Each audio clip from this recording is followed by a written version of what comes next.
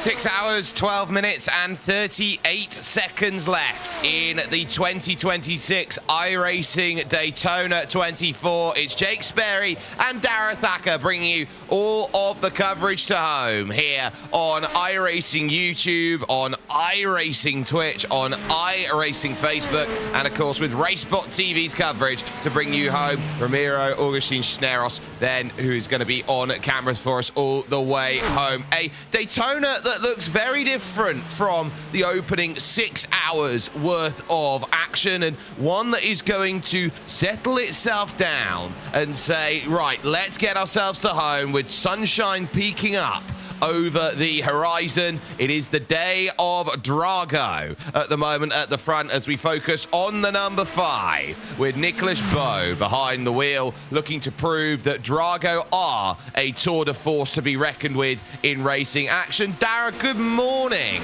out there as we take a little look at what's happened here to the 129 map performance car down into the West Horseshoe. Oh, has tried to just shut the door there on the Coanda car that was running through, I believe that would have been the, not the 08, but rather the 091 of Josh Rogers, and effectively, sorry, no, it was the 08 there of Julien Suner. Yeah, in little moments at this stage of the race is not what you really want. The sun's rising, we've got about 6 hours to go.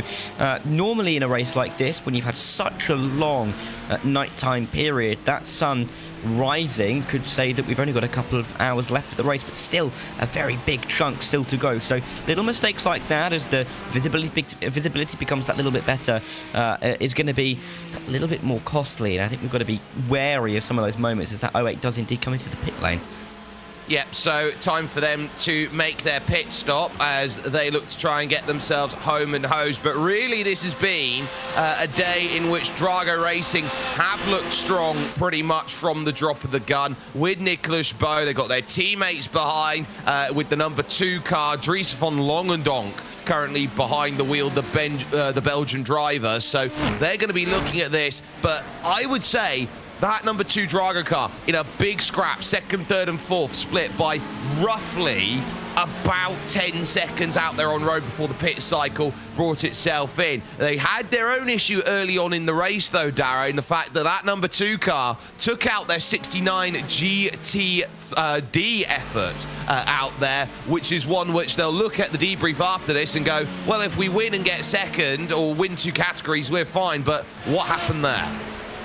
Yeah, and these things happen, don't they, in races like this. There's so many cars from the same teams out there on the circuit and in different classes as well that it can be easy to trip over each other, especially when you're almost trying to keep out of each other's way. The extra communication can be that little bit more difficult to manage. But yeah, Drago will have had, I'm sure, a little bit of a conversation about that, and the number 2 will be ploughing on with their work because at this stage now in a far better position to win the class, of course, because that number 69 car is somewhat nearly 70 laps down now on their overall class leader. So number 2, I think a little bit closer, Jake. I'm not too sure, but 47 seconds feels a bit closer than 70 laps to me. Yes, ever so slightly. So I think that they will certainly be very happy with the way that things are going. It is about to get busy for the lead in LMP2 as it's Coanda Esports 3rd and BMW M Team Redline 4th. This is gridandgo.com Esports 003. They've just put Petr Zsuba in behind the wheel after taking over from another Hungarian, Balázs Remenyik, but it is Nathan Olsen who is hunting down at the moment. Effective been up in this race, they've been down in this race. They've run a big team with a number of drivers in that 909 to go to over the course of this one. So they've had Sasha Lehmann, Benjamin Frigerio, and also Adam Dawson in the wheel of this car. Now they will have to, I think, put Adam Dawson back into the car at some point. They are okay at the moment on their fair share, but Andrew Dawson's only done 48 laps over the course of this run, which I think might just be enough, but we'll have to see. Blue Mercure currently down in the lane for the number 8, making their pit stop from 4th position. But this one, with the way that Nathan Olsen and previously Daniel Harris was behind the wheel, they are really hunting to give Grid and Go a race here. Yeah, they are, and it's good to see that at this stage of proceedings, and it is so great to have a better roster. Sorry, not a better roster, a bigger roster in races like this, especially when the drivers are that much better as well, because you can just turn to those extra drivers over the night phase. You know, when you get to the morning, particularly if there's a couple of drivers who may be feeling like they have a little bit extra that they can give, and yes, like you said, there could be drivers that we have to see once again with extra laps required on their races. However, it's good that we have the ability, or teams have that ability, to be able to pick and choose who they can put into the car, particularly when we get to a point in the race where we have 6 hours to go and you're in the fight for the win. Very clearly, that gap well under 2 seconds, and so it's a very good position to find yourself in, and you're going to be more keen about fighting for that race lead than what we're seeing in GTD with 2 teammates at the front of the field.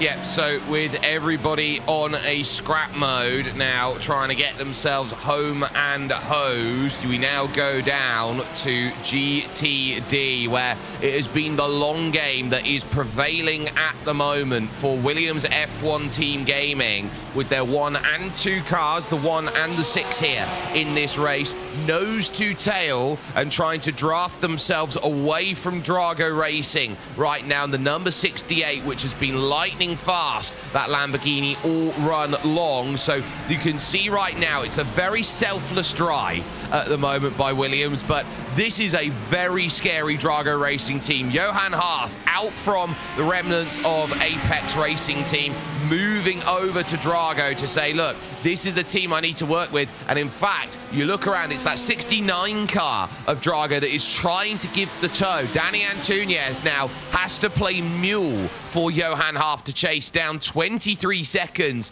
to hunt down to the 2 Williams cars. But critically, they still have their best driver, I think, to put in the final few hours of this race right now, Dara, and that is the F2 driver, Alex Dunn.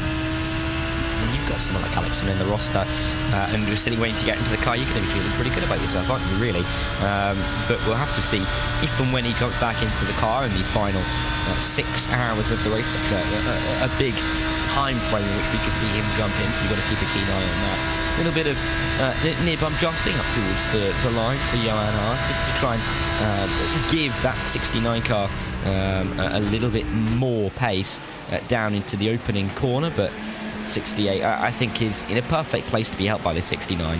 Save that little bit extra fuel, that'll be the key, really, and maybe pull up towards the 1 and the 6, because if you've got 2 teammates at the front of the field in GTD, you're going to have to use one of your teammates to help you pull yourself up towards that duo. That's exactly what Drago have decided to do at this point in the race. They absolutely have. So they are now sitting and saying, I can be that one team, that one driver that can be the difference maker out there in a race like this. You will be keeping an eye on this over the remaining 6 hours worth of running. We've had some wonderful teams up and down as we got a car coming down then onto pit lane by the looks of it, and it will be Roman Pascucci then for SDR Sim Racing, the Argentine-based team. They're in the 577, who are your biggest movers up in the field. They're up 23 spots. Sorry, no, that would be the other team that's doing that. So they've just been plugging away, and they find themselves up 12 from where they started in the overall of this one. They come down off the jacks then, so the tyres are done, so they just need fuel before going on their way again. But we've seen some brilliant teams jumping up the order, and there have been some great stories to talk about over the course of this, and I think the biggest one for me is the debut of Blue Mercure. Yeah, exactly, and we've seen so many different storylines. We always do every single year throughout races like this, where we have, you know, different teams and different drivers jumping into the car. But it's been great to see Blue Mercure in this race, and with all of the different cars that they have in this one as well. Good to see them be able to fight in top split towards that top 10, particularly in that LMP2 category. And yeah, it's fantastic when you get the newer names coming into races like this. We always have the established names at the top, and you can see it with Drago, Coanda, Grid and Go, Williams F1 Team Gaming, you know, teams that we've known about for quite some time in the sim racing world. So it's good to get some newer faces, some newer teams into the fold, because you've got kind of what we want for the development in sim racing, isn't it, Jake? That we have more people coming in all the time, and in a way, we get some more competitors at the front of the field. Look, we do have what we know as the establishment. We've got Redline, we've got Coanda, but there are teams year on year that continue to jump in. Grid and Go and Drago are only a few years old each, respectively. So as they have sat and said, look, we want to get to the top, it's taken them a few years to get there. And when it's your first big endurance race, your first big announcement, they don't even have their website up yet at Blue Mercure. They are such a new team. This is exactly what they've wanted to try and prove today. And they've got a car in 4th position in GTD, which is giving them what they want. And then they've got 2 cars running currently sort of towards the back of the LMP2 division, but still giving it a really good go of things right now. But there is a look here at your weather conditions right now. 21 degrees Celsius track temperature at about 8 a.m. in the morning here on what is an in-sim date of January the 24th. Not much wind to speak with. No rain has been scheduled over the course of this race, and there will not be any, we do not believe, until the end. And a look at that Le Mans chicane, which has been a divisive point, but a fair, much more difficult challenge for these drivers. They've had to be a lot tighter within the lines. Yeah, how many times do we see moments down at this Le Mans chicane? Throughout the years, it has been a really a focus point, hasn't it, really, for little moments, drivers trying to make aggressive moves, trying to find the extra lapping, particularly if you're in that GTB hypercar class and there's a GTD in the way. You're going to send it down the inside at the Le Mans chicane, you're going to wait. And those decisions, they really have been costly in the past when it has gone wrong, because with such high speeds, it can go very wrong very, very quickly indeed. But it does break up this straight a little bit as we've run all the way to turn 1, and it hasn't stopped the racing that we see into turn number 1, has it? The amount of lines you can take through there, the amount of times we see class on class action in towards the opening turn here at Daytona just goes to show that chicane, I think it serves its purpose quite well, and it really makes the drivers think in the middle of their lovely little calm oval section. Yeah, we're also live on VCO Esports over on Twitch as well. So hello to anyone who's watching over there. If you are watching, of course, out there on YouTube here on iRacing, do give us a little bit of a questions that you've got here as we tick ourselves over with 6 hours and 10 seconds to go in this race. We'll try and answer some questions in the next 2 to 3 hours or so, and make sure that we've got ourselves a lot to run through over towards the end of this race. Focusing on your leader at the moment, and over to the number 3 BMW M Team Redline car. Diogo Pinto currently behind the wheel, really trying to rush on through. Now, they had 2 cars at Team Redline. The number 4 Team Redline car got taken out by the WSR Esports Red LMP2 at about 4 hours into the race, when they were hunting down, trying to chase for the lead. But Diogo Pinto here having a really good chance here of putting a car that, on balance of performance, the BMW hybrids have been a little bit behind the 8 ball, but they've got a really good chance of getting a podium out of it. And for those who are asking, no, Max Verstappen isn't in the race this year due to the fact that F1 testing regards have taken him out of the ability to go and race. Yeah, indeed. That'll cover that off, hopefully, for us for the next 6 hours, for those of you in the chat. But it is good to see that we still have as always, really strong Redline team. Every single year, they come with some of the best drivers in sim racing. Of that, there is absolutely no doubt. And for them, you'd have to say their expectations are to win the race, right? They've had such dominance over so many different events for so many years now that they really will feel as if their expectations are to win, and realistically, a podium isn't going to feel like it's enough, particularly at P4. They're only about 10 seconds in change behind Mitchell de Jong in that Coanda 08 car, so there is that to fight for Diogo Pinto, but they're going to be frustrated, aren't they, of course, after that number 4 was taken out of the race so early on, particularly from the position that they found themselves in. So, I'd be interested to know what the mood is down at Redline at the moment, because, of course, we know how high the standards are at the team, but at the same time they're going well with this number P3, and so I'd be interested to know if they're going to be happy with the P3 in the end. I doubt it, but you never do know. No, you never do, but they have been fighting hard with what they've been dealt with as a hand, and this was also a case for them that they were up there looking to fight for the race lead. With this car just just after the 6-hour mark. And then Eduardo Leo, his old team actually, TF10, has just closed its doors, which is a shame. He's a wonderful driver from Italy, is Eduardo. But as far as the team went, Eduardo Leo came out of the pits at about 6 hours and then immediately had to pull the car to a stop just outside the International Horseshoe while he tried to reset his wheel. And that cost them about 20 to 25 seconds out there on track. Without that, they would be a very comfortable second right now. Yeah, and it's moments like that, you know, obviously they feel significant at the time, but they're not big moments. They're not huge flashpoints, but they are just some of the trials and tribulations of an endurance race like this that really can change a race in a split second, can't they? And so many times we see drivers and teams go for 20, 21, 22 hours into a race, no issues at all, no problems. It's been nice and calm in the top 3. One tiny little thing goes wrong, it can cost you a minute, and it can cost you a couple of really important places, and so that's what they're going to have to come back from in these final 6 hours. But as we've said, it's 6 hours. It's a long time to go in this race, not an insignificant amount of time at all.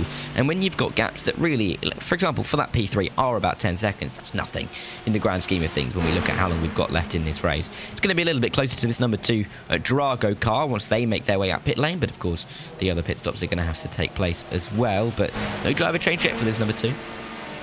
Yeah, no driver change, so Dries van Longendonk will stay behind the wheel. And for those who are linguistically inclined, it's a capital V if you come from Belgium. It's a lowercase v if you are from the Netherlands. So that's how you tell where someone's from in that region. You just look at the V in van. That's the way it goes. Nicholas Bow also down in then to make the stop for Drago. 1 lap further on than the number 2 that just pulls away from its box. And we take a little look at a driver's eyes perspective, and this is the perspective you could get if you're driving GTP Hypercar out there in iRacing, and you have the opportunity to do so. That is the view you'll get if you want to race next year in racing action in the iRacing Daytona 24. Yeah, and this is such a fantastic event, isn't it? Year on year, the amount of drivers and teams that we get, not just, of course, in Split 1, but in all of the splits that we have, just grows and grows and grows, and it really is the biggest sim racing event of the year, isn't it? And it's been great to see over the course of the last 5-6 years how many people have got themselves involved with this race in particular, but of course all of the iRacing special events throughout the year. And it really just goes to show how much this event is loved and how important it really is in the racing world. Oh my word! Straight out of pits, Nicholas Bow has gone and clattered. I believe it's TC Esports who have gone into the side. It is Betmaster TC Esports and Augustine Tolashi, your race leaders. Suddenly, when you thought it was the category that had it all figured out, the script just changed. Exactly what I was talking about a minute ago, isn't it? You can go so long in this race without as much of a blip. And all it needs to happen is just that one moment, that one flashpoint that can cost you 2-3 minutes, depending on how long that repair is going to take. It's going to take a little while, it's fair to say. I thought that front right wheel had come off for a moment, but it looks like it's good enough for Nicholas Bow to carry on and get himself back around and back into the pit lane. But he's going to lose a heap of time, not least, of course, to the 2 Drago car, to the Kawanda car, to that red line car as well. It's going to depend when he comes out. Just the moment flag. Of the pit lane. Look, you don't expect it. You should always know that there's a car coming out of the pit. And look, it happens so often here, more often than you think. It would have been unsighted for Betmaster TC Esports. They just moved across, took their natural line, and the car that was 5th in LMP2 has seen the leader out, and Drago will feel that they have driven 18 perfect hours of racing, and that Ferrari 499P is going to limp on home, and suddenly it falls to the responsibility of the number 2 Drago racing car and Dries van Longendonk to bring it home for Drago. Yeah, and all of a sudden, Drago's hopes are kind of resting on that number 2. Look at the steering angle on that. Goodness me. As you're coming into the pit lane, going to slow it down. That's an incredible job, actually, from Nicholas Bow to get it home, to be completely honest with you. Look at that. Full what, almost 120, 130 degrees of steering lock to the right-hand side to keep it going in a straight line. No wonder I thought that front right was slightly damaged. They will come in for the second time in 2 laps in the number 5 car. How long is this stop going to be? Well, they've got to get required repairs done, so if it's a big hit, I reckon they're going to be at least 10 minutes with it, if not more. So say goodbye to any hopes of winning this one for them. So Dries van Longendonk now will inherit the lead, but here's the key. Mitchell de Jong and that Porsche that Coanda Esports 08, is only 1.7 seconds back. This race has suddenly ignited. Mitchell de Jong's eyes have, I'm sure, got a lot wiser in the last minute, of course, because all of a sudden he's gone from being P3 before the pit stop cycle, you know, a minute and 15 seconds off the lead. All of a sudden, Mitchell de Jong in that Coanda car, 1.5 seconds off the lead. They're going to be going on this stint together for quite some time, the 2 and the 8, because de Jong's only been in the car for really a handful of laps. Yeah, he's only had 3 laps on this. Sorry, that's a old timing reading, but it's about 10 laps on this stint compared to Drago's 3. So there's going to be a long time here where they're going to be out of the pit lane with the 2 of them running around together.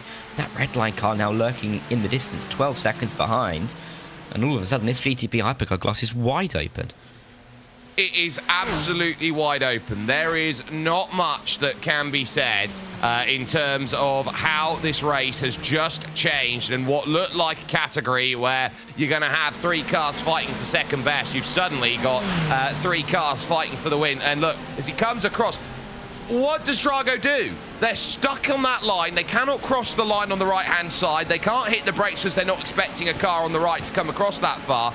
And this is what you get. You get tunnel vision following the car in front, and Betmaster TC Esports would have been just taking their natural line. They're in 5th position out there overall. They're trying to hunt down map performance for 4th in class, and really that tunnel vision has gone and made a huge difference. You know, I would be looking at Drago, they'd be absolutely fuming on the radio and over to TC Esports with what they've done, and TC would have gone, yeah, that's our fault, we hold our hands up, but this is an endurance race, we just got tunnel vision. Yeah, and these things happen. I mean, it's really unfortunate because, of course, there is nothing that can be done by that Drago car whatsoever. You know, complete passenger just trying to come out of the pit lane, accelerating. You're never going to expect that car to come right across you. I am surprised, really, that the 42 didn't spot the car coming out of the pit lane. But, hey, like we said, these things happen. I'm sure that that'll be looked at up at race control, but it's not going to change the outcome for the number 5 car, and they are just going to have to suffer with the consequences, aren't they? They're going to have to sit in pit lane until that car is repaired, and at that time already up to 3 minutes, and like you said, it could get a lot higher, so there's no guarantee that they'll be able to come out of the pit lane even before, you know, the likes of the BS competition car that comes through, the likes of even the Movano Rossa. They were about, 6 laps down, which in change is going to be around 9 minutes. So depending on how long the stop is, and it's impossible to tell from this point, we could be looking at them going down to, 6th, 7th, maybe 8th in this race. In comes gridandgo.com Esports from LMP2 to make their scheduled stop here, as they were about 2 seconds clear of effect simulation. So that's going to be for them just a scheduled stop, no driver change, and they've got the shortest run stint in the LMP2s. They're only managing about 24-25 laps per go as they're running. And also in comes Dulatra Automotive by Majors Garage, and Thomas Ambor then making that stop for the 21. So Ambor also in. A lot of the LMP2s have played the same card on strategy the entire way through. You've needed to win this one on pace. And we see this so often, don't we? The LMP2s love to stick together. They love a strategy in which they all spot each other in the pit lane, have a nice cup of coffee while they wait for their car to be serviced. So not really too much of a surprise. That 003 Grid and Go car, of course, the leading one of those coming off pit lane now, allowing effect simulations to go through and inherit that lead for the time being, at least. Of course, they were the 2 cars fighting right at the front. And I say fighting, you know, just kind of tracking each other at the front of the field, and have been for quite some time now. So that 003 will be awaiting the pit stop for the 909, and I can't imagine that'll be in too long, Jake. No, I reckon it'll be about 1 lap difference then from Effect Simulations. They look about at it and say, look, this is where the game's going to be. In comes Nathan Olsen then to make the stop, and so too goes Vicente Aparicio in for Matt Performance. They make their exit from the pits, and they will be off and away again in the 129. Give them credit, 2-driver team. It's been Aparicio and, of course, Mr. 13K himself, Aaron Vasquez. Yeah, and they've been really able to carry their team through the course of this race. And yeah, sometimes you have a couple of drivers that just do all the heavy lifting, don't you? Sometimes it's a group of 4 or 5. But you do get a couple of teams where it's just the duo of drivers, or just a trio, and they really have to do a lot of the heavy lifting themselves. But I guess at a track like Daytona, it does feel quite easy to get into a rhythm here. The oval, in a way, breaks up, but at the same time, it's a track where you get a lot of medium speed corners, medium to low in that infield section, and so you can really get a feel of the car and how it's feeling throughout the stint. And so when you're feeling good, and you can stay in the car for quite some time. The risk though is, with the fact that you've got that long loop around the oval, it's easier to lose a little bit of concentration. It's going to be close with effect here. As we take a look at Draga Racing there, the Michelin tyre absolutely going through. This is going to be close here at LMP2, and in fact, Nathan Olsen's just come out in front, but remember, he's going to be on cold tyres at this point of the race. It's going to take a lap or two to get up to speed. Petter Zuber is right behind, but he's going to have to make a pass here. You're never going to get it done here, side by side, going through the kink here left at turn 5. The West Horseshoe down the inside, it's just covered off, but Nathan Olsen knows better, has to open the door up, and there goes Grid and Go back into control of the race in LMP2. Yep, kind of as we'd expected to see, but it's not by much, is it? They're going to have to get those tyres up to temperature in the 909, but once we get onto the oval, it'll just be the La Manche chicane before turn 1, so the warm-up's going to be a little bit trickier at this stage, and you could see there was that 7/10 gain just through turn 6 and 7 alone for the 003 Grid and Go car to be able to pull that little bit further in front, and they'll be feeling comfortable at least for the start of this stint, and for the ability of gaining away a touch at this stage. And Zuber, what an experience, headed one at the front of the field.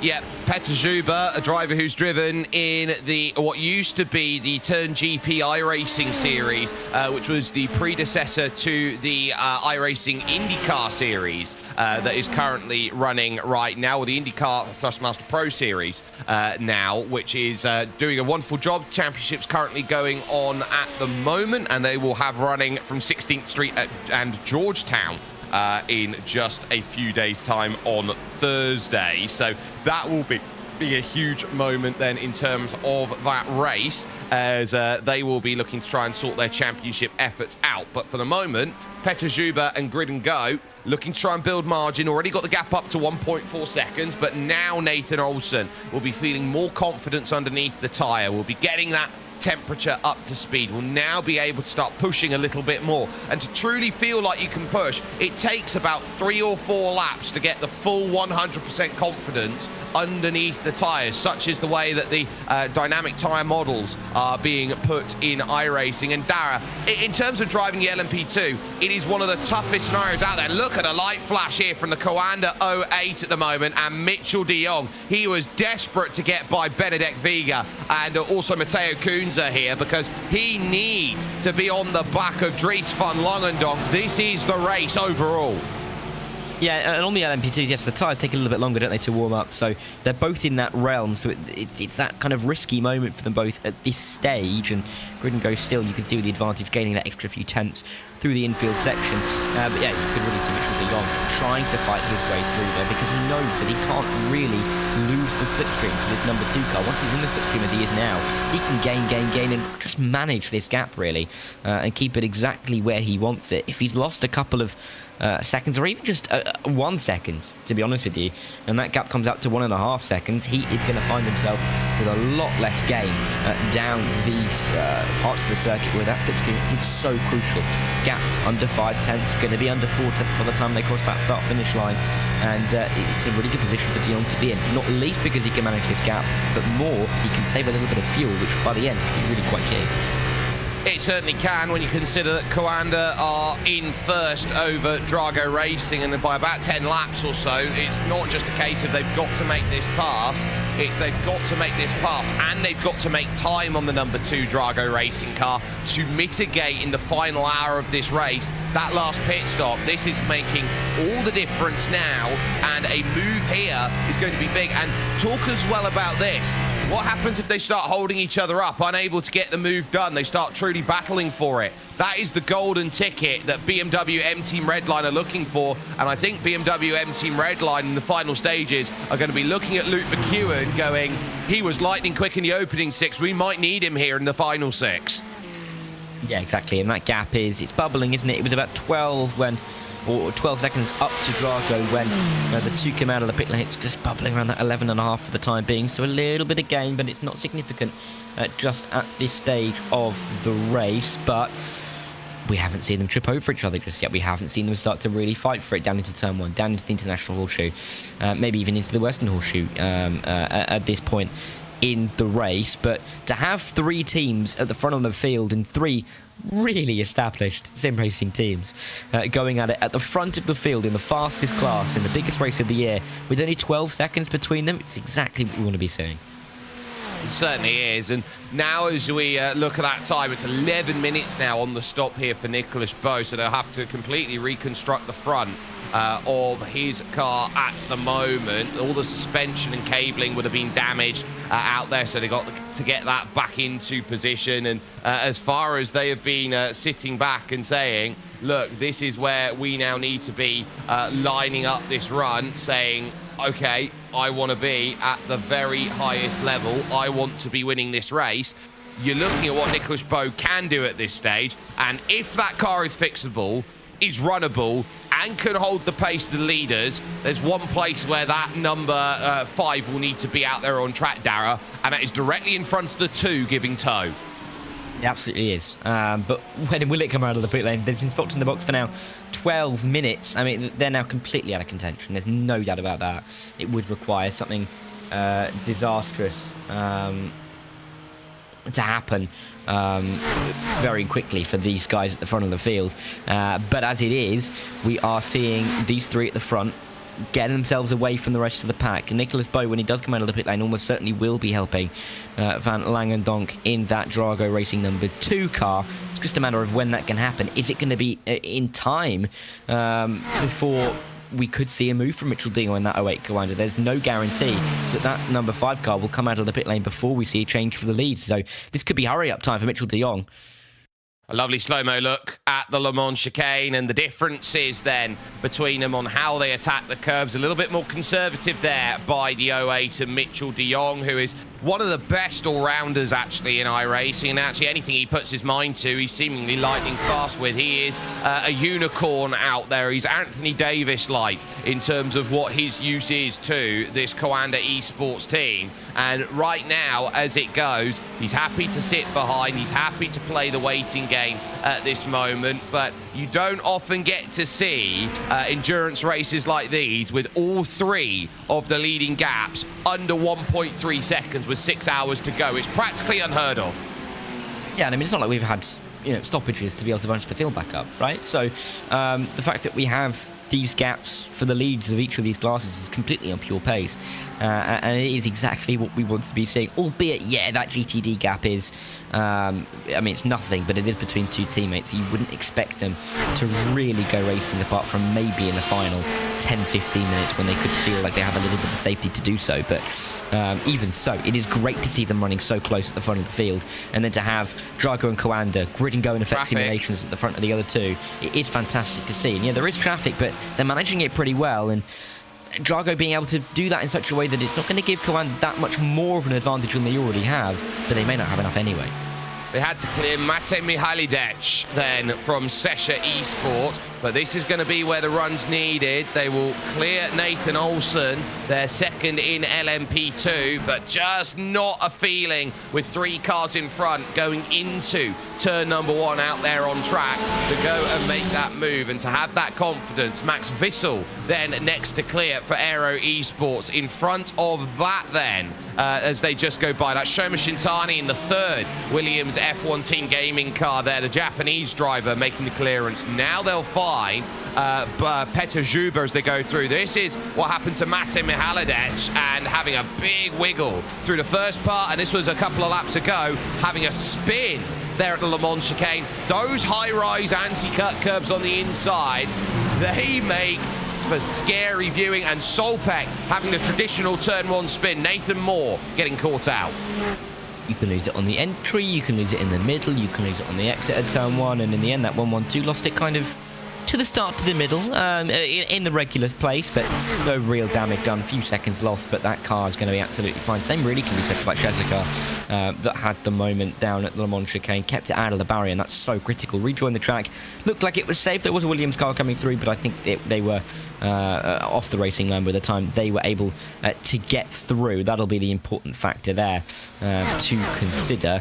Battle for the lead still going to rage on, though. Not as close as we were last time by, so you wouldn't imagine De Jong is going to be able to make this move work, and maybe he doesn't really want it to work, because again, he is in a good position in terms of the strategy to sit right behind this number 2 Drago car and kind of wait for the right moment to pounce, and it won't be this time by. And Langendonk again looking in his mirrors at turn one, but can look forwards by the time he gets to the international horseshoe. Yeah, so they are chasing. Who's in the 909 right now? That is Nathan Olsen, who is currently piloting around the American driver, hunting the Hungarian Petr Žuba in LMP2. As it currently stands, as it is 0.3 of a second, but while it is 0.2 in the front of GTD, it is worth noting that Drago have cut the gap down to about 18.5 seconds here. So their strategy, they've got to probably take about 4 seconds an hour, so that's 4 seconds a stint out to try and win this race, but it's got to be more than that, because they are down 10 laps on Williams F1 Team Gaming on fuel, so they're probably going to need to get by at a rate of 8 seconds a stint to try and win this race. Yeah, they are, and that's the real maths that they're going to have to be working out at this point in time, and it becomes clearer the later on you get into a race like this, and you're consistently thinking about how you have to change the strategy, what you have to be doing on the fuel, and I'm sure these two will try and match themselves all the way to the end so that they do not leave each other's sides, because this is working at the moment for the 68 car. They are gaining slowly but surely up towards those two Williams F1 Team Gaming cars, and Daniel Antunes is MVP of this team for the time being, because he is doing the heavy lifting at the moment and dragging that 68 car, which is the one in contention, up into the realm of possibility in which they could be fighting for the race win in about 5 hours time or so. Interesting to note on the two Dragos in GTB Hypercar, that 5 car is about exactly half a lap behind that number 2 car. They are running at almost diametrically opposite sides of the circuit right now, and it doesn't appear that that 5 is slowing down just yet.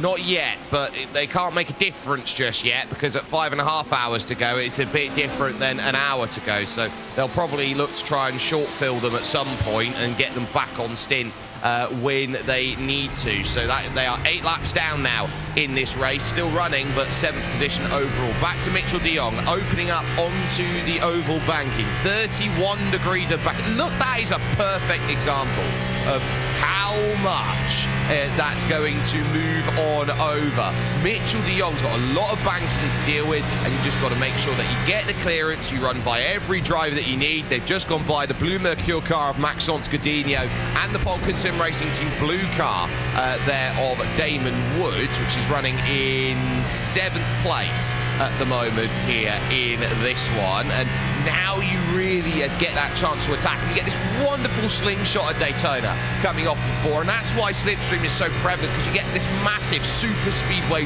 bump heading along the tri-oval. Yeah, you do, and it's not going to help out de Jong this time by, as they come off of that banking over the apron and on towards turn number 1. It felt like a little bit of a slide, but that's just kind of how these cars feel, isn't it? You really feel like you're on the limit on what that rear end can cope with. Mitchell de Jong, such an experienced driver, managing it beautifully for Coanda right behind that 2 car. The 69 is in that GTD class. Of course, that's the car that was pulling along the 68, and of course, not seeing the 68 in just yet. Will be interesting to see when we do see that contender Drago car come into the box. But again, we're at that stage of the race, like you said a minute ago, where they are just trying to align themselves on the strategy if they're going to be giving out the teammates support. And yeah, that's when you're trying to calculate how it's easiest to run to the end while still sticking together, right? Yeah, and so if you're trying to stick together and you're trying to win this race on fuel calculation, you've got to work out, is it best to attack now, build the gap, or is it best to just sit back, try and play the strategy and save a little bit more? These are all the calculations that are going through the heads of all the drivers and all the team. Whoa, that's a wiggle from Mitchell de Jong coming over there through the section there. And that's the sort of level you're having to push right now to stay with the car in front. De Jong gets a wiggle, and he will take a big, deep breath heading towards turn number 1, because that could have been the Coanda race over just there.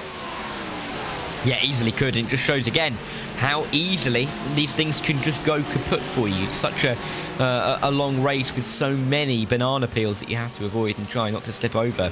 And yeah, very, very lucky there to avoid any kind of incident. Busy down at that international horseshoe, isn't it? Lots of GTDs to try and negotiate your way through, one of which I believe is that 68 Drago car. Whoa, outside line to the dog leg. Goodness me, that was brave. But the two just about going to make it work, and de Jong going to follow suit in exactly the same manner. But you can just see the ambition of de Jong here to make sure that that two does not get out of reach. Yeah, needs it, and the battle is starting to heat up as well in LMP2 as the Effect Simulations 909 of Nathan Olsen starts to hunt down Petter Zuber. There's your leader for gridandgo.com esports 003. They've always got numbers of Grid and Go. They put 5 teams in this one today, and only one has really had the chance to hold the weight as they've gone through. 004 is down a lap by comparison with Sven Haase behind the wheel, but all their eggs are currently in the 003 basket. They really are, and they have to really hope that this is going to be the one to bring them home for a race win. Of course, after such success, particularly last year for Grid and Go, they'll be hoping to replicate a little bit of that this time by. That 909 really is starting to turn up the pressure, though, as they gain all the way through the Le Mans chicane. A little bit of traffic to negotiate, but easily done. By the time we get onto the banking once again, you can fly by. Yeah, exactly. You can fly by at that kind of pace, and you're never going to really be worried about not lapping a GTD in that kind of scenario. But you then have to worry about that 909 towards turn 1, because it is gaining.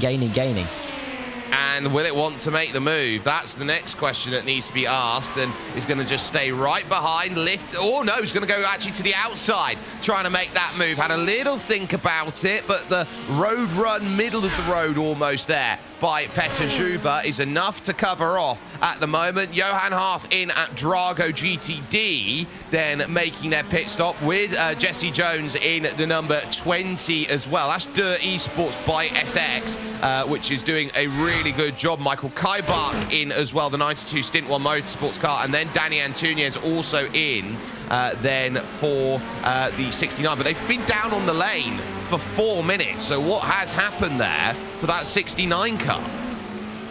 Yeah, clearly when I said they came in, it wasn't for the scheduled stop that I thought it was. Looks like they are off the jacks, though, and are coming back out of the pit lane. Oh, I wonder if they've timed this so that they could stay in the pit lane and just wait for that 68 to come in. They've come out of the pit lane at exactly the same time. I'm almost certain that's what they've done. They've just held themselves and waited until that 68 has been ready to make it stop, and now they're going to be on the same stint, and they can do that all the way to the end now. Yeah, that would be very clever if they have done, because I didn't see anything that's happened as we take an onboard perspective with Danny Antunes here. With Nathan Olsen looking to try and chase down. Yet there was nothing wrong with what they were doing. They were just trying to get their stint back online then with each other. But look at the charge now needed here by Nathan Olsen. Will he now decide to go and make that move for the race lead? Closes up right behind, 298 kilometers an hour. For me, he's lifting, and this is very clear that Effect don't want to push the boat out at the moment. They've got a lap, and they could get more than a lap if they just sit behind and wait. They could get 2 laps extra of fuel, maybe even 3 or 4 by the end of this race. Yeah, again, how crucial is that going to be, particularly at this stage of the race when you're looking at those fuel numbers oh so carefully? Grid and Go, of course, pitted that lap, that extra lap earlier than Effect Simulations, so in a way, the 909 already has that slight advantage at this point in the race as they allow through that GTP hypercar traffic, but the ability to maybe gain that extra time is so critical here, and it's going to be key to see if they can stay exactly where they are. That Delatraz car, the number 21, is further back, 21 seconds, just kind of on the fringes of something to worry about, far enough away that you're not going to be worrying about them just by sitting behind the car in front. So nice to see that Effect Simulations are kind of gaming this one out here, and even if they just kind of work out what the best strategy is to do right now, they have the ability to sit in behind, and the only, there is no downside to sitting and waiting. Even if they're considering making the move right now, they can only be the upside of gaining that fuel back. Right, there's a positive here for Delatraz Automotive. They're catching. The rate in which they're catching, 0.02 of a second on that last lap. They're catching. They are catching, but again, it's a question of whether that is significant enough. Of course, they had that GTD traffic last time by to have to get through. That definitely would have come into, well, it was an important factor, wasn't it? So I can't imagine they're going to be overly worried right now about the position that they're finding themselves in, but at the same time, like you say, you have to be wary of it, and they're just kind of on the fringe of where you'd be concerned about, like 22 seconds or so, 21 seconds it is now. So yeah, interesting to see how this is going to develop, but we've got 3 cars at the front of GTP Hypercar now. We've got maybe 3 in LMP2, and it looks like we're going to have 3 in GTD, all fighting for the win, all in the last 5 hours of this race. BMW M Team Redline down on pit lane. Diogo Pinto now exits the box, 41.3 second stop. That is pretty much in line with what we've seen from them. So that is a pretty comfortable stop, all things said and told. It is a game of fuel save now, as nobody really wants to show their hand at the moment in this race, with your top 2 in each category right now split by just a couple of seconds. And just a lap later, Mitchell de Jong hits the lane for Coanda Esports, making their stop in the 499 Ferrari and giving each other the opportunity. Now, it has been pretty important to say in terms of the GTP hypercar field that Ferrari has been the best choice. So Dara, why?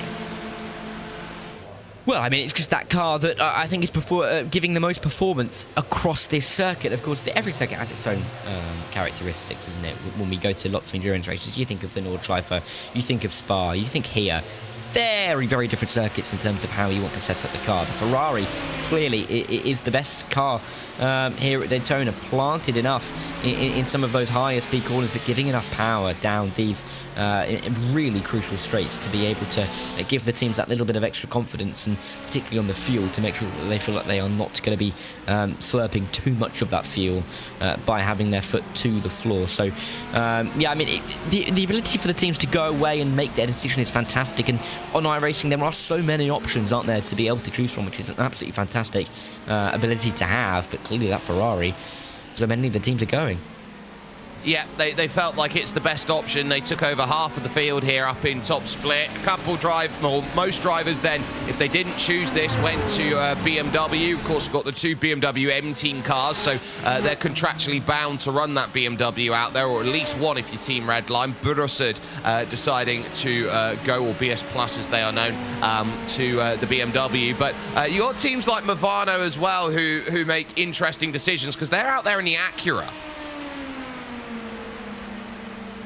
They are indeed, and it just goes to show there are choices, and clearly that Acura was what they decided to go with. I guess, different rosters, different groups of drivers can just have that difference of opinion, and I guess it depends on what you've driven before and what feels right to you underneath at a track like this. You have to feel comfortable. I think that's the key here. You have to feel comfortable in whatever car that you're going to be in, and when you're trying to find a consensus, maybe you have to go for a car that doesn't necessarily peak every driver's wants and needs, but just kind of is a good balance across that group of guys. So I do think that Acura clearly could be a compromise pick, could be the best pick for them. But it's always interesting to talk to the teams and drivers afterwards, find out exactly why they went for the cars that they did. And you often get, various reasons, whether, a couple of drivers had that as their number one absolute favourite, whether you had them all as that'll do. Some drivers love, for example, the Ferrari. Some drivers will love the Ferrari. Some will hate it underneath them. So there's that big difference in opinion. And finding that consensus within a team is part of the challenge of an endurance race like this. Yeah, and you've got to find a balance as well, setup-wise, in your team. And that's often something that goes completely by the radar when you say, oh, this team's really quick, this team's really good. It might not be that you've got the 2, 3, 4, 5 best drivers out there on pure pace, but if you've got the 5 drivers that can get the most out of a setup, they can go miles. Yeah, exactly. And that's what you want, isn't it, really? When you get into, the rhythm and stints like this, that you want to be able to be just confident in the ability to view in the car and get into that rhythm of just being able to pound the lap times out, particularly when you're either trying to chase down a gap, when you're trying to build a gap, and if it's bubbling around that 5-6 second region, even if it's the GTD Drago gap where they're trying to gain that, 22 seconds or so when we jumped on the Cool Jake, and it's now under that 20-second margin. It will be when the Williams cars come in. You need to be in that rhythm, and the consistency of the car is so critical for that. Yeah, so that's going to be hot on the heels. But here's the next question. At what point does Williams F1 Team Gaming, if they do find themselves in a winning position out there, at what point is it gloves off, we'll fight for the win? I can't imagine they're going to be fighting for it before that half hour to go mark, realistically. I mean, it's not a comfortable margin, is it, to Drago, and that is coming down. You can't start throwing time away, particularly at this stage in fighting between yourselves, because goodness me, if you're Williams, A, you want to be seeing that happening behind you, and B, you don't want to be tripping over each other and putting yourself in a position where you've got 2 cars fighting for the win. And all of a sudden, maybe if there's a little bit of contact, again, we saw it with Drago. Yes, it was different car classes, but still 2 Drago cars coming together earlier on in the race. You cannot afford to have that happen in the position that you find yourselves in. 5 hours to go. You're through the night. The sun's risen. You are leading the race. You're working together. There is realistically no reason why you should be allowing this to slip from underneath you. And so, yeah, Williams are going to be worried about moments like that. Is not what you want to be seeing. Damon Woods there, piloting the Falcon Sim Racing Team Blue 44 AMG Mercedes, finding out how close can I get to the back of Matteo Kunze without tagging the rear of that Porsche in front. That would have been a very scary moment for Matteo in the cockpit there. And Damon Woods, who is running about 3 to 4 laps down at the moment on this team. It will officially be 3 laps down as he crosses behind. We'll be looking at this going, well, I'm only 25 seconds, 30 seconds behind Florian Durkop, then at Winward Esport by Sensit Haptics. So that's the chase that's on. And in the pits currently is the BMW M-Team Burosud Plus competition car of Danny Alves Lorenzo, who is making that stop, the 89, then looking to get things sorted. Currently 1 lap down. And when you talk about being 1 lap down at this stage of the race, it sounds like you're a mile away, but in reality, they're probably only about 0.2 of a second a lap on average slower than the leaders. Oh, if that, realistically. I mean, we've got 700 laps. The time to go around 1 lap is about 92 seconds. So you're looking at maybe even just, 10.5, if that, per lap aggregated over the course of the race. And that includes any kind of moment that you've had, any kind of big collision, any kind of spin, difficulties in the pit lane. It just shows how close it can be. And that kind of cements the point of what we're talking about with these leading gaps being so close and so unexpected at this stage of an endurance race. Normally when we get up in the morning, and maybe, if you at home, you've gone to bed, you've not watched the race for 12 hours, so you've got up to watch the final few hours, you get those gaps at the lead or just generally around the track that are just that much bigger, and you feel like the race is that much more over. But here in this race, with 5 hours to go, it's as competitive as can be. Drago, Guarda, red line, 12 seconds at the front of the field. I mean, you aggregate that, we are talking... We're into the thousandths of a second per lap. I mean, it really has been an even race between so many of these teams, and it shows there aren't really 1 or 2 teams at the moment in sim racing that are pulling away from the rest, and we have a very level playing field, which is why each and every of these top level events on iRacing are so exciting. They absolutely are. And for those who are just joining us here with 5 hours, 18 minutes and 40 seconds to go, dramatic changes at the front of GTP Hypercar as the number 5 Drago racing car found calamity coming out of the pit with the number 42 Betmaster TC Esports LMP2, which forced them into pit lane with mechanical black flag damage, and they dropped them 8 laps down and out of contention for the win. They were in the lead by 45 seconds at the time, and that has led a 3-car battle. Here's another replay of what happened just as we came to live. Across came TC Esports, bang! Nicholas Bowe, we can confirm, was fuming after this incident. Yeah, and I'm not too surprised by that fact, to be honest with you. Jake, I think anybody would have been absolutely beside themselves on that one, and that 5-car, yeah, I mean, from such a good position, completely out of their hands, it has come undone, and they are going to be playing second fiddle, really, to that number 2 you'd expect later on into this race, but we'll have to wait and see if they will find each other on the circuit still on opposite sides for the time being. Langendonk still going through, though, and of course he's leading the race in that 2-car, as he was beforehand, obviously. However, we saw De Jong come into the pit lane 4 laps ago, Hindu come into the pit lane 5 laps ago. It has been a little bit longer now for that 2-car to be out on the circuit, and of course that's going to help them towards the end of the race. However long you can go in the stint, it's going to help you. You're going to have to put less fuel into the car the later on that you go, and so they're in a strong position right now. Kawanda has to be the ones to make a difference.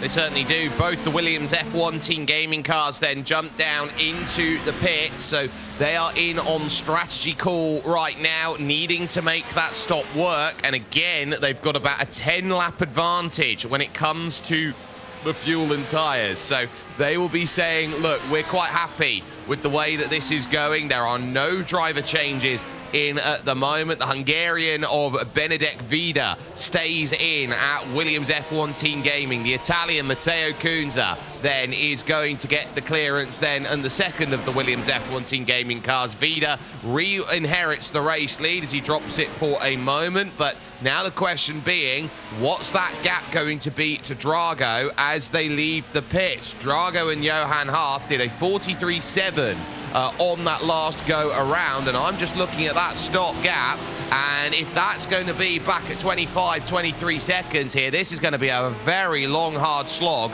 to go and get them back. And just as they leave the pits, a gap that was down at one point under 18 seconds is back up again at about 22 as they leave pit lane. So Drago, it seems every time they come out of the pits, they lose those 3 seconds as you've got to get the tyres into window, but then they gather that pace back. So I think it's a lot more even than we thought it had been between those teams, and Williams here are playing a very lovely strategy. This is so reminiscent of what happened at the 24 Hour of Spa last year in iRacing, where Team Redline had 2 cars, 1 and 2, and they pushed each other around the track right up until the very last moment.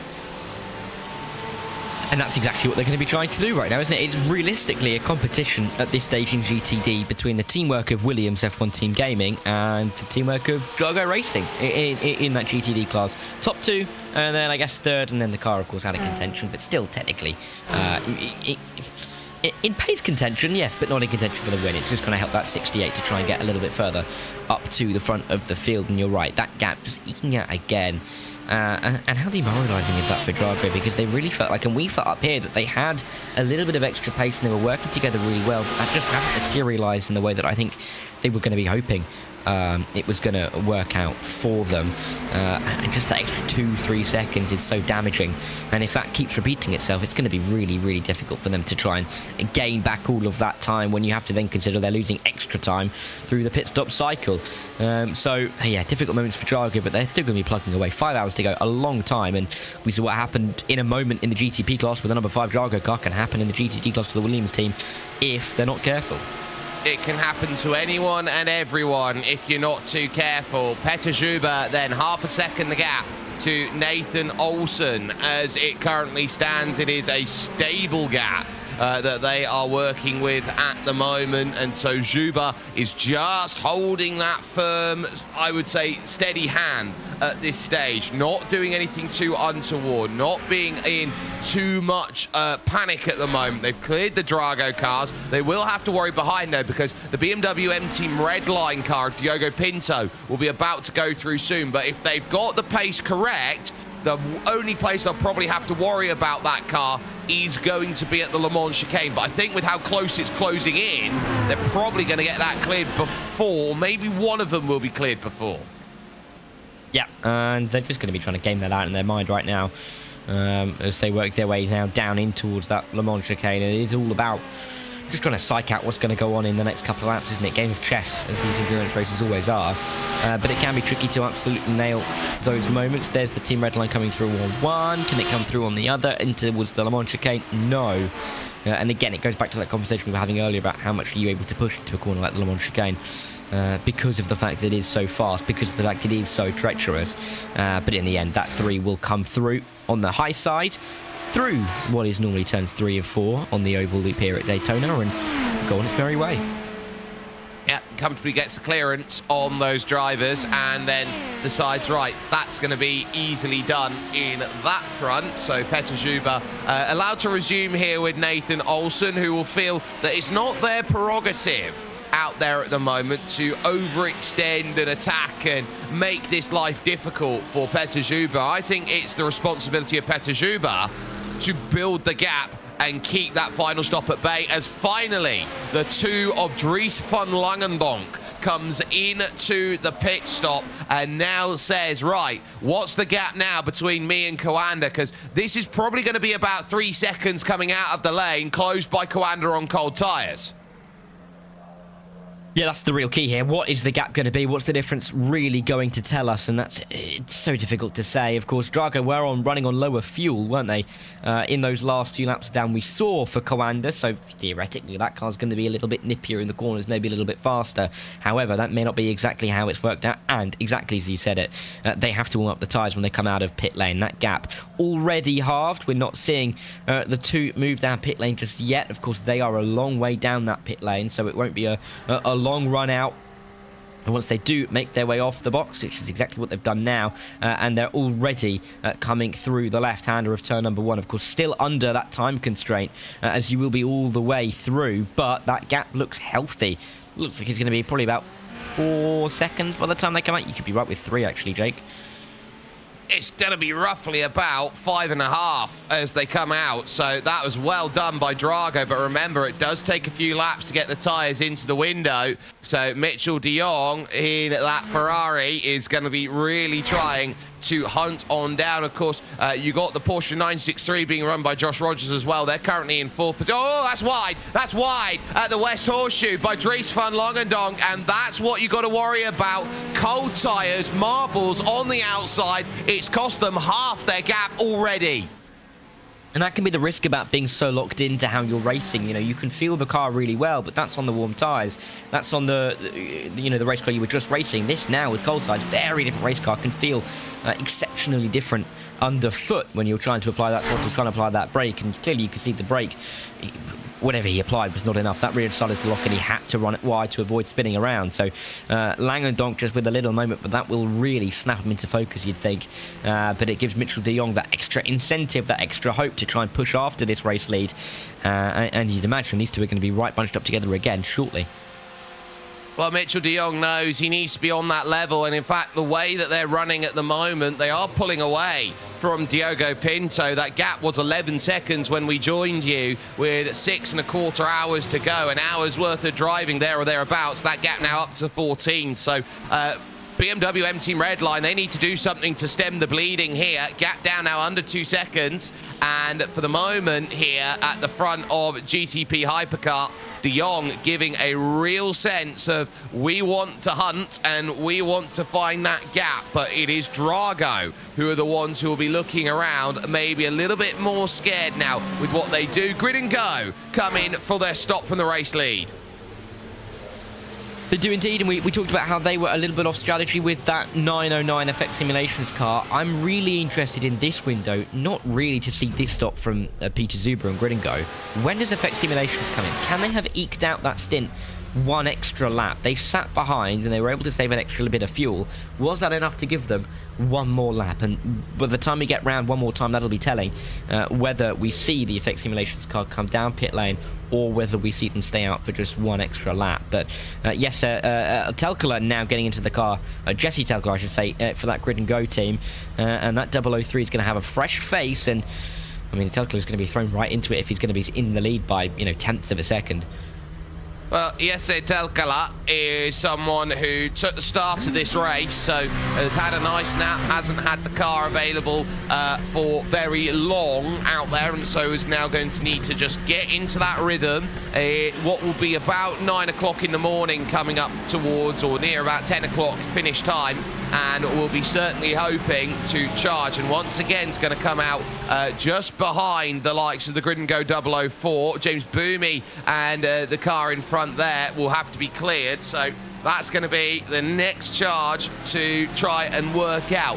Where am I going to get my clearance? Where am I going to get myself up to speed? How am I going to manage it? A driver change over at Dulatra Automotive as well. Corentin Miru will get in then the number 21, as also Maxime Briand in at Blue Mercure. Nathan Moore also in at Solpex. So more in LMP2 making those stops. But there is Miru, who will be now tasked with the job of giving chase to these drivers in front. Dulatra, we say this, they are always the marquee LMP2 team out there. I don't know a team that does LMP2 as consistently, as effectively, as good as what this team does. Yeah, and consistently over the course of the last years as well is exactly why we're not surprised to see them inside the top 3 now with that number 21 car. So, yeah, performing really well once again, and just showing why they are, not the biggest team on the iRacing circuit, but one of the most consistent and one of the most dangerous and potent teams that you absolutely have to keep your eye on all the way through races like this. That 909 FX Simulations car has gone around again, and is extending that stint as long as they possibly can, and it's going to be a couple of laps now for them to have the advantage over the 003 Grid and Go entry. I expect they come in this time by, got a little bit of GTD traffic to deal with, but yeah, interesting to see that happen in real time. It just goes to show why it can be so useful to sit in behind and just save a little bit of fuel.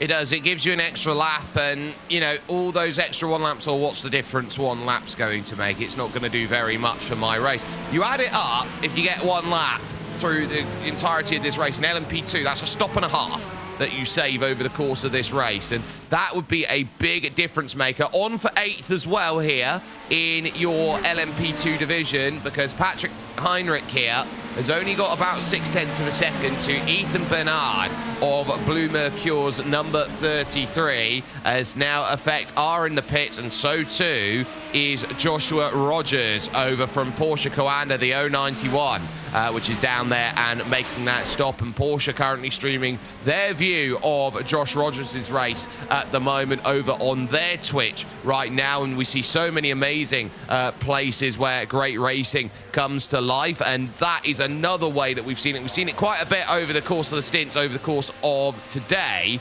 because so many different splits. We've had over 100 splits worth of Daytona 24s that have been going on, and critically with that as well, all the different communities and streamers that we've seen around this race.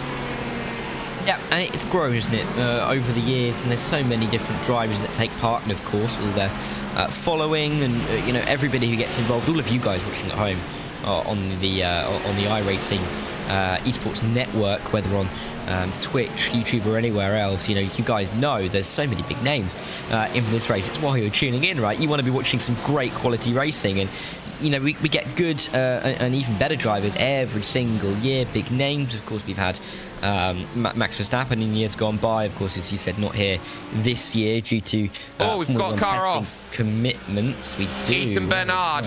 We were just looking at Ethan Bernard. He's gone off at the West Horseshoe and into the barriers. He's lost it on his own, and that a mistake that you don't want to make. He's gone side into the tyres, which will mean that he'll be okay and able to continue, but a little moment there in LMP2. Yeah, and again, so easy to do on the circuit. You could just about see it in the background of the shot before. There he is again, that Blue Mercure car. It's going to hit the rear end. That's not going to look pretty. That rear left may have to take some repairs. He'll be lucky to get over it if he has.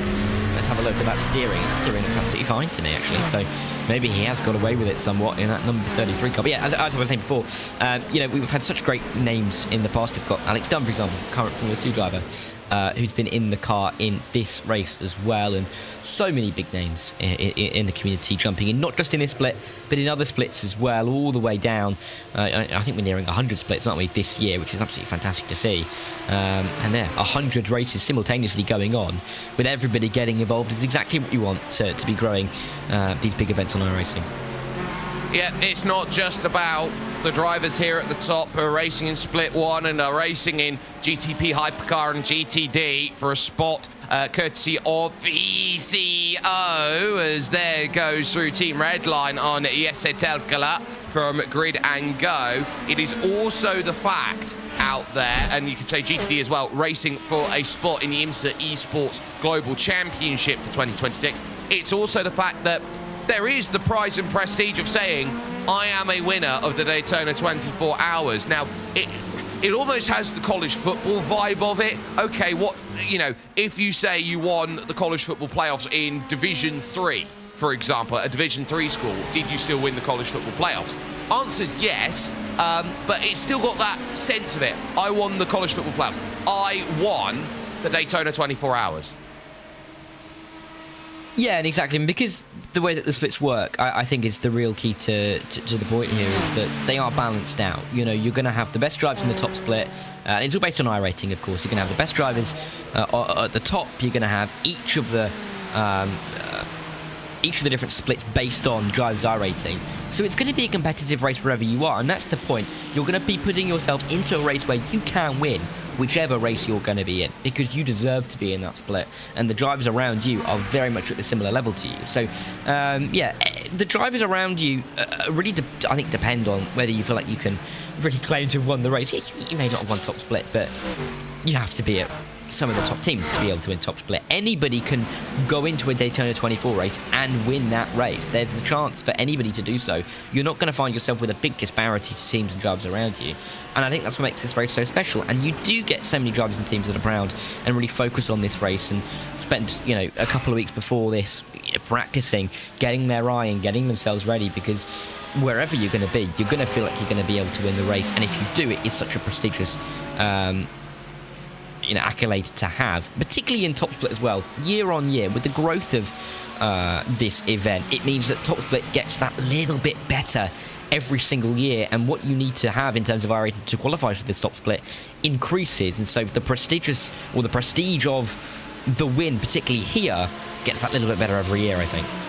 I remember the conversation with Jimmy Broadbent and Josh Chin all the way back, is that those sorts of drivers used to consistently be in these top split races, and they were 3.5 to 5k drivers, and this was about a decade ago. Because so many people have jumped up onto iRacing, the way that iRacing's strength of field system works is basically a chess elo every time you go around. So the more that you race, the more elo you basically put up at risk, and the higher strength of field drivers that you go and look at, the more difficult it's going to be.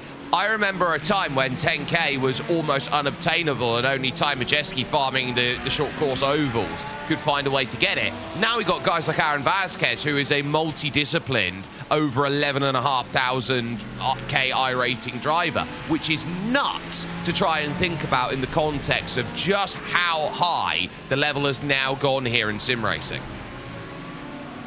Yeah, it really has, and it is great that it has just increased year on year. And how many storylines have we got now at this point of drivers from the sim racing world jumping over into real life racing? You know, we see it time and time again now. It's not an exception to the rule anymore. It's becoming more of the rule for the drivers right at the top end, and I think particularly of all of the wonderful things that Seb Job has done over the last year or so, testing at the Red Bull Ring with the old F1 car. You know, it's just one of the elements of what fantastic things can be done now, particularly when you've been given the support by teams and drivers around you, and so many different chances for drivers to get themselves involved. As you mentioned, this is a special event.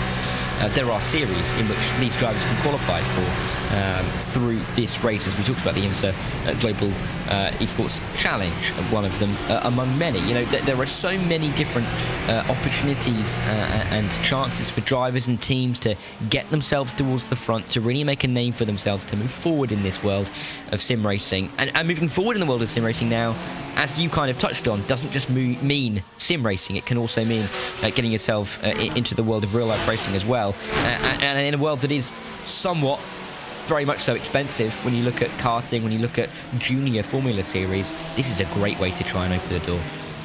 It absolutely is. We see it time and again that the best in the world in many different forms want to make themselves known in racing action. We've got it right on the precipice, so let's listen to the sounds and the sights here around this Daytona International Speedway as we will take you iRacing full throttle.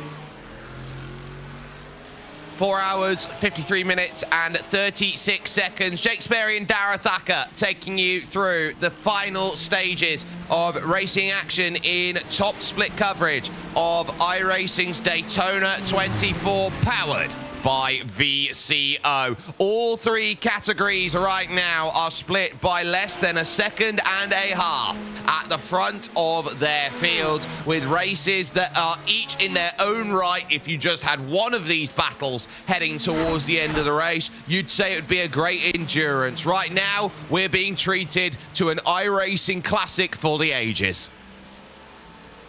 Yeah, we really are, and it's great to see these kinds of battles right at the front of each of the fields, and you can see all of them going either way. Maybe the GTD a little bit less, and we're going to have to kind of put a hold on that for the time being, put a pin onto it. But even so, with those two Williams cars running at the front, they've got that Drago car gaining on them, and since coming out of the pit lane, that 68 has gained some 7 seconds on the leading duo, so there's definitely a chance that they can make this one work for themselves. Drago will get through, or the two will get through into turn 1, as will the 08 Coanda inside line at turn 1. Getting through on those two LMP2s, exactly what you need to do. The traffic negotiation has been excellent in the last hour and a half from these guys.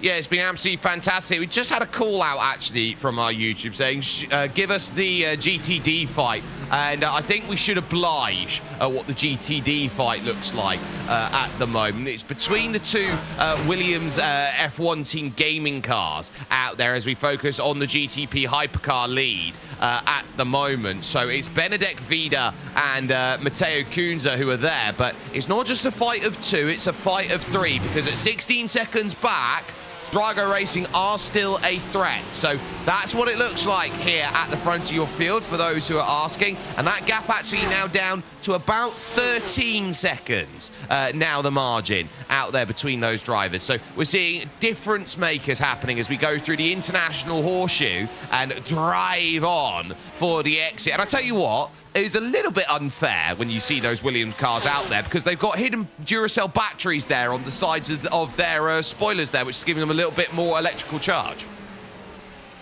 Interesting to see how much that's going to help them. Maybe that could be an appeal that's launched at the end of the race. Who knows?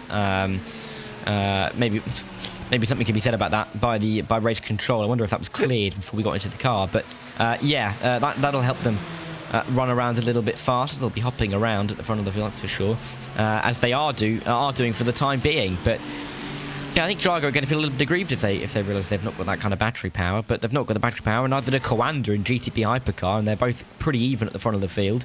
And I mean, De Jong, he's just sitting there, isn't he? He's just waiting, probably having a wonderful time. Wouldn't look like it, I'm sure. Probably looking steely-faced and determined, as all of these guys probably are right now. But he'll be feeling pretty calm about the situation. Drago are going to be the ones, I think, being maybe a little bit flappy about what's going on right now. They are in a difficult position. Of course, they don't have that advantage of that slipstream. They don't have the ability to save a bit of fuel, and you don't really know what Coanda are going to do, and they feel like the slightly faster car right now. So if you're Drago, you're looking behind wondering what's happening, but at the time being it's manageable, so why would you worry too much? And they've also got the looming threat in the distance of BMW M Team Redline then in third, as out of the pits comes Marcus Hamilton. Then for Movano Rossa has been a very dependable general over at Movano for the last decade now in sim racing. He is a wonderful sim racer when he puts his mind to it. And while it has been some elements of trouble for him over, I wouldn't say he's as good as what he was about 6-7 years ago.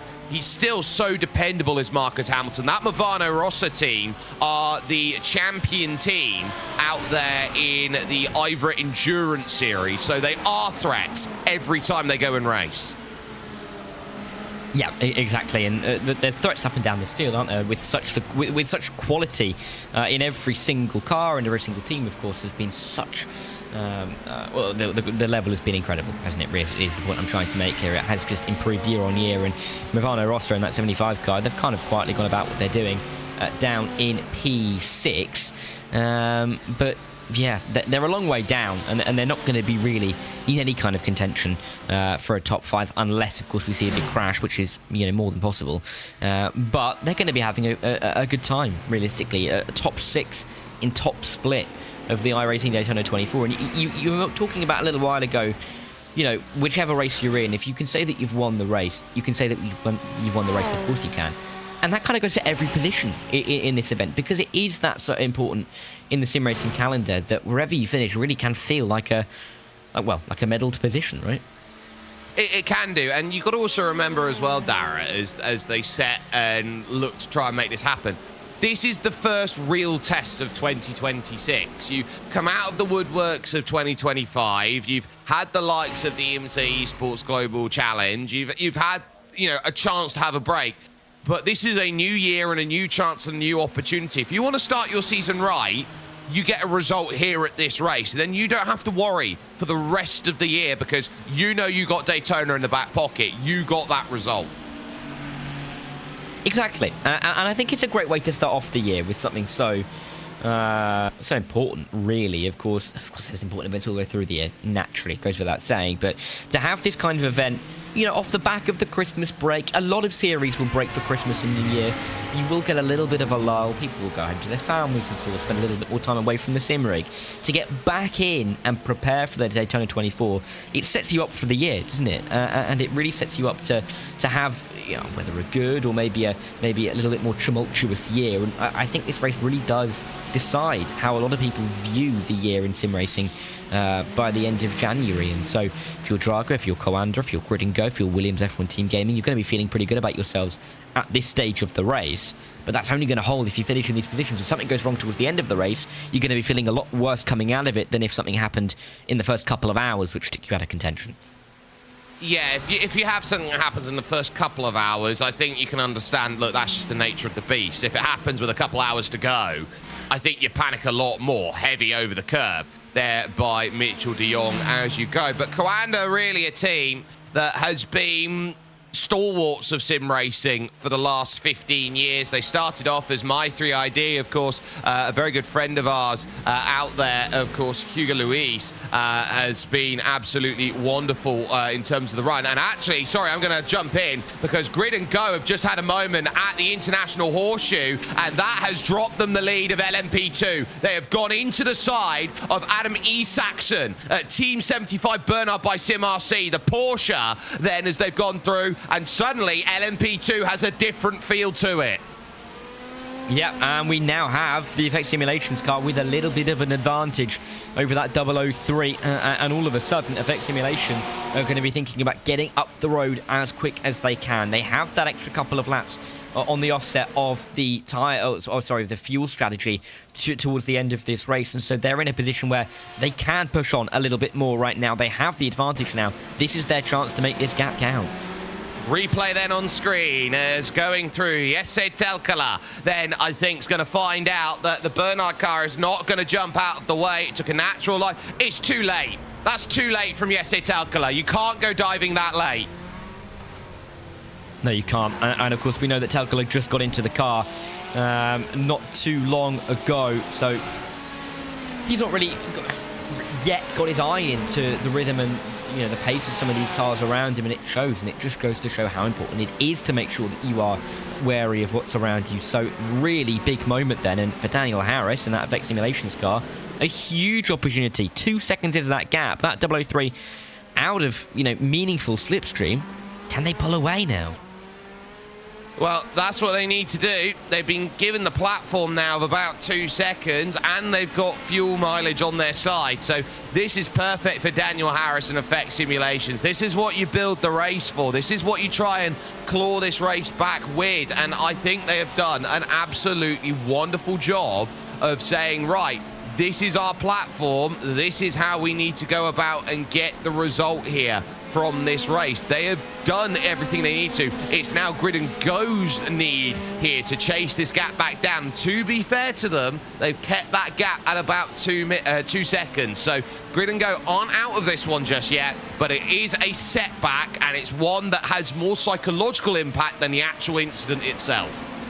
Yeah, and Telkala's been able to gather himself back up very quickly indeed, and yeah, that is the 11 just sliding off. We saw the 33 Blue Mercure, 32 Blue Mercure go off there just a few laps ago, hit into the barrier a little bit harder than that 11 did, but just a couple of little mistakes creeping in, but that won't be too damaging to their race overall. But Telkler able to get himself back in very quickly indeed, and that's so critical. After a mistake like that, it can be easy to overdrive the car in the next lap or two, and he's managed to avoid that, and that gap is just bubbling. 2.3, growing out just a little bit, but still well within the realm that he wanted to.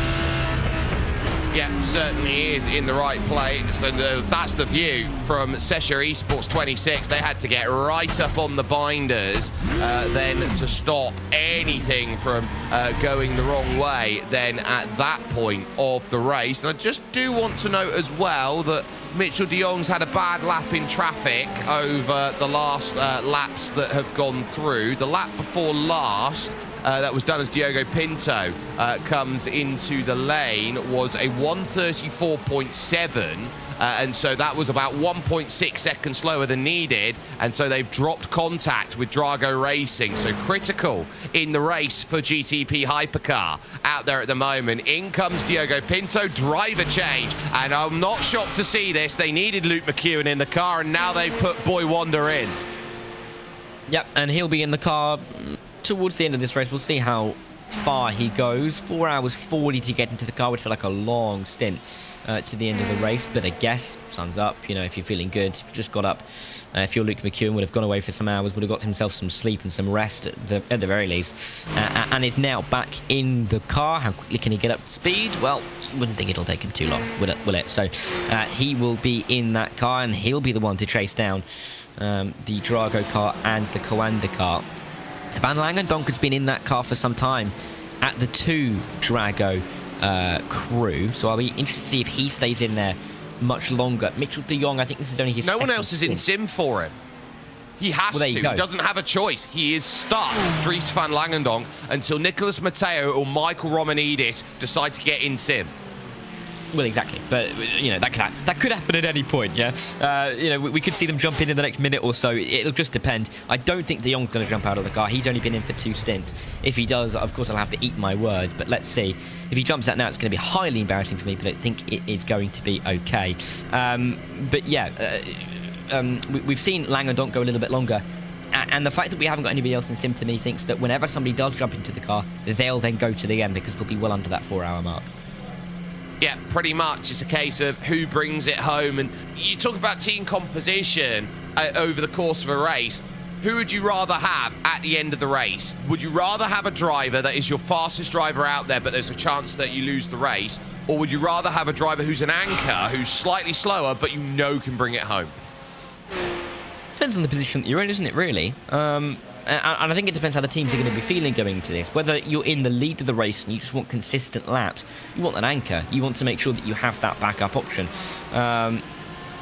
If you're going to be chasing the race, if you're going to be chasing down the race lead, as are the number 3 Team Redline car, as are the 68 Drago Racing car and the Hypercar and the GTD classes respectively, you are going to be wanting that little bit extra pace, because what have you got to lose realistically? P3, yeah, I guess you're losing a podium, but it's not like we're counting championship points from this race. You know, you're going after the race win. So, yeah, depending on the position that you're in, I think that decision changes, because if you're Benedict Vida, you want to be that anchor for the Williams team to bring this win home, even with Drago chasing you down now.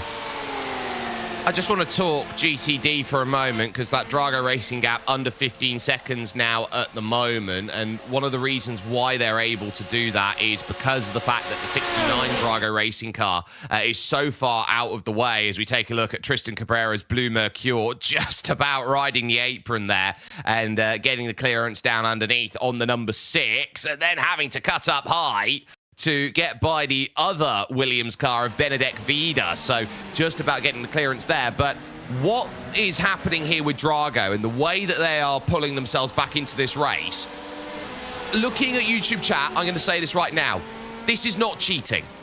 This is not what you would call unfair sportsmanship, what's being done. This is what is expected and required of sim racing teams when you've got a car that's out of contention and could just be running about having a race on their own and just saying, oh, we'll prioritise a finish. why wouldn't you try and make use of a car that has no other purpose except to try and pull another car closer towards that victory? I wouldn't call that cheating, so to speak. That is really good strategy that's out there. And if you haven't seen Daytona 24s of the past and what happened with Danny Juncadella, for example, it is just the same as what happened in the 2025 Rolex.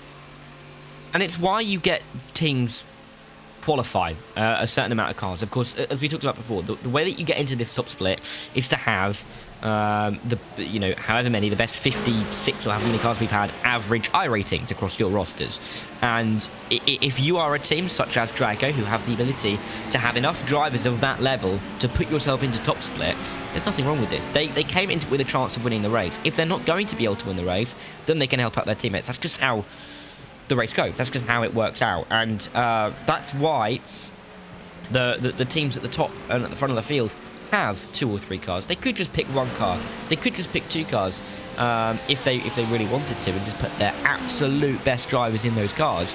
But no, they balance it out so that they can get another couple of cars into this top split. We saw it with Grid and Go last year. I think, if memory serves me right, Grid and Go had 5 or 6 cars across the classes in that race because they split around their iRating to make sure that they could qualify enough cars for this race. That's just how it works. Yes, they're a long way down and they're out of contention, so in theory that isn't okay because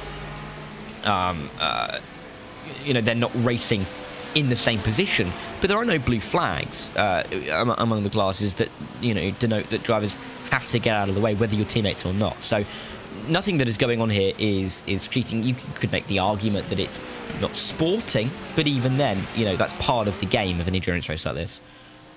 Absolutely. And so when you see what's been done with Drago and how they're looking to put their stint together, they are waiting with Danny Antunes and running shorter stops, waiting a little bit longer in the pits. They've got nothing to wait for. Give a couple laps to have a free and clean in-lap from Drago Racing's and number 68 and go out there and attack in the next stage of the cycle. So it is very clever what they are doing here with it. Would you say that they are pushing it to a level? That's up to everyone else to try and discuss more rather than us. But at least what you can say is they are having to do what they can. They wouldn't have to go to this level were it not 2 teammates leaving this field, sister cars 1 and 2, or the 1 and 6 cars out there. Because they're doing such a good job, they have to do everything in their power to chase that down. And that is very tough to stop. 2 cars working in perfect harmony.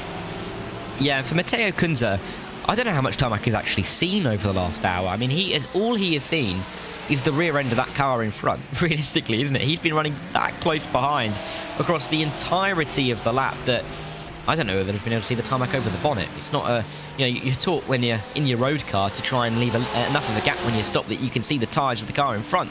I don't think he's got even that much gap at 200 miles an hour. So he really is pushing on with himself and, of course, his teammate. And Benedek Vida is going to be a very happy man to get this assistance at the moment at the front of the field. But the question is, how long is it going to work for? Because that Drago Racing car is gaining Johan Arth down to 13 seconds. When they came out of pit lane, we talked about how it had extended a few seconds up to about 21, 22. It's down to 13. It really is starting to accelerate in how much it's coming down. Yeah, so they are making that progress. It is going to take time, but they are trying to mitigate a 10-lap deficit here to Williams, who will be better on their final stop. And we were talking about it. They probably need about 8 seconds a stint. I'm looking at what they've been able to do on this stint from 22 to 13. This is job well done territory here. You've pulled 9 seconds out in this stint, and you've got another 15 minutes before they get through. They're only managing 57 minutes per stop out there, so that's big as we watch Dani Alves Lorenzo leaving for BMW M Team Burusud Plus competition.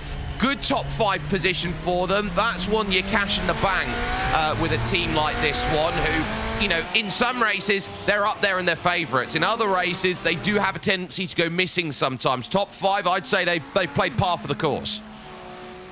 Yeah, they have. And, as we get towards the end of, well, I say the end of, we're still midway through this 20th hour. You do kind of look at what's around you and how you've been able to adapt in this race so far. and where you've been able to go over the course of the opening 20 hours. What have you been able to do? And therefore, what can you try and aim for in the final 4 hours? What's, the target really at this stage of the race? And it can really focus you in, allow you to maybe change up the strategy a little bit to try and match what other teams are doing, or to try and outwit what they're doing, and at the same time push on in certain parts of the circuit, maybe use a bit more fuel than you're otherwise thinking. It does just change the picture of the race, and the further you go, I think this 20th and then the 21st hour, you really can kind of work out what you're going to do in those final 3 hours. The second you get to that 3 hour point, you have to start making moves. If you don't start then, it's going to feel like a long way back with 2 hours to go, with 1 hour to go, 30 minutes to go, if you're trying to get yourself up the field. So all those different parameters are really interesting to watch at this point in the race. And I think that's why when you wake up in the morning, there's still so much to talk about in an endurance race like this.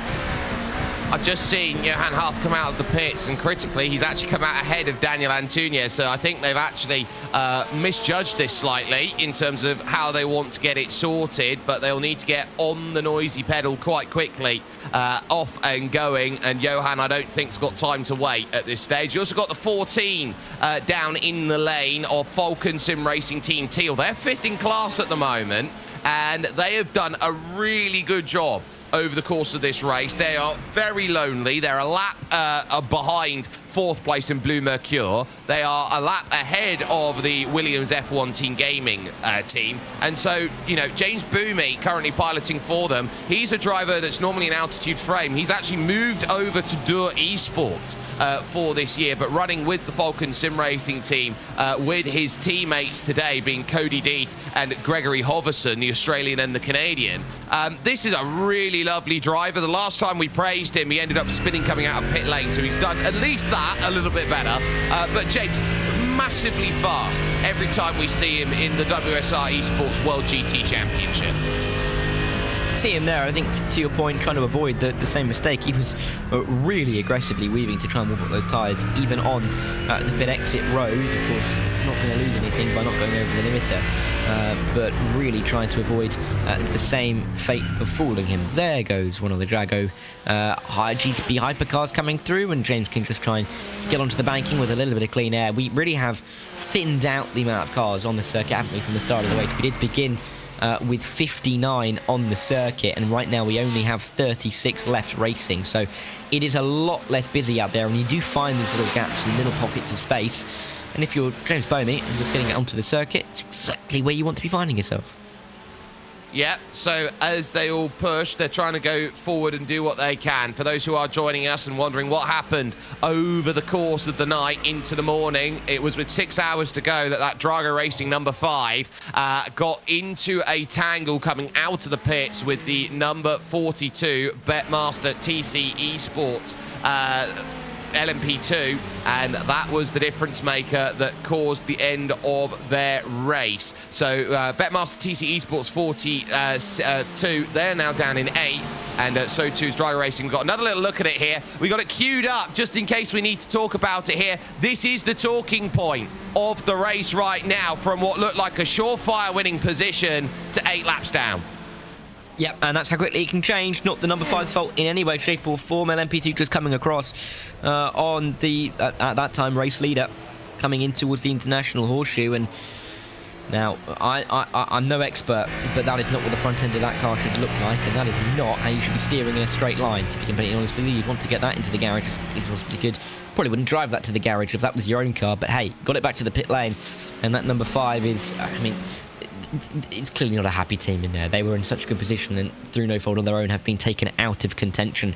All they can do now is run home to the end, maybe help out that number 2 if the situation calls for it towards the end of this race, but that's all they can do at this stage. It's so frustrating.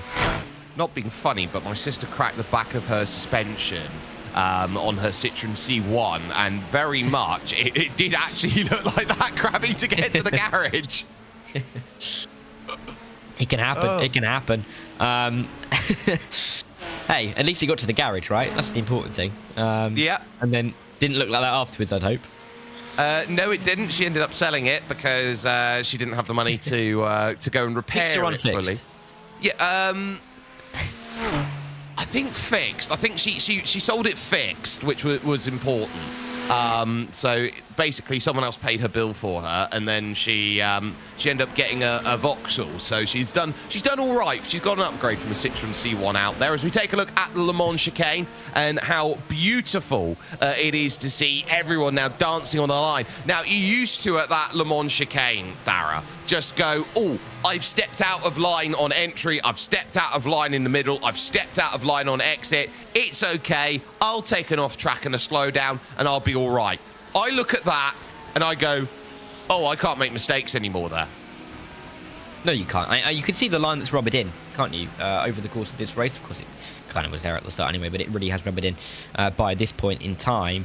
And it is so easy. If you get offline, even on the turning point, if you miss the turning point by a couple of meters, you can find yourself carrying too much speed into that first apex, and then all of a sudden that runs into the second apex, the third apex, and then the exit, which is also crucial towards turn number 1.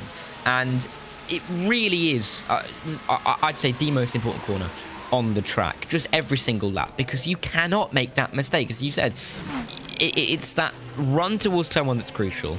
It's that ability to try and keep the lap time underneath you, and because you have such a long run, you can lose so much time if you make a mistake through there. And if you make a big mistake, it can be deadly. And how many times do we see drivers fall victim to it?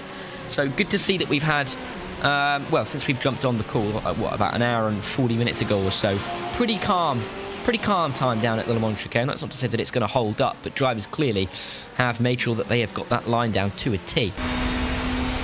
Yeah, they absolutely have, as pit stop cycle in play and a driver change at Drago number 2. In comes Nicolas Mateo, the Spaniard, to now take control. We'll see now whether Mitchell de Jong will be able to hunt down this gap. They come off the jacks then, which indicates that all 4 Michelin tyres are on the Ferrari 499P of Drago. And so now they'll be looking at, okay, can I make the difference and get that drive that is necessary to jump through? BMW M Team Redline have cut their gap down from 14 to 11 seconds. Off of the lane goes Drago, and Coanda are a little bit further behind than I thought they would be. So we talk about this again, how they're looking at this stint, and they've done really well at Drago with Dries van Langendonk late, because we were talking about a gap that was about 2 seconds. Suddenly they've got a gap that's about 7.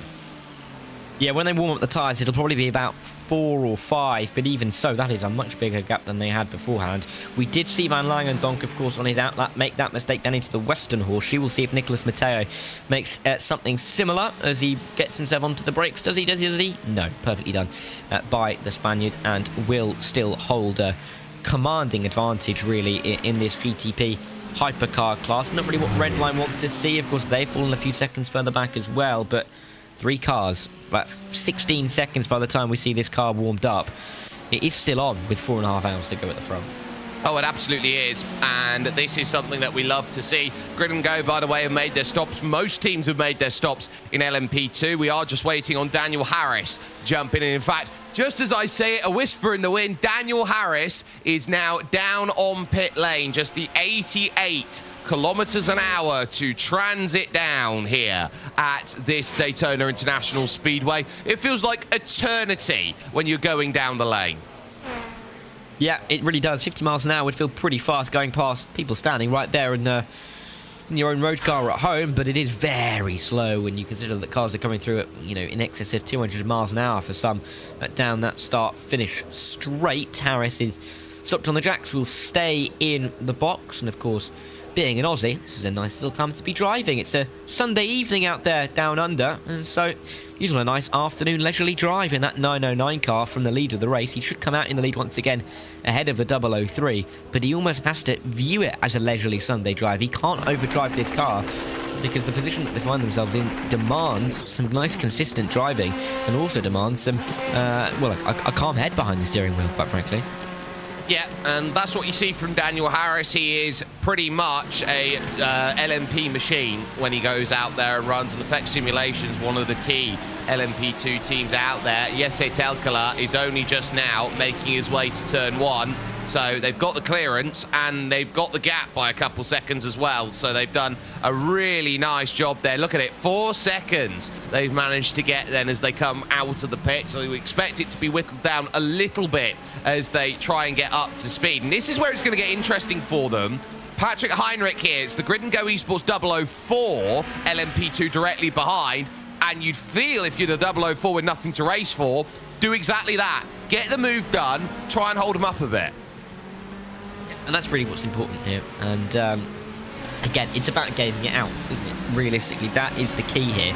It's about trying to work out exactly how this is going to benefit you towards the end of this race. It's not exactly necessarily going to be push, push, push all the way to the finish. Can you use other cars as pawns? Can you try and use another couple of factors, such as your strategy, such as the traffic, to try and benefit you as we get towards the final stages? And you really have to be careful with how you go about it. Little flash of the lights for the 003 to get through on that GTD.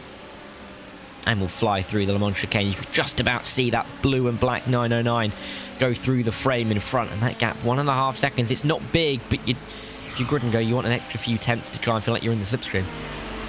You want to feel like you're actually close in this race, and this is where Grid and Go are looking at it and going, yeah, we are close. And also close is Dulatrar, actually, because they were about 21, 22 seconds back, and Corentin Miru has actually closed that gap down to about 16 seconds. So they have done a brilliant job, actually, of hunting this gap down. So I would say brilliantly sorted at this point, as they are thinking we've still got an outside shot of making something happen. We've just got to chase these drivers down. In come your leaders in GTD. Williams again making that stop. Driver changes then are going to be in play. It is the Colombian Matías Orjuela for Williams F1 Gaming Team number 2. At Williams F1 Gaming Team number 1, the ever-consistent Alessandro Bico.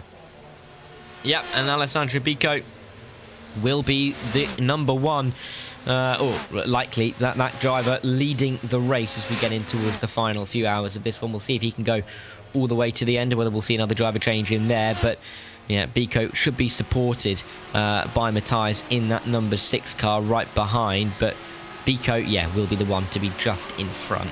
And a double driver change at Williams. Is that going to change too much? We'll have to wait and see. I think it will give an incentive for Drago Johan Arth, who's been in that car for some time, to try and really make use of the rest of this stint, which is going to be somewhat substantial. He's only 6 laps into it, so you'd think at least another half an hour before he comes down pit lane, and then he very well may get out of the car. But this could be a really important time for him, with the rhythm that he's built up, to try and gain that extra bit of time, which they have been doing so well. But you can see again that gap. It's extended out again. It was 22 when they came out last time, down to 13 at one point, back up to some 20 now, and more work to do. I think Johan Harth needs to see Alex Dunn in that car in the next hour. If they've got any shot of victory, that's what they got to do. Porsche Coanda 091 down into the pits then, and making their stop sorted at this moment in time, running their lonely race at the moment, about a minute behind. And they will change drivers actually over to Alejandro Sanchez, who was for a long time Mr. Apex, but now a member of the Porsche Coanda team, and absolutely brilliantly quick in terms of what he brings to the table. Dana Moore, another driver who has come from the Apex team over to Porsche Coanda, as Apex have seemingly shut their doors with all of their drivers going their separate ways. You got some drivers out there at Blue Mercure, for example. Others have gone to Drago, like Peter Berryman and Johan Harth. There are some great drivers out there who have got a lot to prove. Sanchez off at the marks and away. But from the My3ID days over to where they are now, this team has always had drivers in at the top. And even when they make questionable decisions out there in the motorsport or in the sim racing sphere, they often turn in hindsight to some brilliant ideas out there, and a change for the lead in GTD, because Alessandro Bico for just a moment is going to drop behind. They're going to put Matías Orjuela at the front. Interesting to see if this was the plan from From the start, of course, these two would have been talking before they got into the car. They probably would have been doing a little bit of the a little bit of the strategy with the team coming into this stint. Of course, getting into the car at the same time, and it's going to be a regulation swap. Yeah, Biko goes high, and then Matthias goes to the low side and takes the race lead in the class, and that is as textbook as teammate overtake as you are going to see. Interesting to see how they play this now then, because Alessandro has to stick right on the back of Matthias, but he is doing just that. Just about to the low side. That hypercar just trying to come through. Alessandro doesn't really know where to go. None of them know where to go. 3 wide momentarily. And that was all just a bit of a moment. They'll just settle back into it again. Look, the first rule of being lap traffic is be predictable, and they didn't have much help because Garrett Berry in the Solpec Precision Racing 112 dived down to the inside of them, and that forced them to be unpredictable for Giuseppe Lafaro there in the Movano Rosso number 30 that was trying to get by. So it was a case of, we'll move down. No, we can't do that. We'll move up. No, we can't do that. Well, where do we go? And so sometimes you have to be lenient as GTD, but in a position like that, we got a car diving low, a car diving high. What they had to do in that situation was hold the middle of the road and do not move for anything. Yeah, exactly. And I mean, luckily for them, there was no contact, there was no miscommunication, nobody tripped over each other, so they can go along on their merry way. But yeah, a little bit of a moment, and again goes to show they've not been in the car for quite some time. They have just jumped into the car. It's been a couple of laps, and all of a sudden you have that little bit more miscommunication. It's a little bit more confusing in terms of the strategy. And when you've had you had the two drivers in before in these cars running around together perfectly for hours, for stint upon stint, for hours, and they were working perfectly together. It just takes 2 new drivers to get in. They have to settle into the car. It sounds silly because what they're doing, almost visibly looks so easy, but it is so difficult to be able to communicate and make sure that you're on the same page at every single moment around a circuit like this. And it's a little bit more easy this time by because they've learned from that mistake, and they can go around with a little bit more confidence this time by.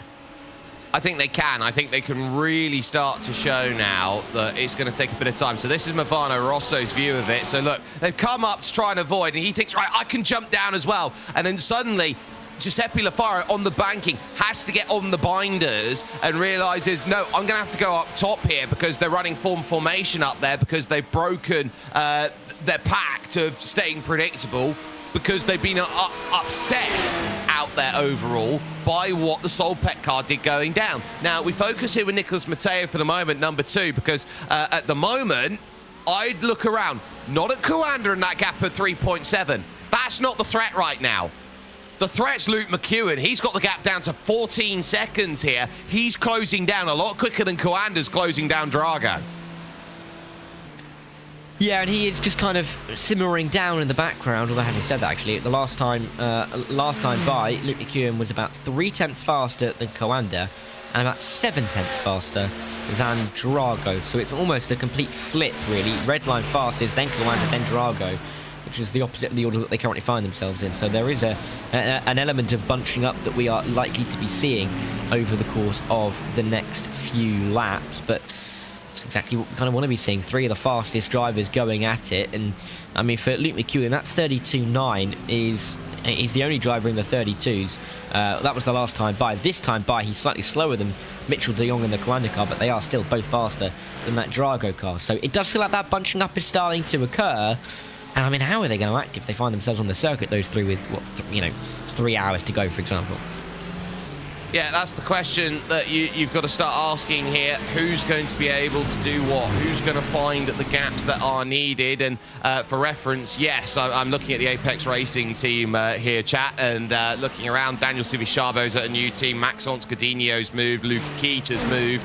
Maxime Brion and Jimmy Antunes have moved. Gail Valero's jumped ship. So, yeah, their entire team. There is no more Apex Racing team out there to really race with at the moment. So, Daniel Harris, Effect Simulations here, is currently looking behind and seeing that grid and go car of Jesse Telkala, which was a little bit too close for comfort. They did pull the gap down under a second for a moment, but suddenly I'm going to pull the pin a bit. I need to give myself a little bit more leeway. You effectively pull the parachute and say, look, I need to jump away. And they've managed that, and they've managed it quite nicely, as it's now Fabrizio Belziti in at SDR, the Argentine team. Yep, and the Argentine in the Argentine car. So the 577 will have Fabrizio in there for at least the next couple of hours, you'd expect. I mean, it's interesting. When you get to this stage of the race with 4 hours to go, depending on who you've kind of got at your disposal, teams can kind of just try and chuck a driver in for the final 4 hours, make sure that they can get to the end. Sometimes they'll split it 2 and 2. You know, if they've got someone waiting in the wings, maybe who just needs that extra bit of rest before they feel like they're comfortable to get into the car, may do so in the final 2 hours. Or at the same time, 4 hours is, you know, range that you could go to the end from. It is, of course, more difficult the longer or the later you get into an endurance race to see drivers do those longer stints, just purely because of that natural fatigue, right? You know, some drivers will have been able to go away and get some sleep. Yeah. Some will have stayed up. Some will have maybe just got a couple of hours rest, but maybe not any proper sleep. So it does depend, and the longer you get into the race, the more difficult it is to really judge a driver's energy levels. But at this stage, anything's really possible, and particularly for these Williams cars. Do they do the rest of the race from 4.5 hours out, or do they do two and two with somebody else coming in soon? Yeah, that's the question. Jake Sperry and Dara Thacker bringing you the final hours of coverage out there as we take a lovely slow-mo look then at the two Williams cars making their progress on through, and they just about get the drive that is necessary. They're holding the gap at about 18 seconds now to Johan Hart at Drago as the number 5 comes in of Ate Kalpanen. They're the Drago Racing GTP hypercar that is out there and is currently 7 laps adrift from Drago and Coanda and BMW M Team Redline out there at this point. So this is where the race is being forged in GTD, and they have basically taken all comers in terms of this race. You talk about how you had Aero Esport up there at a time, Team Alta were there, Blue Mercure at a moment had 2 cars on the podium at the 6-hour mark. You know, they've staved off the charges of Dur, of Team 75, of SDR. There have been cars that have gone by the wayside like Simify Manatee.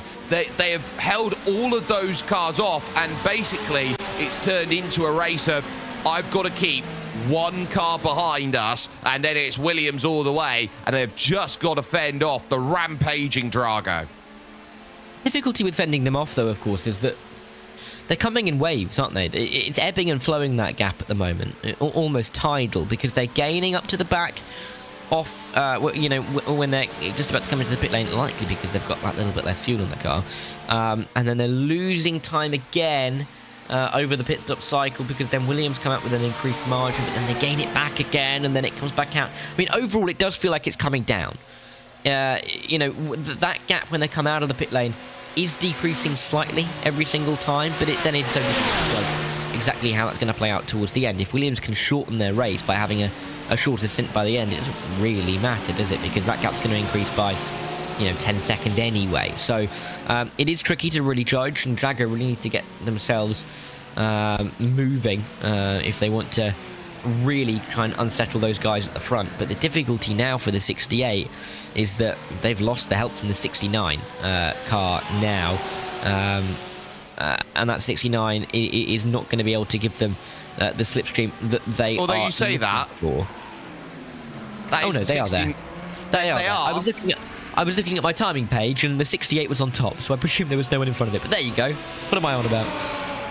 Yeah, Johan Hart still getting that toe, but obviously they had to give away a couple seconds to make sure that they could get them back into line, almost exactly the same way that the Williams team had to switch their drivers round. So they pretty much sat in that boat and went, this is our game, we're going to have to do it like this at the moment and hope that it's going to pay off for us in the long run. But they've had really good drivers actually in that number 67 car to the 68 car to put itself in play. They've had Nicolas Rubilar, the Chilean, who's done 188 laps for them. Johan Hart is now heading towards his 270th lap over the course of this race. And then, of course, 220 laps from an F2 driver out there in the form of Alex Dunn, who was a massive talking point over the back end of last year for the contract, or the nice payout, we should say, that he got from Red Bull. Yeah, exactly. And he won't be too worried about that right now, will he? He'll be thinking about trying to win this race. And you can't really blame him. It's going to be a decent run to the end for him. And of course, he's sorted for F2 into this coming year, so he has that already sorted in his mind. I'm sure he'll be looking forward to this year, but looking forward, I'm sure, more to the end of this race, at least in the next 4 hours or so, and then he can focus his attention onto his Formula 2 efforts for 2026. But so many drivers and teams are going to feel like they have a chance for the win here, which is crazy to say when you're nearly 20 hours complete in a 24-hour race at Daytona. But you've got those top 3 in a hypercar 12 seconds, the top 3 in LMP2 15 seconds, top 3 in GTD 16 seconds. And when do we see this, particularly without full course caution, safety car intervention to bunch the field up? It's very rare that you see so many teams running so close to the front of the field this late on. No, you are absolutely correct. And when you've got these drivers this close out there, you're almost trying to change the mentality of what you've got. Suddenly, this doesn't become a 24-hour race. We've got Grid and Go in the pits. We've got Tristan Cabrera in for Blue Mercure in LMP2. This doesn't become a race now of sitting down, looking around at everyone and saying, this is a 24-hour race. You sit down, you look at the clock, it's a 4-hour race. We've all done 4-hour races. We've all done 6-hour races. We've all done that style of endurance race, which we call a manageable. Now you just got to convert. These drivers know how to convert. And that's the point, and that's the key at this kind of stage of the race, because when you go into a 4-hour race, you don't feel like it's an insignificant amount of time. But at the same time, you've got to get a move on from the start. And of course, yes, you're bunched up at the start, and it's a different feel, of course, in the opening hour. But at the end of the opening hour, all of a sudden, you're at that 3-hour mark, and you have to make moves, and you have to make sure that you're in contention all the way through. When you're doing a 24-hour race, that 4-hour, run to the end almost feels insignificant in your brain. Because you've been going for 20 hours, you forget that it is still a 4-hour race. It doesn't feel like the 4-hour race when you've shortened when you have an event that is just 4 or 6 hours, but it is still that length of time. That much, craziness and insanity can still happen in the last 4 hours, and there's lots of time for that to occur. So you've got to be on it the entire way through, and finishing at this stage, particularly when you had the sun up a couple of hours ago. In some races, particularly at Le Mans, when the sun rises, you've got 4 hours left. When you've got 7 hours to go when the sun starts to rise, almost psychologically you're thinking that the end of the race is coming sooner than it actually does, and keeping that focus is difficult, but the most important element at this stage. So the perfect element that you've got out there at this stage is who can close down the gaps that are needed late on, as we watch Movano Rosser and Marcus Hamilton leaving pit lane 5 laps down on the leaders, but in a very good 6th position for racing action in class. So they will say, job well done for today's work that goes through. No Max Verstappen racing, no James Baldwin racing either in this top split, but over on Team Redline stream, Max was over actually on stream for a little moment, just as we were ticking over 4 or 5 hours. He's got F1 testing duties. That's why he won't be able to race for the team. So it relies on Luke McEwen right now to close the gaps down. Give him credit. Gaps down to 11.4. He's got to take about 5 seconds a stint out to give themselves a chance against Drago, and they are doing exactly that. Doing everything they can do, really, at this stage, and McEwen is doing a great job to try and close that gap, but as is De Jong at Coanda. That gap now under 3 seconds. It was 4.5 at the end of the pit stop cycle. He's now got it down to under 3, but all the while McEwen's gaining towards the back of both of them as well. So there's always that to worry about. One thing they won't be worrying about, though, I've just seen that mentioned in the YouTube chat, is the weather. We aren't expecting any rain towards the end of this race. They can go to the end with this beautifully slick and dry surface under tyre. And Nick McEwen can be safe in the knowledge that he can just push on without having to worry about any changes of strategy. And that does mean that for the strategy, we are seeing teams almost kind of pin themselves in towards the end of this race, work out exactly how they're going to get to the end, and there's not really going to be anything to throw them off that in the last few hours. No, there certainly isn't, as we go on board with Luke McEwen here in the BMW M-Team Redline hybrid out there at the moment. And now, in terms of a car, what we've seen around, the Ferrari, the 499Ps that is chasing down, they have no weight penalty, they have no fuel penalty, they just have a power reduction of 1.75%. This BMW M hybrid has a 0.75 power reduction, so they've got an extra percentage of power that they can use that's not been restricted of the engine. But critically, they have limited the fuel tank by 1%, so they can't get as much mileage out of this BMW as they maybe would like to.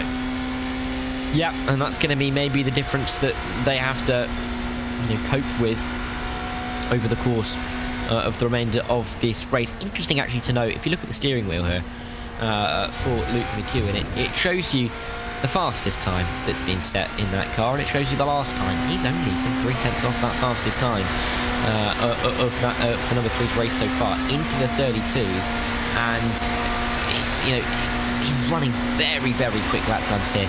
Nicholas Matteo last time by set a 30, well, last but one set a 32.9. Last time by this time 33.1. Mitchell de Jong just set a 32.9, and Luke McEwen, as he crosses the line, has also set a 32.8. So he's getting even faster as this fuel tank starts to really drain, getting towards the end of their stint. But he is gaining as much as he can. That gap now down under 11 seconds. And he's looking worryingly fast for the two up front. I would say this is a concern, and we're going to say it now. This is a 3-car race for the win in GTP. This is a 3-car race in LMP2 and a 3-car race in GTD. You can't ask for much better as a fan of endurance racing. Jesse Telkala has caught the back then of Daniel Harris and will now be thinking, I could save, try and get myself back on stint in the same way as Effect, but I know I'm not going to get back the 2 laps that they've got ahead of me at this moment. So ask yourself the question, are Effect going to be doing what they can at the front to pull away and save that fuel? Can they at the same rate? If they can't, how close can Grid and Go get to the same port of fuel at the final pit stop? They'll have about 6 pit stops left in LMP2. Yeah, and it's all about that maths and all about the strategy towards the end, and that's why you have engineers at every single one of these teams that are kind of the unsung heroes of so many of these events. They often don't get the credit they deserve because they do so much work behind the scenes to try and give the teams and the drivers the best car, the best situation possible to go and try and win a race as prestigious as this. And they all have been doing all of the calculations. Is there a look? There is a look for the lead to the inside. That 003 Grid and Go using the traffic as well, and will take the lead. What a move, opportunistic at its best. That's brilliantly done by Telkla, but Daniel Harris isn't done with this. He's going to go to the outside here at the International Horseshoe to try and set up the run to the West Horseshoe now. So Jesse Telkla wasn't going to wait. He wants to move, he wants to get the race lead, and he wants to break away if he can right now from Daniel Harris, who will be in that car for a little bit. So he needs to try and get through. There's a hefty bit of traffic. Here's another look at it. You take the slipstream along the tri-oval, 18 degrees of banking, and into turn 1, straight down the inside. They scared the GT3 car of Sesha Esports straight off to the right-hand side, so there was no way that Lamborghini was going to get anywhere near involved with that run. And you have to be more choice with the moves now at turn 1 because of iRacing's updates to the track limits there. Yeah, but Telkla did exactly what he needed to do in that situation. It was perfect opportunism because of the fact you had that GTD on the outside line. The eyes for the 909 were focused on where that GTD was going, rather really than the 003 coming up the inside. And the second that there was any kind of overlap, the 909, you could see it was there, wasn't going to come down onto that car, so it was going to give enough room. And Telkla knew that and was able to make them a really, really good job from the fin. And now we'll see if he can pull away. Of course, he made the mistake a little while ago to drop a few seconds away from the, at the time, leading 909 in the LMP2 class, but now into the lead, not able to pull away just yet. This is going to be a really key 3-4 laps, I think, to see if Telkula can really make this advantage pay. Well, he's going to have to brake, and that's the key. Effect Simulations have put themselves in this position, not by the fact that they have been needing to be the fastest, but because they've been really good at saving that fuel and giving themselves the platform. Eetu Eskalainen in then at the number 17 in GTD. That is the third of the Williams F1 team gaming cars, then is in for its pit stop. At this moment, 41.2 in the lane for them, as Drago pull the gap now down under 16 seconds in GTD. It's 11 at the front of GTP with Coanda at 3.2 seconds. And we go back in the pack to a couple of Mercedes battling out there. Durr and Winward are going to be out there together on circuit. It's Luca Vunch in at Durr Esports, and over at Winward Esports by Semsic Haptics, they've got Florian Durkop then trying to find the move through. 48 place 20 as they now go on the main straight, getting a little bit of tow here from the 4th place overall GTD, which is Corentin Lassine over at Blue Mercure. Yeah, I'm just being pulled along for the time being. You know, of course, not on the same lap. Ooh, a little bit of a wiggle there for the Durr Esports car just as they exit turn number 1. Is that going to give a sniff to the 48 into the International Horseshoe? No, and they're just going to sit behind and wait for the time being. You don't want to truck it up the inside when the moment doesn't really feel like it's going to suit it. And so probably a little bit smarter to see in this battle for P6 in this GTD class. They are some full minute behind James Bome in the Falcon Sim Racing car for P5, so it is just at the moment a battle between the 20 and the 48 for P6. Yeah, so this is going to be tough, but that Solpec car is just going to split this up a bit. Here, Garrett Berry making his way by up over on the top side, so he'll get the run. McEwen in the lane, 41.5 seconds on the stop, so we'll need to be out there and aggressive. Maybe only about 1 lap behind Coanda Esports in terms of fuel, so they're going to be looking at, well, what can I manage towards the end of this race? And you're counting back here, just short of about 4 hours to go. They're probably looking at 5 stops from here and 5 full stops. Yeah, and that's kind of how they're going to have to run it to the end, realistically. And they know that, and that's the point. They can game it out from here and work out how this is going to work as they run to the end in terms of how to hit the fuel numbers, how much can they push, how much are they looking to save to make sure they can get home in a good amount of time. After the pit stop from Redline last time by, and Luke McEwen coming to the box, Mitchell de Jong now has come into pit lane and has got out of the car. Julian Cernan has got back in. He was in there just a few hours ago and will be the driver for Coanda, chasing after Nicolas Matteo once that number 2 Drago car comes in. Yeah, so Coanda now make that call as, again, yes, you do say correctly, Julian Cernan then making that call. There is the Michelin Pilot Sport car tyre that is being run at this moment. A lovely look at those Brembo brakes, which are there as well. And up to speed and rolling goes the Ferrari 499P Coanda car, normally affiliated with Porsche. That's why they've got the Porsche Coanda effort, which is now Porsche's work sim racing team out there with Coanda's partnership with Porsche. And it is part of Porsche's Academy line of work that that drivers who go through the Porsche Academy have to have some element of involvement with sim racing. And I think that is shown actually with their hypercar team at the moment for this season, and the fact that Lauren Heinrich about 7 or 8 years ago was lightning fast for the Pure Racing team before they merged with Team Redline.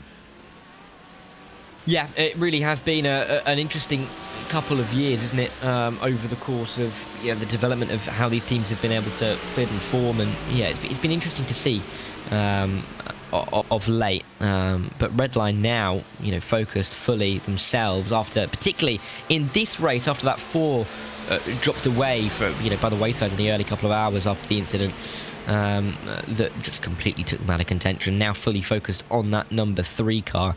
We'll have to see how well it will work for them. That 909. Oh, bit of a moment. Telkler had a bit of a snap in the middle of the corner. That's going to allow the 909 through, and just like that, all the hard work that he did to get himself into the lead has been undone. And just in front, you can see that number 5 Drago car trying to make its way through. Very busy part of the circuit right now.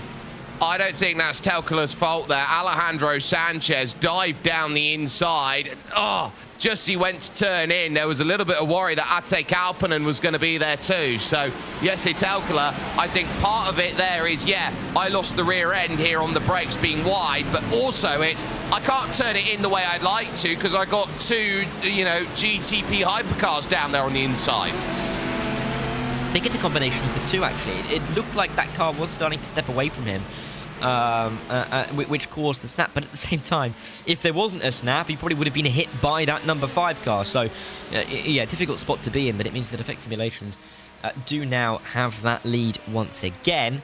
And they have a little bit of an advantage as well, 8 tenths or so.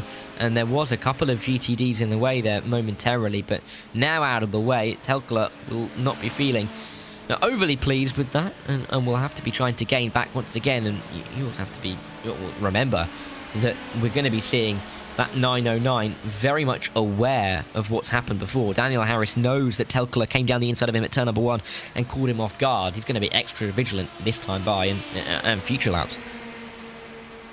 Yeah, so those laps, if you have a moment, it takes a couple laps to get back that opportunity to say I'm in a window to work, but you've also got to remember every time you slide the tyre, it's not a case that you can get the tyre back. It's not like the tyre repairs itself. Any time you slide, it's almost like you're playing one of those story-based games out there, like I'm trying to think. Dispatch, I think, is the one that comes to mind, where it's left front tyre will remember this.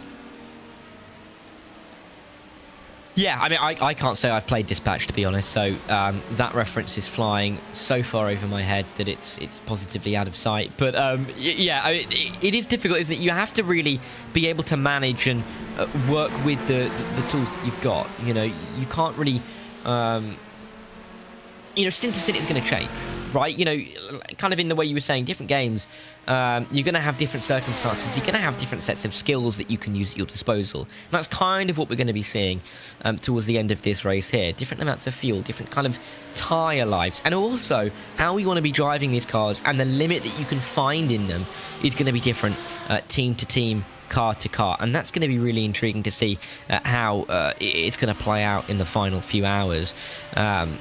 And where you want to be on the circuit, I think, is an important place to be as well, because we've seen a lot of drivers wanting to sit behind and wait. We've seen a lot of teams happy to sit in the slipstream and save some fuel, but that 003 Grid and Go guard didn't do it the first time, and it doesn't look like it's going to sit and wait the second time. No, and so this is going to be a case of I'll dive to the inside, I'll go get that move, and Jesse Telkler once again will push Grid and Go into the race lead. So know what you're playing with right now. Daniel Harris knows that car in front now is quicker, but is error prone. So that's what you're gambling with out there at the moment. It's a case of the difference between are you fast or are you safe? And so they're playing safe at Effect Simulations. They're playing fast over at the Grid and Go 003. No chance of rain, even though in the next 15 minutes we are expecting more cloud cover to come over the circuit. So that front coming in from the north, we've had a northerly wind the entire way through. It is just starting to whip up a little bit to around 15, 16 kilometers an hour out there on track. So as they go, a northerly wind around here creates an absolutely massive tailwind into turn number 1 and a tailwind as you go into the West Horseshoe. That's why they've been the most difficult corners on circuit today. Yeah, exactly. And we've seen time and time again, just the loss of confidence on the brakes, which can easily be caused by that wind, has been really quite significant for a few drivers and teams to this point. And of course, that wind, it does change direction, and it can change how you feel in the car.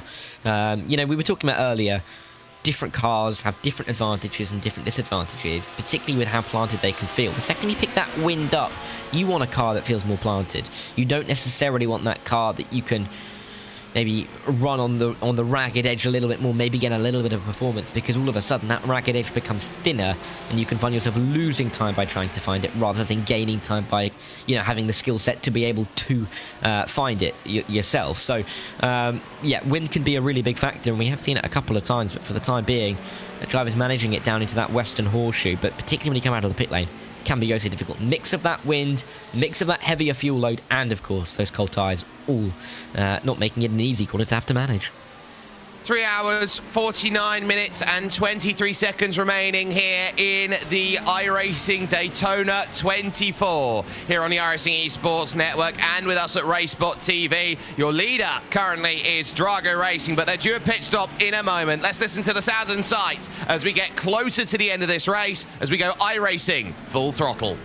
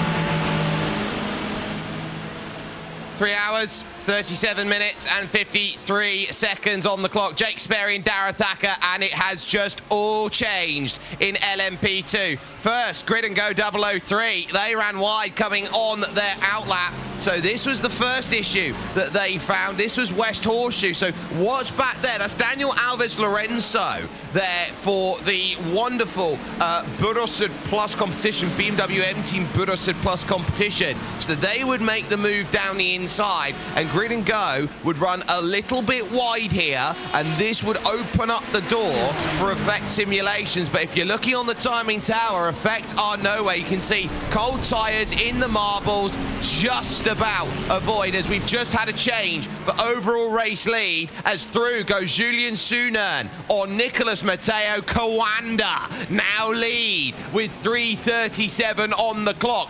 But the key is Effect simulations, and what has happened is Sunern takes the point because the rear of their car is in pit and completely demolished. A look here on replay as we see this. West Horseshoe again is going to strike, so goes through the corner, a spin going through this section, no way of holding it, the air taken off the nose, and that's why they're out. Yeah, and wide at the dogleg can be so costly down into the Western Horseshoe, and we've seen it then. You can see those tyres, they are not rolling in the way that they should be. Tied back to pit lane, we are, well, they're not in contention. They're out of contention. It's the 909. It's so disappointing for them. We have had all three classes now change lead, not in terms of like difference on pit cycle, change lead on strategy in the last 30 minutes or so. It's been an incredibly close race all the way up to this point. 3.5 hours to go, and Kawanda do have that lead, and this is important for them to hold the lead now, because we've had Luke McEwen coming back at both Kawanda and Drago in that red line car of late, but Julian Sunern is putting his foot down once again. Nicholas Mateo a little bit slower the last couple laps, a little bit further off the pace. That Kawanda car's been pretty snappy down the inside. Opportunistic again, incredibly well done. Yeah, Julian Sunern knows that Kawanda do have to make a move now here with 3.5 hours left in this race. They've got to make some progress. They've got to clear the likes of Drago, because if they didn't clear Drago, the worry's not Drago. The worry is what Redline can do. Exactly, and that's the point. Redline is such a potent force at this stage, particularly, well, you know, in this race and in any really race on the iRacing platform, that you have to be wary of what they're able to do into the final few hours of the race. We've seen time and time again how 2 or 3 Redline cars can get out front and just pull away and solidify the race, and let's be real, not been the most exciting of endurance races when Redline have been able to get up in front, because they know how to close. That's the key here. We talked about it before we went on that little break to listen into what was going on the circuit. Redline know exactly how to close, and in a race like this with 3.5 hours to go, those skills are so crucial, and when you're only 11 seconds off the lead, you're well within range of closing that gap, making moves, and possibly coming away with the, well, you know, the biggest single sim race win of the year. Yeah, this is your benchmark setter, and this is what you've got to go. And look at that, flashing on the lights. I need to get by the Blue Mercure LMP2 to get by and say, I'm on a move. I've got to get by cars. I've got to catch up that group in front. That was Ethan Bernard that Luke McEwen has just made the clearance on. And so the chase very much towards Sunern, and as well to Nicholas Mateo, and what they have to do. Now, critically with Daniel Harris and what happened there was no contact. And even if you want to call it what it was out there, that's not what happened. There was way too much clearance there for that to ever be the call that went through. That's just what happens when you go through the corner, a car in front of you puts wake in, and you loop the car around in a scenario at that kink here. It's so easy to do when you're on cold tyres as well. You've got to remember that fact as well. You can't just throw up the card and say it's this, it's not. Yeah, exactly. There's so many factors. Again, those cold tyres can be so costly, and we've seen it again and again and again. Those moments that we saw before, really for the 003, is what cost them a lot of that performance through the dogleg, and even for Effect Simulation, of course. I don't think those tyres would have been helping too much as they slid into the tyre barrier and slid themselves out of contention. All of a sudden, though, in LMP2, that brings Delatraz back into the number 21 car. You know, some 11 seconds away from the lead, but, you know, again, well within range. And, you know, for Miller right now, in that car, you've been given the chance at P2. You're now only 11 seconds behind P1. And Grid and Go are now racing you. They're looking behind and trying to work out what you're going to do, rather than looking at effect simulation. So now they're kind of in the frame for Grid and Go, and they are starting to close. This could be a really interesting phase of the race for LMP2.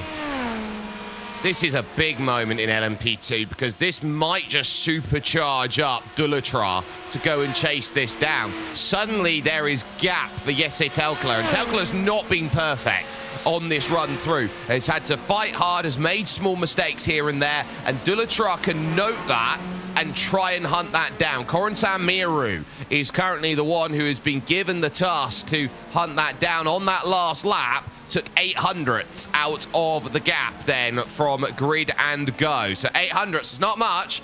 Still got 3.5 hours to chase down a gap of 10 seconds. 300ths or 800ths, that will still do a job at this moment, and it will still put pressure on. And you say, yeah, they're fairly even as far as this point goes. Now, I'm looking at the time when Williams F1 Team Gaming, those two cars jump down into the lane, because at the moment they'll be staring down the barrel of about half a pit stop by the end of this race, which will put them in a case of needing maybe 5 to 10 seconds less fuel than necessary. We'll take another little look here as we go back to where we need to be. Look at that, the entire engine casing being shown there, that V8 that is there in that Dallara P217 shown more than anything else there at that scenario. And they didn't go in with much force. They probably only hit the barriers at about 60 mile an hour. Yeah, and again, goes to show it doesn't take much to really undo a race. Of course, it was just that snap, wasn't it? With the, as you said, the dirty air washing over the front end of the car, and with the cold tyres as well. Very, very difficult to hold. Well, to keep a hold of the car. Quite frankly, it's so tricky when you're on cold tyres as it is, and then the second that you get a big wash of dirty air, it's almost impossible to do so, and really unfortunate for that 909.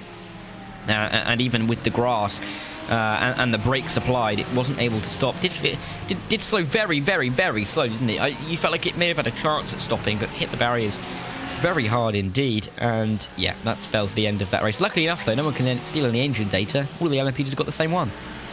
Yeah, so it's nothing you can really jump on ahead, and there's talks with what's been happening with Cosworth and the wonderful Pi toolbox that we've been talking about over the course of this race, and just how incredible of a system it has been, which is very similar to what we see from what Formula One has used over the years, likes of IndyCar, IMSA. They've all used this sort of data to try and give themselves as much of a chance as they can, as we follow the lead gap of about 0.7 of a second right now between Coanda and Drago. Now, passing is one thing for Coanda. They realise, though, that Drago's got the fuel numbers, so not only have they got to pass, they've got to build margin.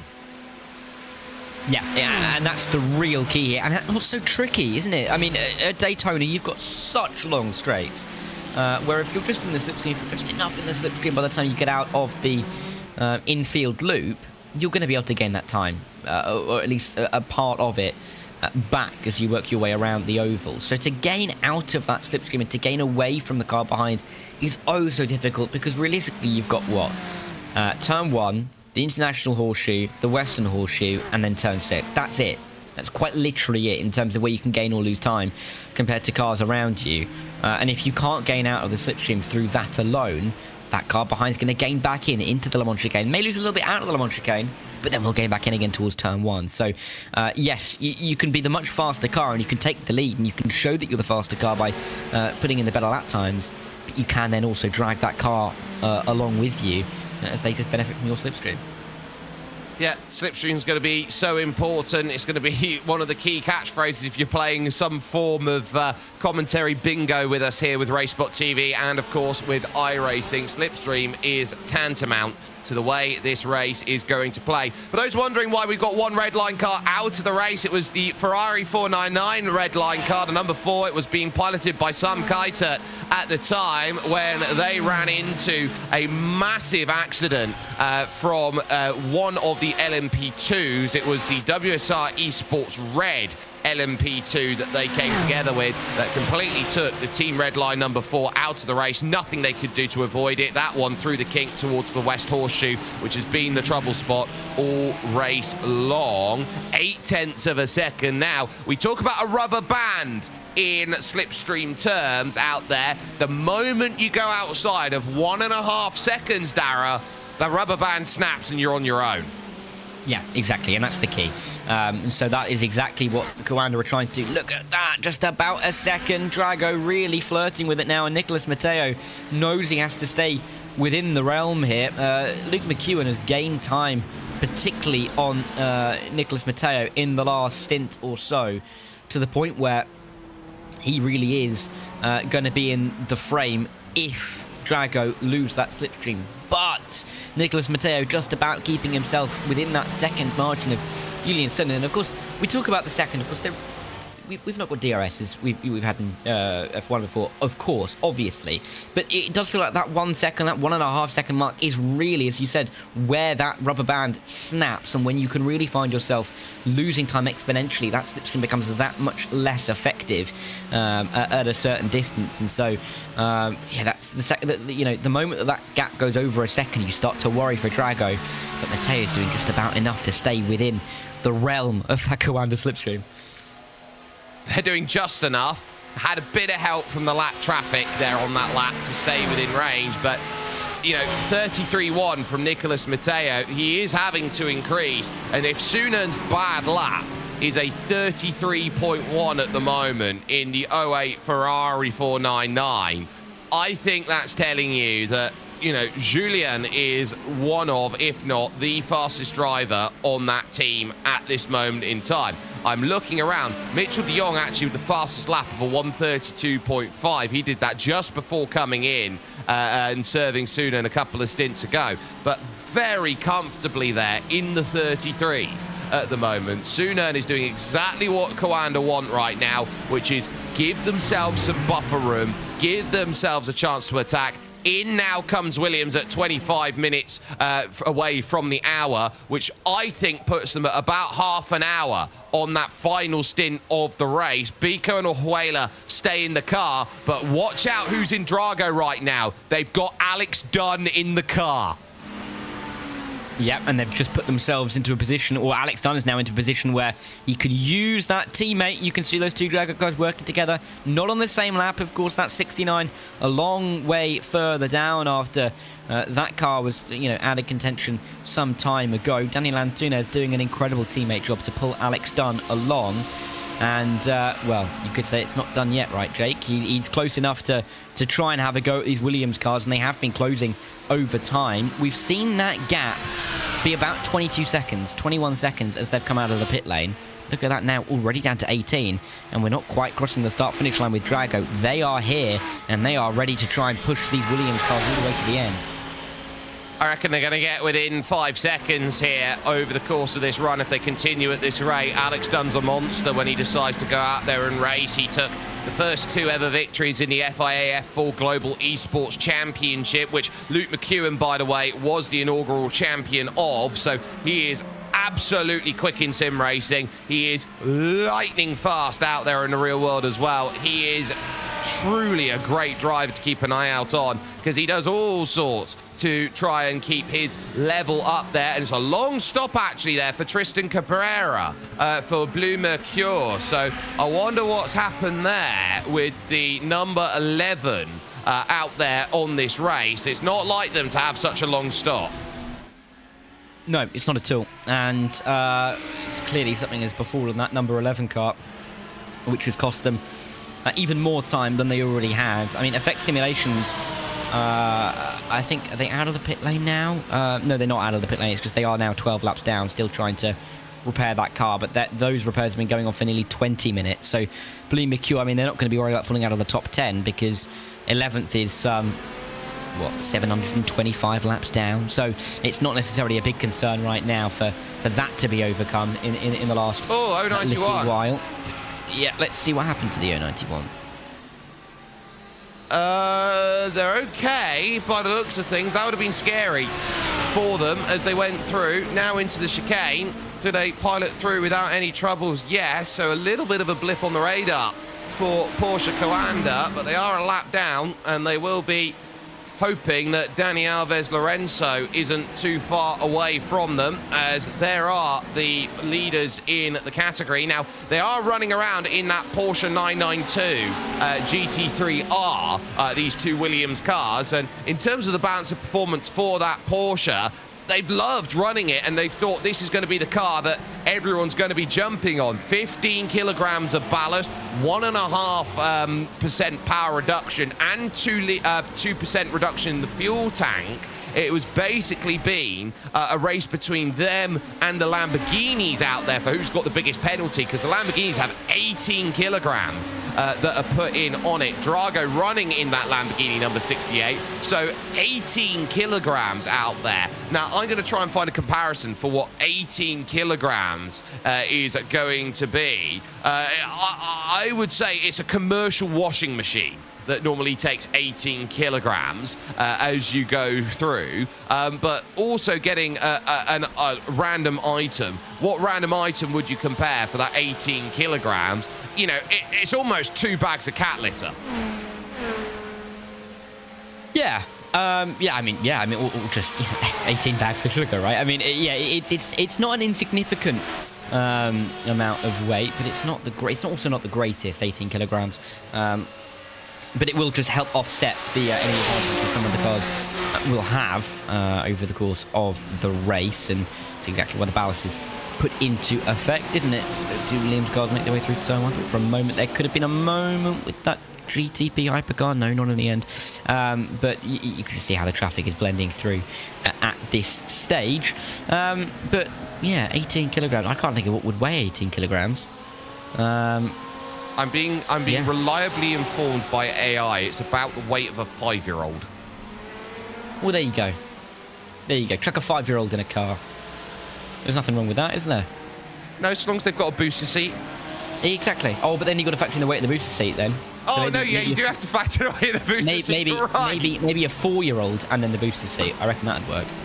4-year-old on the booster seat. That's what's in the back of Drago at the moment. You've heard it here first. But at least for the moment, they're trying to charge. The 08 here leading this race. They've got the clearance now that they've needed. Now, suddenly, that gap has ballooned to 2.6 seconds. Drago heavily on the back foot now with 3 hours 20 to go.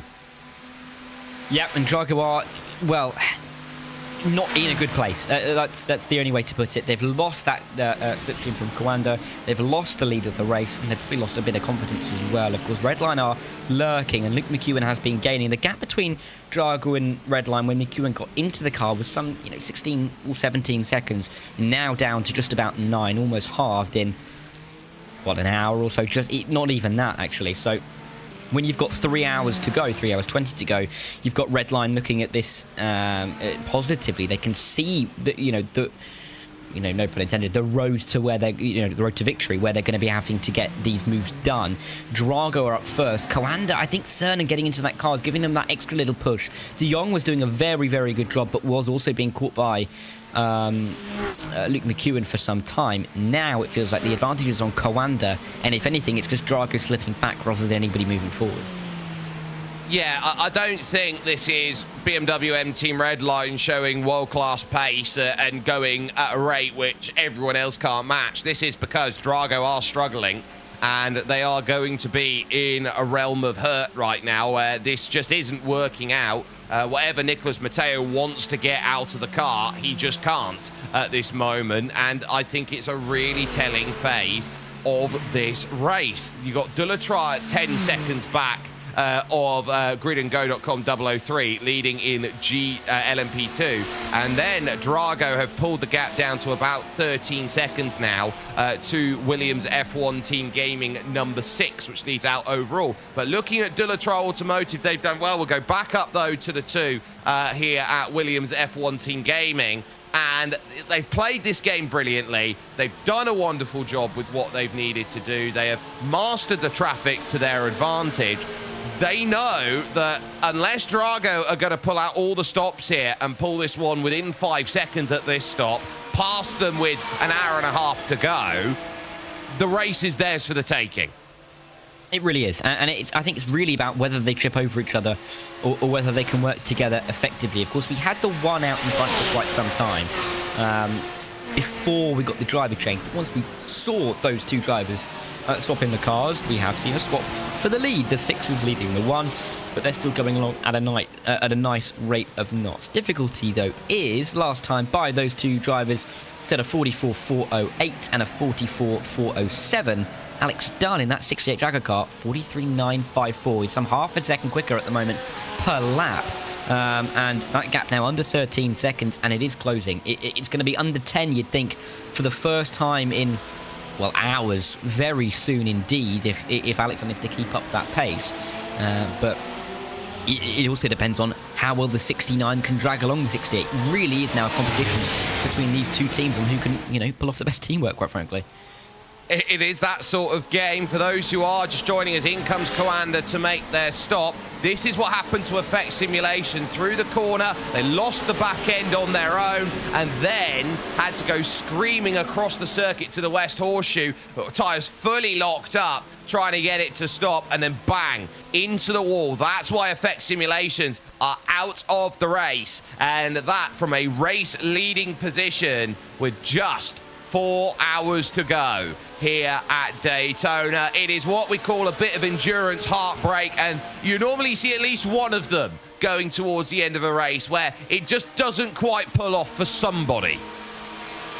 And there's been a few in the last couple of hours, isn't there? At the front of the GTP Hypercar class, we had the leader, the 5, out of contention for an incident that wasn't their fault. We've had the 909 making a slight mistake that has cost them complete contention in this race in the LMP2 class. So much in the GTD in the last couple of hours, but if these two Williams cars trip over each other, that could arguably could be that little bit worse because of the fact that they are teammates, and if they do come together and put themselves out of contention, there's going to be a bit of a debrief down at Williams for them to have to sort out after this race, and it is in the palm of their hands, and it's just whether they can hold on to this. Drago have pushed them and are pushing them, but it is Williams to lose. I mean, Alexon can gain, but you've got two Williams cars to try and make sure that you can get at least one of them in front, and that should be doable, right? That'll be their thinking, and if they can't do that, there's going to be some very annoyed people down at Williams, that's for sure. That is a very long pit stop from Jere Leitonen right now, who has completed a 681,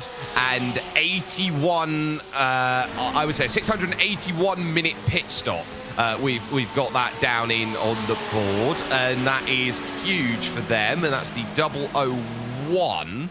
I believe, gridandgo.com esports team car that is back out and away. They are only the 615 laps down. You say that, but they are only 599 laps down to the car in front. So there's always that, Jake. They're within... No, technically they're only 20, because they've got to get by 50 forward red and then Team Redline, then Grid and Go 002, and then they're that far behind SCK Racing. Oh, no, the 001's in front. The 001's 37th overall. Well, on my time page at least. We might be saying something different, but either way, let's put it this way. They're not going to get anything from this race, right? I mean, they're not going to gain any other positions quite physically because there are not enough laps to even gain that amount of time, right? 3 hours 14 to go. We're going to have, in change, 150 laps, give or take, somewhere in that range to go before the end of this one. You're not going to gain 500 laps in 150 laps, and that I can tell you for sure. Yeah, no, it is very, very telling that they are out there, and quite legitimately, they're in it for the safety rating at this point. The I rating and the safety rating is probably the only thing you can drive left for in that team, as we focus on Luke McEwen now peeling off to pit lane, trying to jam it on the brakes. Hits the marks perfectly. The lights flash for a moment, which indicates that they are on the pit limiter, and then they turn off and look for the 6th to last box out there here as they now move over to the left-hand side, see their crews, hit the marks, and McEwen then in for the stop at BMW M Team Redline, which leaves Drago Racing out there at the moment at the front. But Drago's hope in terms of winning this race is that their fuel numbers are better than their rivals around, so they've got to stay, I would argue, within 13 seconds of the race lead. That will give them a shot of winning this one outright, because we know if you're going to have to take tyres, it takes at least 21 seconds to take tyres. So so long as you are taking fuel that is about 15 seconds less than what you're looking around then for the other teams, you've got a chance to make this happen, go home, win this race. Yep, and we're into that stage now with 3 hours to go where we are in towards that home stretch mentality. Right, only a few stints, handful of stints left to go, and you can really game it out, and you can really work out who's getting in the car when, if you're doing a driver swap at all. You know, Luke McEwen's not going to get out of the car, at least this time by, that's for sure. Would not be surprised if somebody jumps into that red line car for the final stint, or for the final 2 stints, I should say, giving Luke a little bit of a break. At the same time, if he's the one that's on the pace, why not leave him in the car that little bit longer? He's come out some 11 seconds behind Julian Cernan from the pit lane. Nicholas Mateo is going to fit right into that gap as well. So this is a really, really intriguing part of the race. Mateo's gone through, of course, and he will go through for another few laps. His stint is much shorter, probably another 7 or 8 laps before we see him come down pit lane. But I guess the help for Drago here is that because they can go longer, they should be a little bit lighter on the pit stops towards the end of the race. They could gain some of that time back on the strategy on the likes of Coanda, and that could put Redline out of contention for that P2. But they have to make sure they're still close to Coanda, and maybe that's why the 08 crew, you know, went for the move so quickly. They knew that they had to get away from Drago because they have that inherent strategy advantage. Yeah, I think that's pretty much what we're looking at here. They've got to make the pass and gain the time. You can't sit back forever. You know, you got to, at some point, hit the numbers and say, look, it's about how far away can I get, how far away can I go, and that's the difference maker that we are seeing here in the iRacing Daytona 24 with 3 hours and 11 minutes and 11 seconds remaining on the clock here at this point in time. Passing the 2 Drago cars. Now that number 2 Drago car did tangle and cause that number 69 Drago car to be so far down the order. 151 laps adrift. They're about 75 laps off the pace at the moment is the 69 compared to the 68. But right now, they're playing that pool game, and they have got the gap down to now, for the first time, under 10 seconds here in this race. Under 11 seconds. At 10 seconds it was for a moment. So I'm looking around at it. 1:43.7's being done by Drago Racing, and the Williams cars, well, they did a 44 flat, so it's a consistent 0.3 of a second a lap, and that will add up. Yeah, it's 0.3 is huge, really, when you think about how many laps we've got left. If you've got 150 laps and you're gaining at 0.3 a lap, you're going to be gaining yourself quite a lot of seconds, quite frankly, over the course of the rest of the race. You're looking at 45 seconds. You're looking at about half a lap if you can gain that kind of time throughout the rest of the race. Now, of course, that's not guaranteed, and there's no real example that we can point to say that it is possible to do that over the course of a 3 hour, 10 window towards the end of an endurance race like this. But it just goes to show, when you could be closing 45 seconds, to be able to close a gap of about 11 seconds is going to be daunting for the cars up in front. And you can just see how well these two are working together and have done for some time. Alex Dunn, another driver who probably hasn't seen tarmac in hours, quite frankly, with how close he's running to the back of his sister car. And Drago doing a really good job to try and make this work for them and pull themselves up towards the Williams F1 Team Gaming. I'd be really interested to see as well, if they are able to get to the back of those 2 Williams cars, what happens with the 69 here? Do they join the fight? Do they try and push their nose around? Do they try and pull out and let the 68 race? It'd be interesting to see how they play that. It very much will, and of course we thank you all for joining us at the moment here with us on coverage. Over 1,000 of you here on iRacing's YouTube channel, and all of you who are on Facebook as well, who are watching too. Just want to say, if you've got any questions that you want to start asking, you're more than welcome to, and we'll try and answer them here over the next couple of hours or so as we bring ourselves towards the end of coverage here and the end of what is a truly brilliant race of action that we have had in all 3 divisions, which still are yet to be decided. And I'll give some credit as well. Map Performance on the podium right now. They've got Aaron Vasquez currently behind the wheel of the 129 LMP2. And this is what we've talked about. A driver of his quality right now, Aaron Vasquez, we've got him on screen right now. I hate to make the comparison, but he's very much like Govan Keeney in the sense of he has got all of the skills available to be a world-class driver. He drives with his heart on his sleeve every single time. But there's something about the high turnover of teams he's been with that is a concern. He is a young driver. He is someone who will probably get better as he matures and gets older. But when you leave all the teams, you can't say that every team's the problem. No, you can't. Yeah, absolutely not. But you can always see where the pace is, and clearly the pace is here, isn't it? And yeah, there may be a high turnover on teams, and that is always a concern. But really, the main thing to worry about for the drivers is where their pace lies. And I guess in a way, you could also say on the flip side to that, you've been in a lot of teams because a lot of teams want your services, right? I mean, yes, you've been and gone, and some teams may want you, then some teams may not want you. But at the same time, teams want your services. No matter where you are, you're still in top split. You're still performing at a really high level. And once again, we're seeing more of the same from what we've seen over the past few years out of him. And there's no surprise there, really, because it has been that consistent pace that we've seen for such a long time, which is fantastic to see.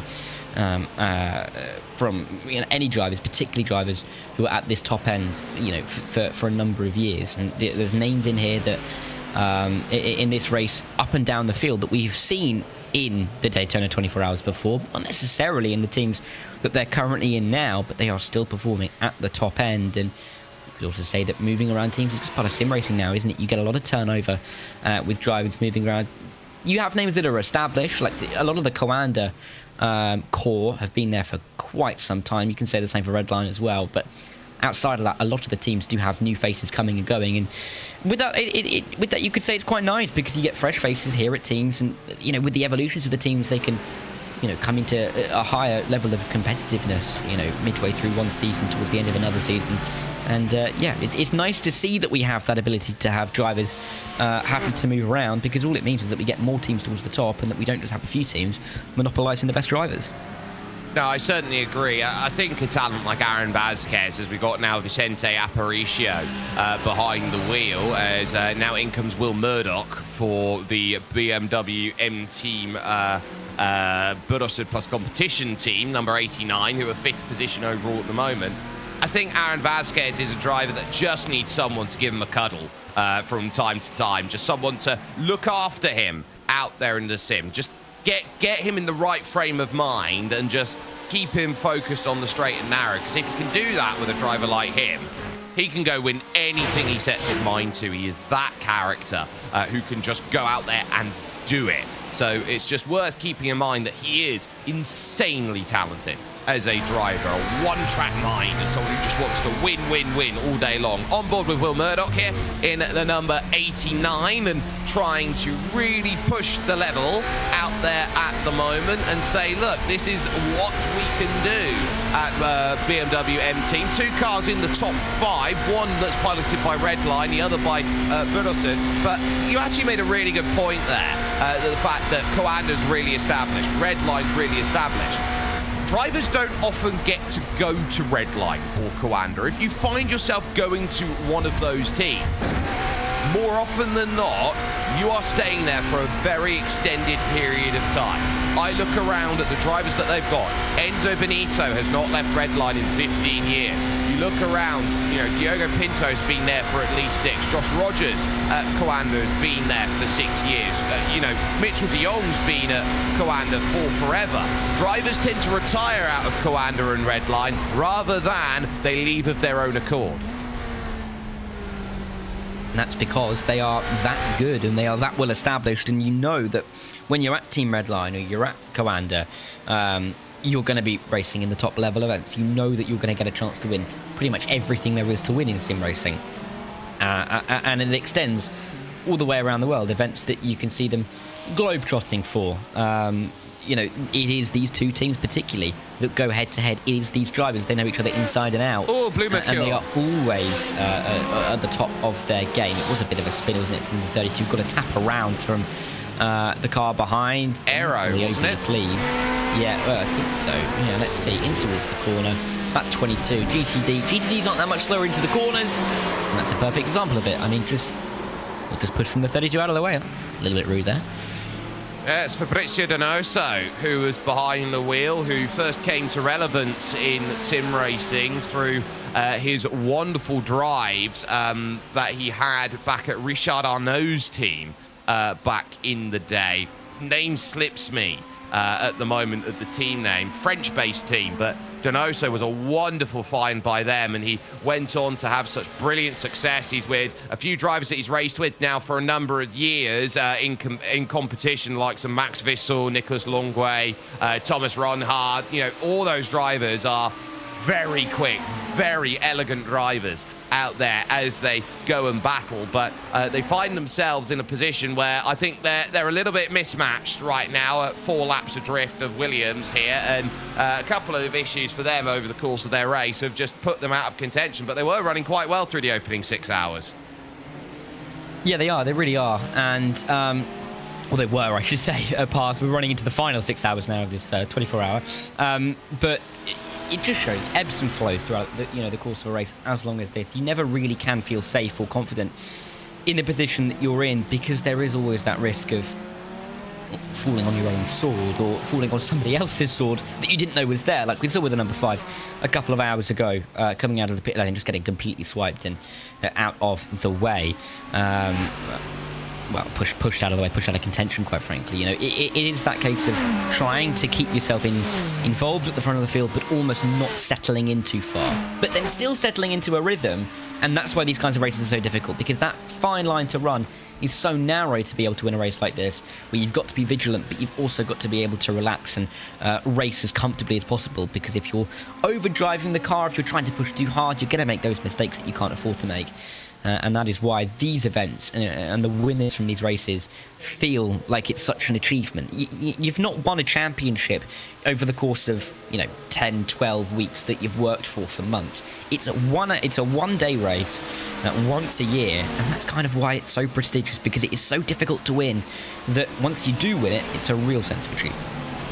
Couple of questions coming in. One from Ghost1222. What happened to the Blue Mercure 11? How are they 23 laps down? Well, the answer is they pulled it back behind the garage and just said they were done. We didn't see any incident that happened for them, so ultimately that's the day that they have decided that they're going to have to pull the car behind, and that's them done. At the same time of around effect simulations, which is why we didn't see too much of it. The Magic Dodo asks, is Verstappen still in the race? The answer is no. Verstappen was never in the race to begin with, but his Team Redline team still is in 3rd position at the moment and making good progress, at least for the moment. What happened to Alta out there is a very good question, because I came in and whatever that happened between hours 7 or about hour 9 and hour I would say a little bit further on from that, between hours 9 and maths is really struggling me, 18,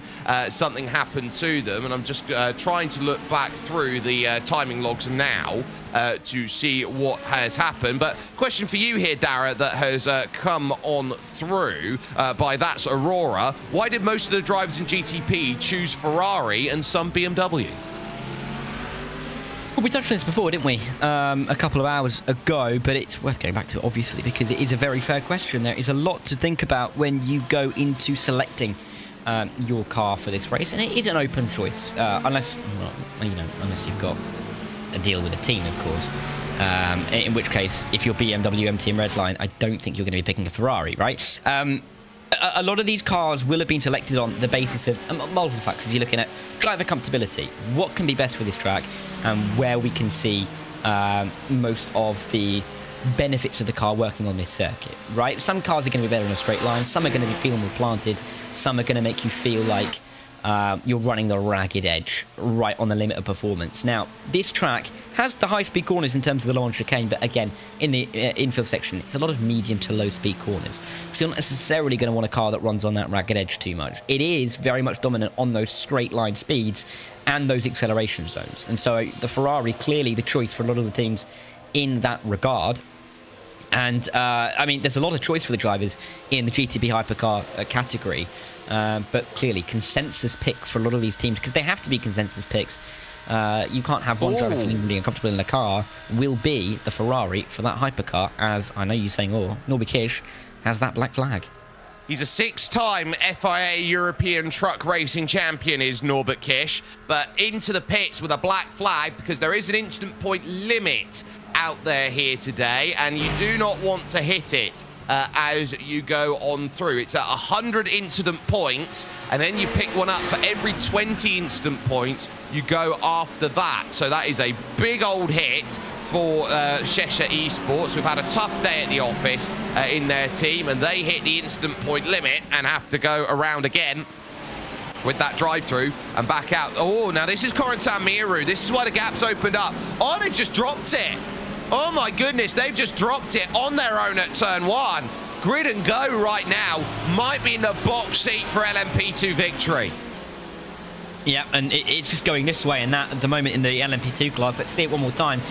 21 car going in towards the International Horseshoe, getting on the... Well, it was already done by them, wasn't it, obviously? But dropping the car in through turn 1 and then dropping all the time that came with it. It's just not what you need at all. And Grid and Go seeing the 909 fall by the wayside, which was their main challenger. Now seeing the 21 fall a little bit further away. And it's going to be feeling pretty good for Telkla right now, of course. He did make a couple of mistakes when he got into the car. He had to take the lead at least, I think, at least twice. And then there was, yes, of course it was twice. And then there was that mistake at the International Horseshoe as well. It's not been the easiest run for him. However, they find themselves in the lead. And Grid and Go, as we mentioned, after their success last year in the Daytona 24, they want to replicate a little bit of that today.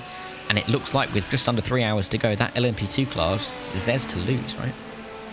It very much is, and it certainly sets itself up now for them to say, look, I've got 18 seconds of a gap, 37 to map performance. So long as we don't do anything silly here, this one's in our back pocket, and it's the only field that you feel that you can say this one, barring a mistake, Grid and Go have got this sorted because they're even on strategy call with Dulatrar as well. They can't make up any time that way in terms of the way that they are going. There is a question out there from Daniel Rocks, and I will pose it to you and I'll say my point as well after. Who's better, Max or Lewis? I really enjoy watching two of the best drivers in Formula 1 history go racing, and I really enjoy seeing them both rival each other in their own way. Is that a good answer, Jake? Is that what you're looking for? I think you're going to get splinters for how hard you sat on the fence there. I'm going to put it like this. Who's better, Max or Lewis? I will say Michael Schumacher.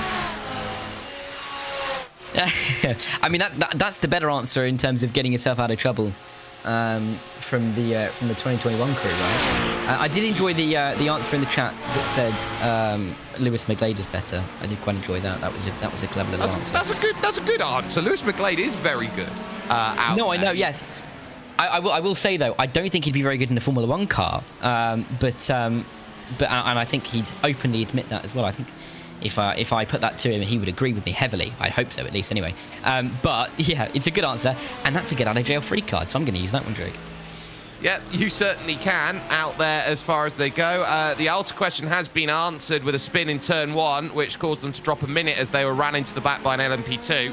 How many Ferraris are there? Well, there were at least 7 of them when we started out there and looked to try and make a push and say, look, there's a really nice battle that has gone on with them, but we have seen a couple of Porsches, a couple of BMWs. The Movano team have run an Acura out there, so that has certainly been a wonderful charge as they are going to do. So that's going to be pretty big as far as that goes. Here's one from Zone Donatelli out there. How are we two very good at commentary? Well, Dara, I'm going to ask it like this. How are you so good at commentary, mate? Well, I think that's a subjective thing, Jake. I couldn't possibly put any assumptions. It's very kind, of course, that it's being said in the chat. Thank you. We do appreciate that heavily.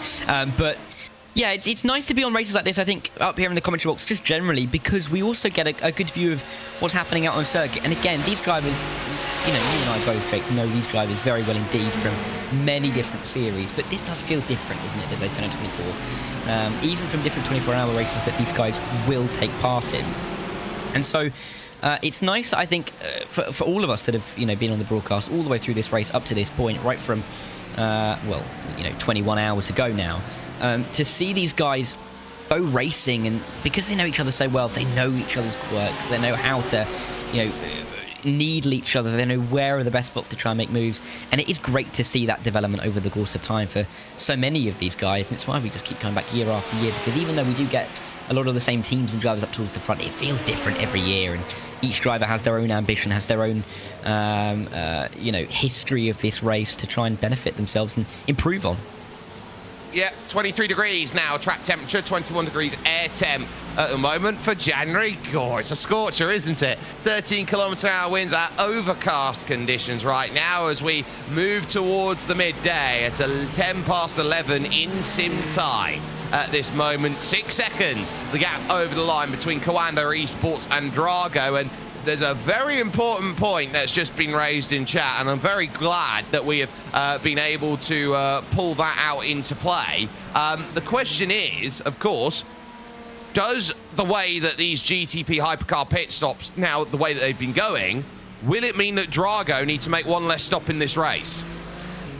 Very possibly indeed. Or even if they don't have to make one less stop, their final stop should be, that much shorter as we get towards the end of the race, and that could be the key here. Yes, Coanda have got ahead. Yes, Coanda have pulled away a little bit, but I think that real conversation has to be about Drago's final pit stop, and we're only really going to get a sense of it in a couple of hours' time or so, when we can work out how far they can really go on that final stint, because they have just come into the pit lane with 2:54 to go. They're able to do about 25 laps in a stint, which is roughly 38 minutes. Let's go with 40 minutes on that then. So you're looking at another, 4 stints, and then a really shortened final stint, possibly, or 3 stints and a shortened final stint, or maybe just the one less stop than Coanda and Redline, who have to do that extra short pit stop. It's difficult to say from this far out, but they clearly have that advantage. It's just how much of an advantage it's going to be at the end. Yep, so keep an eye on the clock and when they're making those stops, because it could be the difference maker between yes or no. Arthur Sniper asks, is Coanda Rexy out? Well, you've got to assume that there's a Coanda Rexy in the first place, so the answer is yes, it is out because it never started the race. And then question again from that Aurora, looks like the sky is grey. Is it going to be raining anytime soon? Well, we can look in. We got a lovely window into the next 90 minutes of weather here, and we're in overcast conditions, but I can confirm that about 12:15 we are going to get a bit of sun peeking out behind those clouds. So at least as it stands, it is going to stay dry, and this is the thing, it has stayed dry the entire way in this race, as Alejandro Sanchez has already made his stop and is just leaving pit lane now. It stayed dry in this race, but there are other races out there where it has rained. Yeah, and when you've got nearly 100 splits up and down, the iRacing network, with so many drivers taking part and so many teams getting involved, you're going to have splits where rain does creep in, particularly in January in Florida. No surprise that a couple of spots of rain would drop onto the surface. And we saw it, I think, was it? Yeah, of course we did. Last year, rain really shook up the race. You had Max Verstappen in that red line car overnight. He made a big error with Red Line in a good position that cost them a lot of time. There was the whole discourse about other teams leading the race, making little mistakes in towards the international horseshoe. Look at this picture. Well, yeah, Grid and Go will have 3 that. 3 Grid and Go cars. Yeah, they'll have that on their socials. They just need the Williams to get out of the way, right? There you go. That one. Right there, just with the Williams out of shot. There you go. But yeah, you've got so much that rain throws up. We haven't had that this year, and yet still we've had a really close race in all 3 classes. So we haven't really needed it for the drama. No, and this is the thing that you look at. We always talk about how the fact that rain is quote-unquote the great equalizer out there in racing, but you can't always bank on it. If every race was a wet race, I know Bernie Eccleston had an idea once upon a time that he'd get every single circuit to be sort of a skid pan wet, and so every race would be a wet race for the entertainment. No, that's not going to be what makes entertainment. The entertainment is what you do in whatever conditions that you get. And right now, in dry conditions, we've probably had the best race in years. Oh, absolutely. And the fact that we've got, 3 races going on at the same time, in effect, right, with the 3 different classes, and each one of them is as good as the other, with how close they are at the front of the field. It really is fantastic to see this level of competition right at the top end of sim racing, and this really is the top end of sim racing. It's the best drivers in the biggest sim race of the year, so yeah, incredible to have this kind of equality and this level playing field towards the end of the race. In GTD, you've got Drago Racing fighting Williams. GTP Hypercar, you've got Kawanda fighting Drago, fighting Redline. 3 teams that we've known for years, right? And they've been at the top for years. They've been fighting over this race and other iRacing special events for many occasions. And then in LMP2 Grid and Go, another increasingly big name in the world of sim racing at the front of the field. This is where the best drivers come to play, and we are seeing it in real time. It's not just the best drivers in the sim racing world, you get some of the best drivers in the real racing world too. Alex Dunn, of course, as we've mentioned, Formula 2 driver last year and of course this year, working with his Drago teammate in the 69 car to try and drag himself up towards the top 2 Williams cars. And that gap there, only 8 seconds. Alex Dunn's going to be feeling pretty good, I think, in that car right now. You'd feel very confident that you pulled that gap, which was about 18 seconds when they came out of the pits, down to 8. He has really helped to push them along, as in comes Ate Kalpanen, in comes Patrick Heinrich for their stops in GTP Hypercar and LMP2. But if you're able to pull that gap back, you're starting to send a message to Matthias Orjuela and Alessandro Bico. Williams are being hunted down by Alex Dunn, and Dunn will be looking at this going, yeah, that's great. I've got to hunt them. I've then got to pass them. And here's the thing. When you've got 2 cars and you're trying to get through, the role of Danny Antunes here on how he gets by those Williams cars is going to be the way that you start looking at what Drago do to get by. Because it's not just the fact that he's lapped traffic, it's the fact that he's pulling Alex Dunn with him. And that's why it's going to be so intriguing when they get up to the back. Well, I say when. If and when they get up to the back of these 2 Williams cars, how Drago decides to play this. Because a lot of conversation will be had if they use the lap car to try and push a couple of the Williams cars out of the way. Because if they get a sporting penalty for that, it's not going to affect the 69, right? So in a way, you can see them maybe trying something with the 69 to help the 68 work its way through, but at the same time, will they just let the 68 race? 69's done the job in dragging Alex Dunn and that 68 crew up to the back of these 2 leaders in the Williams cars. I think it'll be interesting to see. We're still not at that stage yet. You can see them in the background as we just see the Williams shoot through the front of the frame. You could see the 2 cars behind at the back of the frame working their way off the banking on towards the back straight. But it's, yeah, an interesting conversation that I think will be ongoing at Drago right now, and Williams are going to be thinking about it as well, wondering how on earth they're going to manage this towards the end of the race. And yeah, I think one of the key storylines to watch out for in the final 165 minutes of this one.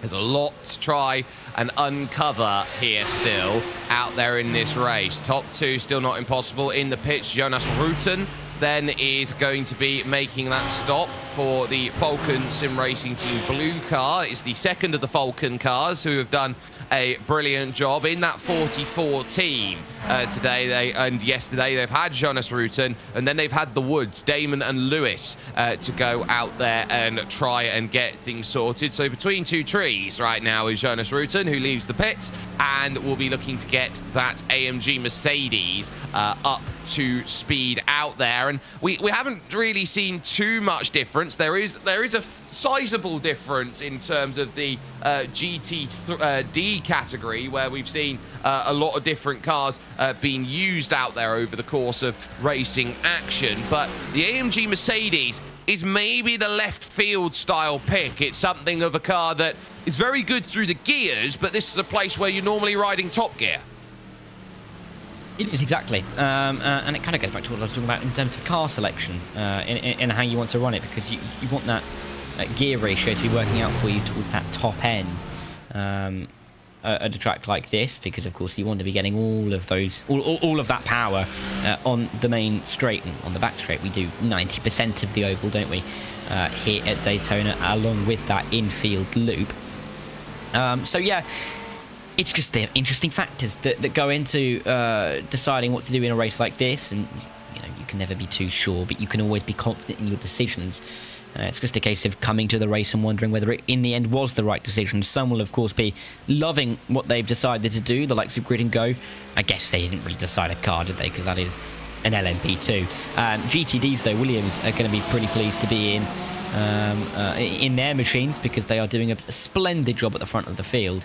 And yeah, those Porsches serving them very well indeed at the front of the field. It's just a case of whether those Dragos can catch up. Of course, different machines with their different advantages, they'll be coming to a head soon. I just had a question from a good friend of mine, Mick Claridge. He's an ex-Jazz drummer, and he is lightning fast in the Lotus 49 out here on iRacing. He went, what do you think the difference is here, mate? Better drivers in the Drago Lambos at the moment, or are the Porsches more brick-shaped, slowing them down on the oval sections? Now, you can't deny that the Porsche is a little bit more brick-shaped. It is an iconic design. They haven't changed that design since, I believe, all the way back to the Volkswagen Beetle, when they first decided to create Porsche as part of that Volkswagen group. But it is going to be one of those sections out there which you look at for this car. It is very, very good at riding the bumps, is the Porsche. That's why it's done so well. It's the first time in a long time that we've seen the Porsche 911 GT3R 992 as the viable pick option to go in GTD. So it's very nice to see that a lot of teams and drivers have gravitated to that and want to drive something that is pretty much as usable as possible, as we watch Cody Deeth come into the stop and get things sorted there for the car that is in 5th position. But one of the things that you will also be looking at is the Lamborghini. It does punch through, but I wouldn't have said it was the #1 de facto car to go with, as in comes Drago now to make their stop with Alex Dunn. So they're going to make that call once again. We're going to come in, we're going to make that stop, and we're going to need to get this service all sorted as we then look to get and go. That Lamborghini punches through a little bit better. It's got that Audi engine that allows for that opportunity then to really start working for it. And, ultimately, with the way that balance of performance has gone, it's 18 kilograms versus 15. They are very similar. I think the extra kilograms, in a way, help the Lamborghini, which can be a little bit highly strung in terms of what it does on the rear of the car. So I think that's why the Lamborghini is so good, because the weight penalty almost helps it in a way with consistency and stability out there, as Alex Dunn actually beats off the lane Daniel Antunes then to get the clearance sorted, running as if it's a test session out there at the point, as Williams have just gone by and now have the clearance out there at the front of this field. So that is going to be huge. But, Dara, as you said, you look at that Lamborghini, it does a good job. Yeah, it does, and you can just see visually that it is sleeker, isn't it? Just by the eye. So I can exactly see the point that was being made before, right? The Porsche is brickier, and it's a little bit more like a block. Down the straights, this Lamborghini looks a little bit more, well, Italian, right? Looks that little bit more polished and fresh. And Antunes, I'm almost confused as to why he managed to come out behind Alex Dunn on pit lane, because, of course, he was sitting in pit lane waiting. Waiting to just make his way through, right? Waiting for Alex Dunn to... Well, I guess in a way, but he was sat there for 4 minutes, wasn't he, Antunes, waiting for Alex Dunn to come in, make his stop so we could come out at the same time. And they seem to have struggled to make that. I'd reckon that's a mistake from Daniel Antunes. I can't imagine that was planned for him to sit and wait for Alex Dunn and then yet come out behind. So, a little bit confused as to why that happened, but it doesn't look like they're swapping back. Alex Dunn looks like he's pressing on right now. Yeah, well, he kind of has to now at this point, because he knows that as far as his pit stop goes, he's got to wait for Williams then, and they're about 20 minutes behind. So that's a third of a tank that basically they've sat in. Loic Rabier into the pits for Movano Rossa, not to be confused with Movano Rosso, which is currently the number 30 car piloted by Samuele Villa. at this point in time. So Rabier then looking to bring the 75 car home and dry at this point in time, and doing what is needed. Comes off the jacks. You can see the purple as well, which is out there very much, or actually you could say it's magenta pink, which is actually quite funny actually, because you can't actually get magenta pink out there because it's two ends of the color spectrum. So what you find with the color pink is that we just create pink out with our eyes rather than actually having the natural color pink out there in terms of what we do. We just magically create a color for it because we're clever. But at least at the moment, Rabier leaving the pit lane here in 6th position. Very narrow pit exit. Very fortunate that the green commitment cone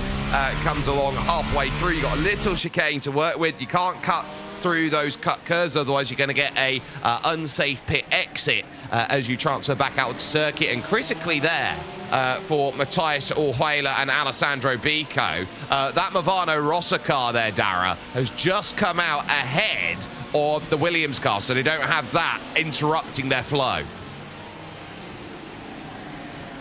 They don't at all, and I think it's good news for the Williams team to be able to be in this position. Of course, they have that slight offset as well in terms of that strategy to Drago, who we have just seen come into the pit lane.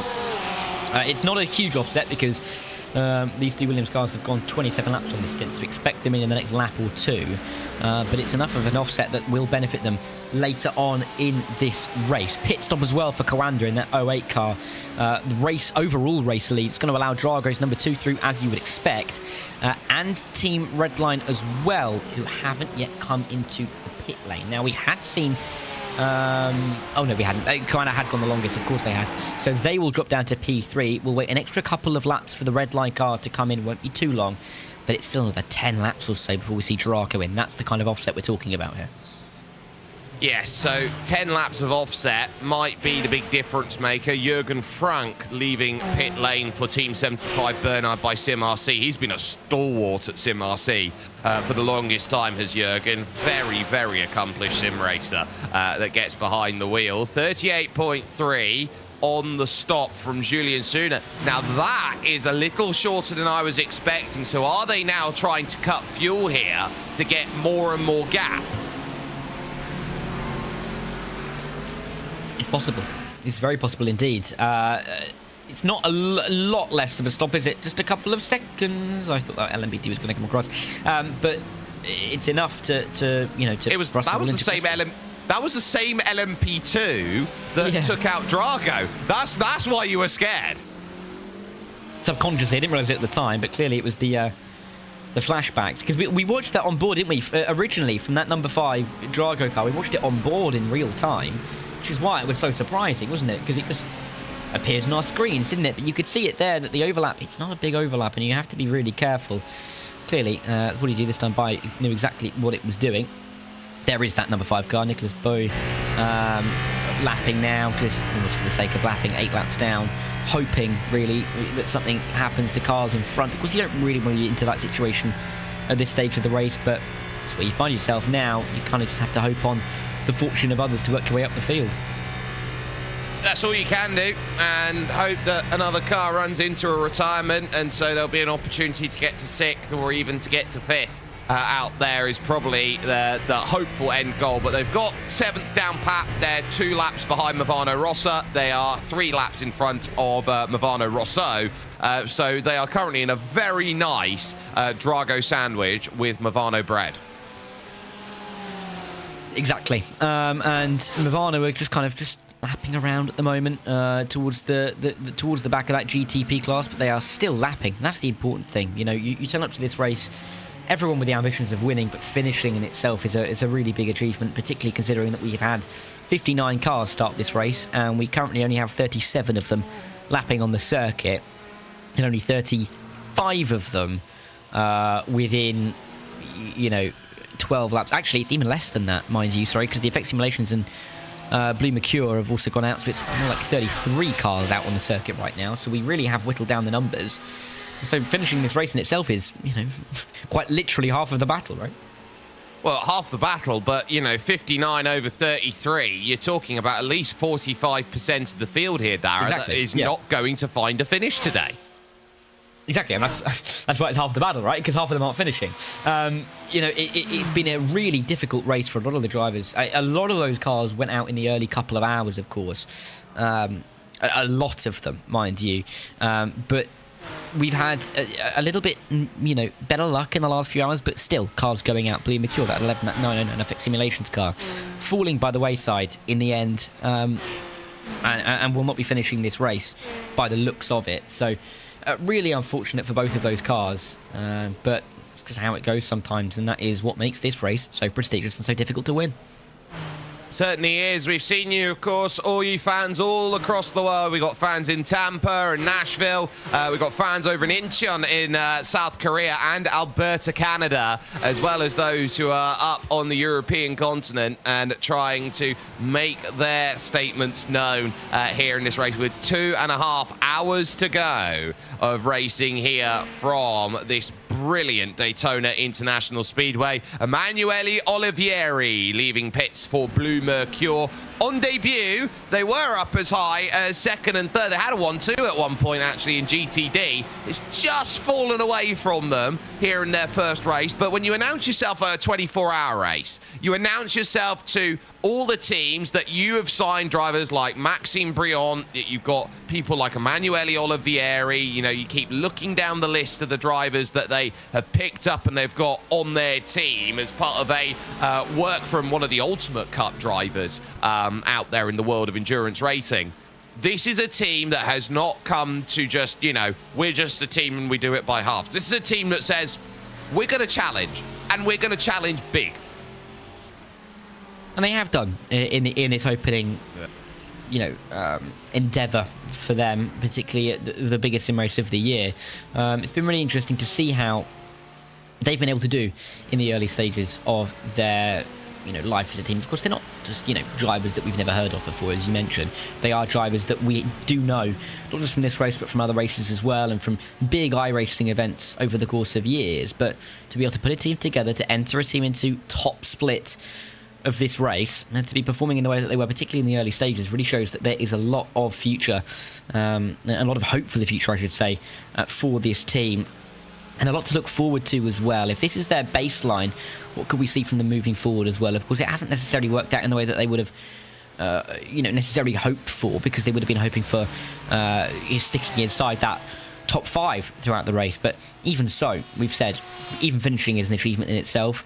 And we have seen really good moments from them, enough to think that obviously this isn't the last time we're going to be hearing about them, and definitely could be challengers in races to come.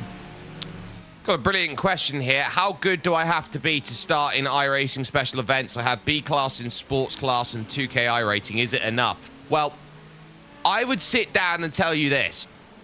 Anybody with any iRating has the ability to go out and race an iRacing special event. So long as you've got the safety rating license of a D4.0 and above, you meet the requirements and you can go out there and race. You're not going to reach top split with 2K iRating. The average strength of field when I entered yesterday from the teams was 9,000. It was a huge strength of field to get themselves set and ready for it. But you only need that D4.0 or higher safety rating to say you're safe enough to do a 24-hour race. And Dara, this is the key.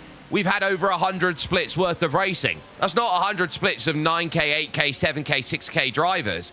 It's also the 1K driver, the 800, the 500 that goes out there, and this is their one big race of the year.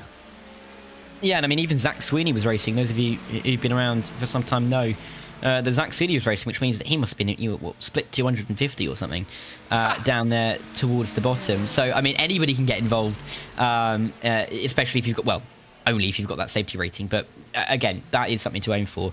And like we've said before, every single split, you're going to have competitive racing because they are balanced. Driver changes. Yes, they are. In that Williams team, which we were talking about before, isn't it? Beckham Dressier and Parker White. We talked about how at 4.5 hours to go, would they change with about 2.5 hours to go? Well, there you go. They have done exactly that. And it'll be Beckham Dressier in the number 1 car trying to get home for that Williams team. And those two will be working together all the way home. And, White and Dressier, do you really want... I don't think there's 2 better drivers, really, to try and bring you home in a race like this. Well, you got a former eNASCAR champion in Parker White. You got Beckham Josiah, who pretty much can qualify himself for anything on any given day. It's a question of how good are they going to be? And they are going to be rolling out in formation here down the pit lane to get themselves up to speed. How much is the margin to Drago? 41 seconds perfect is the stop. And Alex Dunn has got himself again behind Danny Antunes trying to push. And I'm looking at that gap, 16, 15, 14. Again, they lose 6 seconds in the stop every single time. But what they do is they pull about 10 seconds back every single time. So this is where you are talking about what are net losses, net gains. They are going to get to right on the back of this team. 14 seconds. They are going to get right on the back of this Williams team by the end of the next hour. Yeah, they are, and that's going to be the concern for the Williams team, that they are going to have to start fighting away. Talking about Williams, actually. Balezziotis, of course, racing for Blue Mercure in that number 8 car into the pit lane, of course. I'm right in saying, Jack, aren't I? Formerly of Williams as well. So yeah. Even those drivers that aren't at the Williams stable anymore, still doing well in this race, right? Particularly in the GTD class. So been a good day for Williams and their alumni across this 24 hours of Daytona. That's a bit. That was red line. Yeah, that's not comfortable. BMW M Team red line. Luke McEwen, cold tyres out the pits, having a big wiggle, trying to get up to speed. Jesse Telkala in the pits then, as well as Martial Hubert. Then for Blue Mercure, Corentin Miru hits the lane as well, trying to chase for Dullatra Automotive. But cold tyres on a circuit like this, overcast conditions, not much heat in the track at 24 degrees. As has been said before, I said in the opening hours of this race, myself and David Haynes at Mazzano this year for racing action of the 24-hour E-Series came up with the ratio of the dog walking to egg frying scale, and which is how hot the track is depends on whether you want to walk your dog on it or whether you want to fry an egg on it. We're in dog walking territory. Yeah, that's for sure. You wouldn't be too scared to take your socks off at the moment and walk on this tarmac, because sometimes it does get far too hot. It's like hot sand, isn't it, really? When you get to a beach and the sun's been baking that sand all day, you don't really want to be walking on that sand without protection on your feet, right? Because the sun's not been up too long, and you can kind of see, not directly, but you can tell from the fact there's no shadows, we aren't getting direct sunlight. It's cloudy at the moment. So that track temperature isn't really increasing as much as it otherwise could be. We are still seeing it kind of match the air temperature at the moment. So it's not going to be killing the tyres. It's not going to be, it's also not too low grip that you're going to be worried about the tyres, right? It is kind of that sweet spot at the moment for the drivers. You wouldn't want it to increase too much to the final 2.5 hours. But yeah, like you say, it's not too hot, it's not too cold. It's just right. It's perfect for racing, as Will Murdoch then leaves pit lane, still in 5th place and still doing a very nice job trying to stay close to the 091 Porsche Coanda car at the moment, but they are almost a lap down on them as far as it stands. So I have a bit of work to do to get themselves back into play. Augustin Bernier, another really quick driver that's joined Blue Mercure. That, as we said, they don't do anything by half. They've picked up the best French free agents out there on the market. Gail Valero has joined them in terms of the team as well. And they have picked up some really good stables of drivers. I think they're going to immediately challenge. They're immediately in as a tier 2 team out there in sim racing. And they could argue their way to tier 1.5 with the right results. They absolutely could.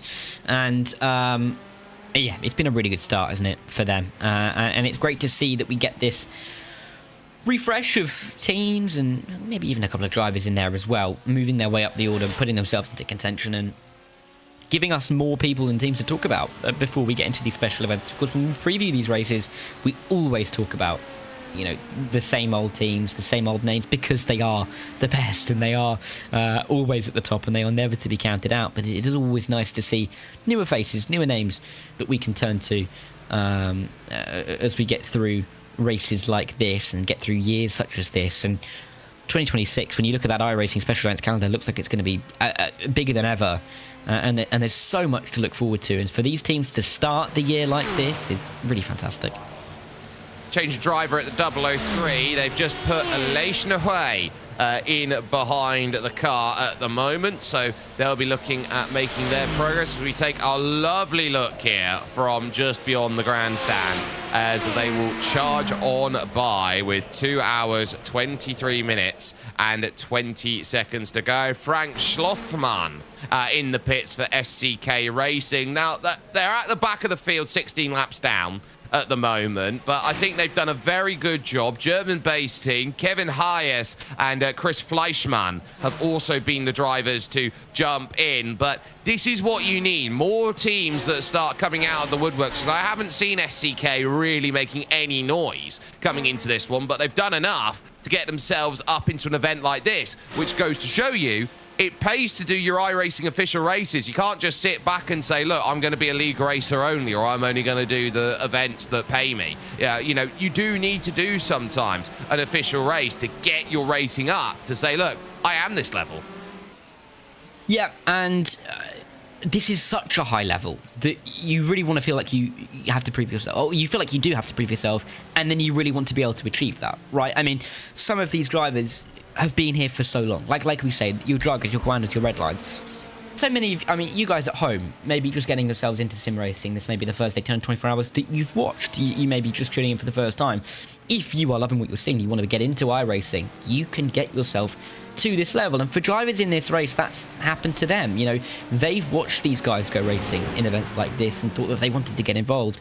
They've, you know, got themselves a sim rig, they've got themselves racing, and they've realized they're good at it. And they've worked their way into these positions to be racing the drivers that they once saw and, you know, use as inspiration for themselves to go racing. So when you get into races like this and you see that level of competition, and you want to prove yourself for the first time as that 129 gets on the marbles and slides wide, being able to prove yourself against drivers that you've known just for so long, whether you've raced them or not, is such an important feat, I think, in a driver's mentality. Matt Performance, who are third in LMP2, finding out why it's difficult late on in a race like this. Look at the build-up around each and every single corner. Those are what we call marbles. So when you've got a tyre, like the Michelin tyres that are being run on the likes of the GTP hypercars, for example, every time you're going around a corner, you are putting wear into the tyre. And what happens? You wear through the rubber. That discarded rubber flicks off the end of the tyre and is discarded into a little ball known as a marble. It goes out to the edges of the circuit. The longer a race goes, the more tyres you chew through, the more marbles you're going to have. And essentially, we call it marbles because it's like being on marbles as you go through that section. You can't get a consistent contact patch of the tyre, Dara, and effectively, you are just prone for a spin. Yeah, you are, and they are just those little balls of rubber. You can back up onto your tyre, creates that rough surface onto the tyre, and therefore, as you say, it makes that contact patch that little bit smaller, and so it makes it more difficult to stop, makes it more difficult to turn. It's just that exponential downfall in terms of pace and confidence you can have in your car, and that's why it takes a little while to clean up those tyres and to get back on pace. And getting out into the marbles can be so treacherous. Of course, it's not like in this race we've had full course cautions and safety cars in which we can get the crews out and they can sweep the track or anything. That's just not going to happen. Those marbles are going to stay there, and they are big swathes of, I mean, you can see them visually. You can see almost each individual piece of rubber. You do not want to go offline whether you can help it. And you can see even those two lapping each other, the 129 passing the 48, they're both staying within that generic racing line, that darker patch on the track, because if they go out into those marbles, it's going to hurt you for another couple of laps. There's been 4 time slots out there, and I can confirm after 3, there were about 85 different splits worth of racing. We were well over 100, I believe, by the time that we got ourselves forward. For those who didn't see what happened to Drago Racing, with about 6 hours to go, they had complete control of number 5, but they found themselves into the wall, courtesy of TC Esport, Betmaster TC Esports, who are 4th. Actually, at the moment. So I want to give some credit, actually, to Betmaster TC Esports, not to rain on their parade the entire time and say, oh, they're just the team that took the leaders out. They've actually driven a really nice race, the Argentine-based team. This is what happened just as dawn broke. that was the morning chorus, the screams of Drago Racing number 5. Yeah, and the screams of those tyres going into that initial tyre barrier. Well, I mean, at least they kept it out of that big barrier at the end of the exit of the International Horseshoe. But that is the most silver of silver. It's pretty much a bronze lining at that point, with the amount of damage that they'd already picked up onto the car. And they're out of contention, down, 8-10 laps down now. And so not really too much to race for them, especially when they were looking at a race win with about 6 hours to go. Gutting, really, when you've worked so hard over the opening 3/4 of the race. But these things happen. And I guess the difficult part of that to grapple with is that they've got to wait 12 months to try again, right? They do, or they can go and look at the iRacing special events calendar, say I can challenge at Sebring, I can challenge at Bathurst, I can challenge over at Spa, Thruxton, there's the Brick Car 24 at Silverstone that they can go and challenge at. There are ways to go and challenge. Basically back and say, look, I'm the team that you can go and beat. I mean, look even at the marble runoff that's gone on to the top of the 003. It was a nice, pristine blue and yellow car that had itself sorted to start with. That 003 now, it's blue, yellow, and it looks like it's a little bit mucky for Elation Away. It does, and I think for Grid and Go right now, the position that they find themselves in, particularly in this LMP2 class, they were at risk, heavy risk from that 909 that was running really well even just an hour ago. Now they're in a position of complete control, 21 seconds ahead of that 21 Delatraz Automotive by Majors garage car. They have a lot of room to work with, and again, it's so much easier said than done. Just getting to the end is what they need to do. There doesn't need to be any kind of push from Aleix. He doesn't need to overdrive this car at all. Just run it home. 22 seconds with 2 hours 16 to go. You can afford to lose a couple of tenths a lap every single lap to the end of the race because there aren't enough laps to gain back that time. And so they're looking really strong. They're looking in a really good position. And even on the strategy for that 003, they're on the same strategy as that 21 car. Exactly the same pit lap, and it's all getting a lot closer together. Oh no, sorry, that's completely my fault. I'm looking at the wrong column. They've gone one lap extra, that Grid and Go car, than the 21. So if anything, they have the advantage on the strategy. So there's not even any concern there. This is in their court, and they just have to get it to the end. It sounds simple, won't be. It won't be, but they are pulling away at the moment, and so Aleix is doing everything that Grid and Go needs to do. And I did say that Grid and Go were going to win, although I did say that they were going to win GTP Hypercar. I may have just got the wrong category out there when I made my first prediction just before the drop of the green flag. But at least at the moment, I'm looking around at this time to go. Drago are really doing well on their stints here in the number 2. They are really putting Coanda under pressure here to chase this down. 53.5 seconds, the gap at the front of the field. And if there's an extra stop to be had, you've got to clear the speed delta to go through the lane. That's running at 50 miles an hour or 88 clicks as you go by. I would look around at this and say, Coanda, I think, have been outdone on strategy, and it's not often you get to hear that. You don't hear Coanda and Redline have been out-strategized. No, it's rare, and it's rare because they know exactly what they're doing. They've been doing this for a very long time, and they are the best of the best. They are the best teams in the best sim races, and they know how to perform. They have teams of engineers, they have teams of guys behind the scenes trying to work out the best way to go about a race like this, and they are succeeding time after time after time. Drago, though, of course, they are not. Let's not pretend this is like a rags or a Cinderella story for Drago Racing. They are another big team that we know a lot about in the sim racing world, but they just haven't been able to, particularly in the last couple of years, necessarily match the consistency, I think, of Coanda and Redline. They've always had this pace. They've always had this lurking and the ability to do this, but it's just not been there every single time. So this is a fantastic race for them, not just in that GTB Hypercar class, but also in the GTD class, where they are still in range to try and claim a GTD win, at the very least a GTD podium. And even with the drivers and the cars that have fallen by the wayside with the incidents that they've had to suffer, we are still seeing some really dominating or dominant stuff from them as we see them come into pit lane. Finally, and we'll get to see what the gap is with them, Coanda and Redline when they come out of pit lane. I wouldn't call it Cinderella rags to riches, but would you argue it's maybe Cinderella upper middle class to the riches?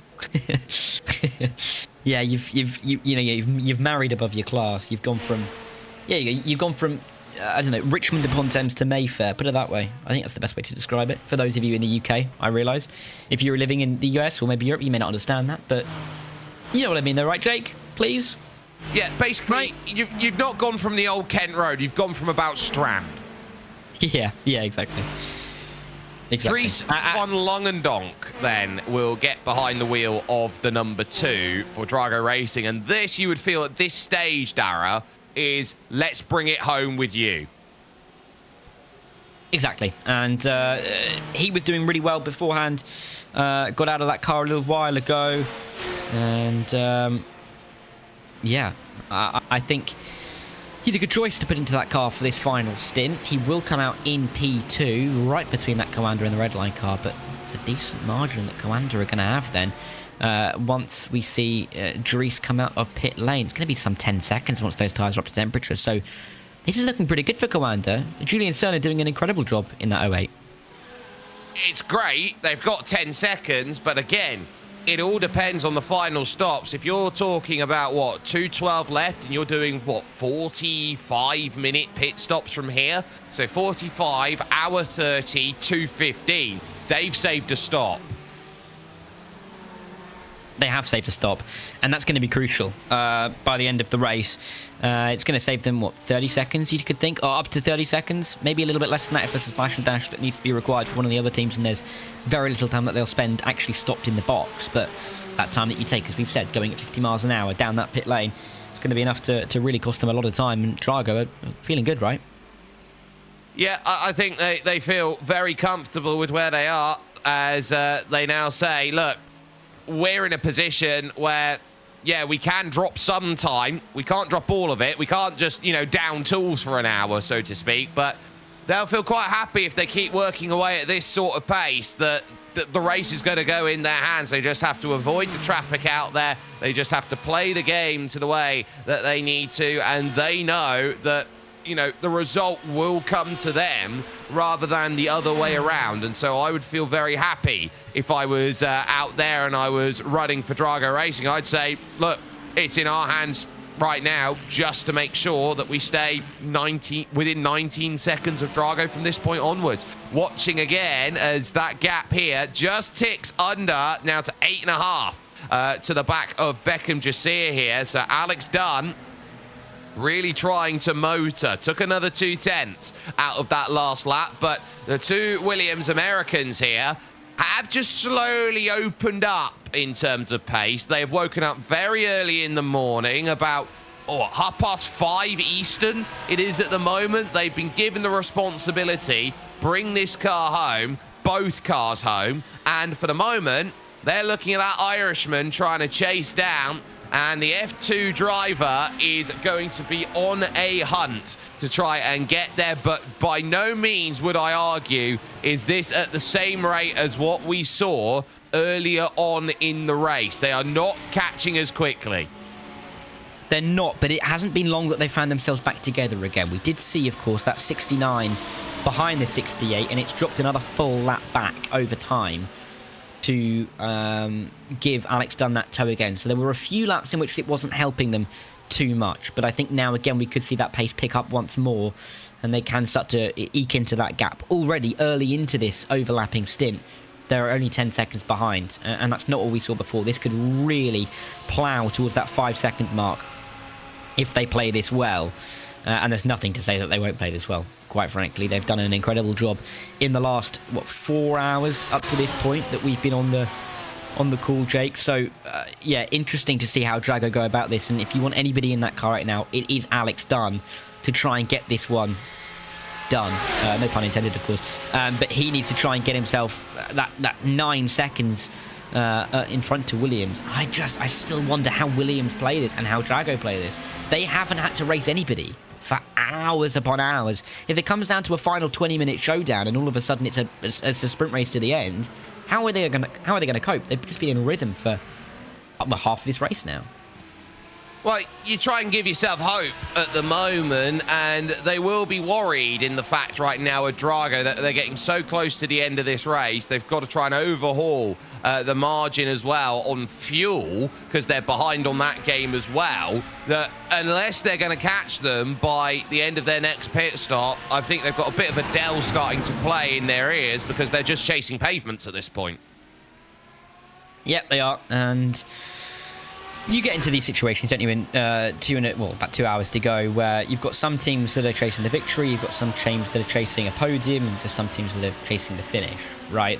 They're begging for that white flag, that checkered flag to come out from the flag stand. So, yeah, it's interesting when you get here to see where different teams are, where their ambitions lie with so little time to go in the race. But, hey, we've clearly got battles for the win. GTP Hypercar, GTD particularly, and even LMP2. That gap is 20 seconds. It's not big. One moment from grid and go, and that race is blown wide open. So, as 24-hour races go, this is probably one of the best we've seen in a very long time. Certainly agree on that front. It's still not decided by any steps. Look at that plane. Get yourself a Boeing to land then for you there in the rear view, as we see the likes there of that grid and go-kart making progress. The 003 out there on circuit. We've just got another one of the hypercars then leaving pits. That's the Porsche Coanda 091 with Joshua Rogers currently behind the wheel of that, and there goes Vicente Aparicio just in front of him. Now, on the opening laps here with these hypercars, you have to absolutely tiptoe for what will feel like half a lap before you can finally feel like you can put some heat into the tyre. Yeah, exactly. And you've got to give it a little bit of time to be able to really push. We've seen down into that Western Horseshoe too many times, haven't we, that drivers have been a little bit too keen on the throttle and on the brake even, to that rear end sliding around.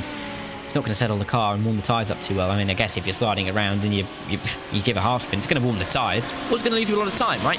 And that's what you're going to be actively trying to avoid. And it's just that patience and being able to be patient despite the fact you know that you have to push on. There's not really an option. That can be difficult for teams and drivers to have to grapple with at this stage of the race, when you know exactly what you need to be doing and you clearly have a defined goal. But being patient is part of it, isn't it? Very much is. A battle of two Belgians, Sunan versus Van Longendonk, then out there at the moment. And two Belgians that I can only assume out there by the French-sounding name of Sunan and the Dutch-sounding name of Van Longendonk, because Belgium was created as a treaty of three countries in order to be a buffer zone out there overall in terms of the geopoliticalness of the European sort of station. Sunan's from the French-speaking part, which is the south, and Van Longendonk's from the Dutch-speaking part, which is the north. Indeed. You've got, it's kind of like the south, east and northwest, isn't it, really? You've got the Wallonia region. Where Spa is, of course, Spa-Francorchamps. It is very French-sounding because that is the native tongue. Down near Liège and the towns of Spa and Stavelot and Malmedy and everything that goes with that. Not a million miles away from the German border either, but firmly French-speaking. I mean, in northwest Belgium, you get, villages on the French border, very firmly Dutch-speaking, or Flemish, of course, in that part of the world. So, I think actually I'm going to nerd out here, but I think Belgium's quite an interesting country linguistically. Anyway, you're right, because it kind of is a combination of the two parts of the country. I mean, there's different broadcasters in Belgium, one French-speaking, one Dutch-speaking. So it's really interesting how, A, that country works, but B, then you can chuck them into a battle like this, and all of a sudden, they're not as friendly as they once would be. I mean, they're probably supporting the same team at the World Cup, but they're not going to be supporting each other in this race, and there's going to be a lot of I think heated chatter on team radios and team chats right now to make sure that they can put themselves into the right position towards the end. 13 seconds, margin at the front, and there is the BMW M Team Redline car that's only 6 seconds back off of Drago now. So Luke McEwen trying to desperately keep Redline in the conversation here, but the issue has been that ever since Coanda made that pass, and took the lead, they've put 10 seconds on red line. Yeah, they have. And it just goes to show. I don't think what we saw earlier was well, now in hindsight, was necessarily an improvement from redline. I think it was more of a regression from Coanda and particularly Drago. Coanda now have that advantage. Drago is still regressing towards redline. He's gone. Disappeared. That is a... Oh, no. No, he's all right. He's all right. But again, another little blip of a worry from Porsche Coanda. You don't want to see it too often, but that would have been a concern for them. It would have been. And they want to avoid things like that. But in the sim racing world, some of the biggest killers can be connections. Oh, Blue Mercure. Sorry, Sesha are in with a penalty at the moment. I think they've got that for speeding. But Blue Mercure, the number 9, I believe, is coming down in for a drive-through penalty here for a black flag incident point limit being hit. Yeah, and we're going to see a few teams reach that in the final 2 hours, right? That's just part of the fact that we race in 22 hours. And so we may see a couple of incident limits hit, and that could be important for some of the leading gaps because they are within drive-through range. Yeah, and you've got to remember here that as far as you go, 100 incident points for 24 hours. You've got 100 incident points to play with. It sounds huge out there as in comes Nicholas Bowe for the stop for the Drago number 5. 100 incident points sounds huge. You start bringing it back, it's a 24-hour race. What have you got? 4.1 incident points an hour? Which is nothing, really, isn't it? Around a track like this. And you pick up multiple for little bits of contact, don't you? So, yeah, no wonder, really, that we're seeing a few teams pick up some of those drive-through penalties and those black flags. Just part of the game. As Alexander Spetz will get into that number 5 Drago car now, but again, that's the car that's been, quite frankly, hit out of the race a few hours ago coming out of the pit lane. So that's not going to be relatively too significant by the time we get to the closing stages here. I'm interested to see now in the next 30 minutes, 40 minutes, as we get through this next stint, how far Coanda can pull this gap to Drago. Because that gap's 13 seconds. It was 7 or so at the end, at the start of this stint. They are pulling that gap out, and it's an incredible job done by Julian Cernan right now. If they can pull that gap further, do they have enough to offset the strategy? They very well might at this pace. Yeah, they're going to be looking around at this, thinking, what can they do as they look to try and pivot into the final stages of it. If you are brand new, of course, to iRacing, you want to get yourself involved with iRacing, there is 25% off of all brand new membership. Normally when you're going around here, so make sure you watch out for any deals that will be coming on with iRacing, of course, as you want to get your first start in and gain the ability to sim race out there overall. Alexander Spetz, the sort of driver where his time will come. He is too good not to not win. Yeah, but again, very well could have won this race, right? I mean, they were this number 5 were winning the race quite comfortably, and they were looking like they were in a strong position to go on and take the victory at Daytona today. But things happen, right? These moments happen over the course of a race, and we saw it with the 42 coming across. Couldn't have been expected. It's not Spetz's fault, not anybody in the number 5's fault, and yet they're out of contention for a race win. And you're right, he is the caliber of driver who should be winning races like this. And he could have done, and that's the entire point. It's the ability to finish off a race, get to the end, and get through without incident, which is part luck, part skill, part putting yourself in the right place at the right power time. Of will. Yeah, exactly, right? There's so many elements to that which isn't necessarily down to the driver's skill, and that's why this race is so big to win. It's a huge race, and right now you're seeing the Spa 24 2025 strategy played out perfectly right now by Williams F1 Team Gaming here. They have completely nerfed the effort of Drago, and these two American drivers have done just about enough to hold off the Drago charge. Just under 2 hours to go. Let's run through category. Let's go GTD up to GTP with 2 hours to go. Williams are with their 2-car leading, with their 1 car in second. They are pushing each other for a chance to win the 24 Hours of Daytona. Drago Racing and Alex Dunn are doing everything they can. They've pulled every trick in the book to get themselves close, but close isn't quite cutting it right now for that number 68. This is just torturous right now. They are dangling close, but not close enough. Blue Mercure on debut with Vasilios Beletsiotis is in 4th position right now and having a wonderful drive, knowing that they are going to challenge this year and for years to come if the team continues to stay with the strong core that it's got. And the top 5 currently rounded out by Cody Deeth and the Falcon Sim Racing Teal team. Right now, they're having a very nice run of things. There are some very good teams that are scattered in and around that we'll give some love to a little bit later on. But Dara, why don't you run us through what's been going on in LMP2?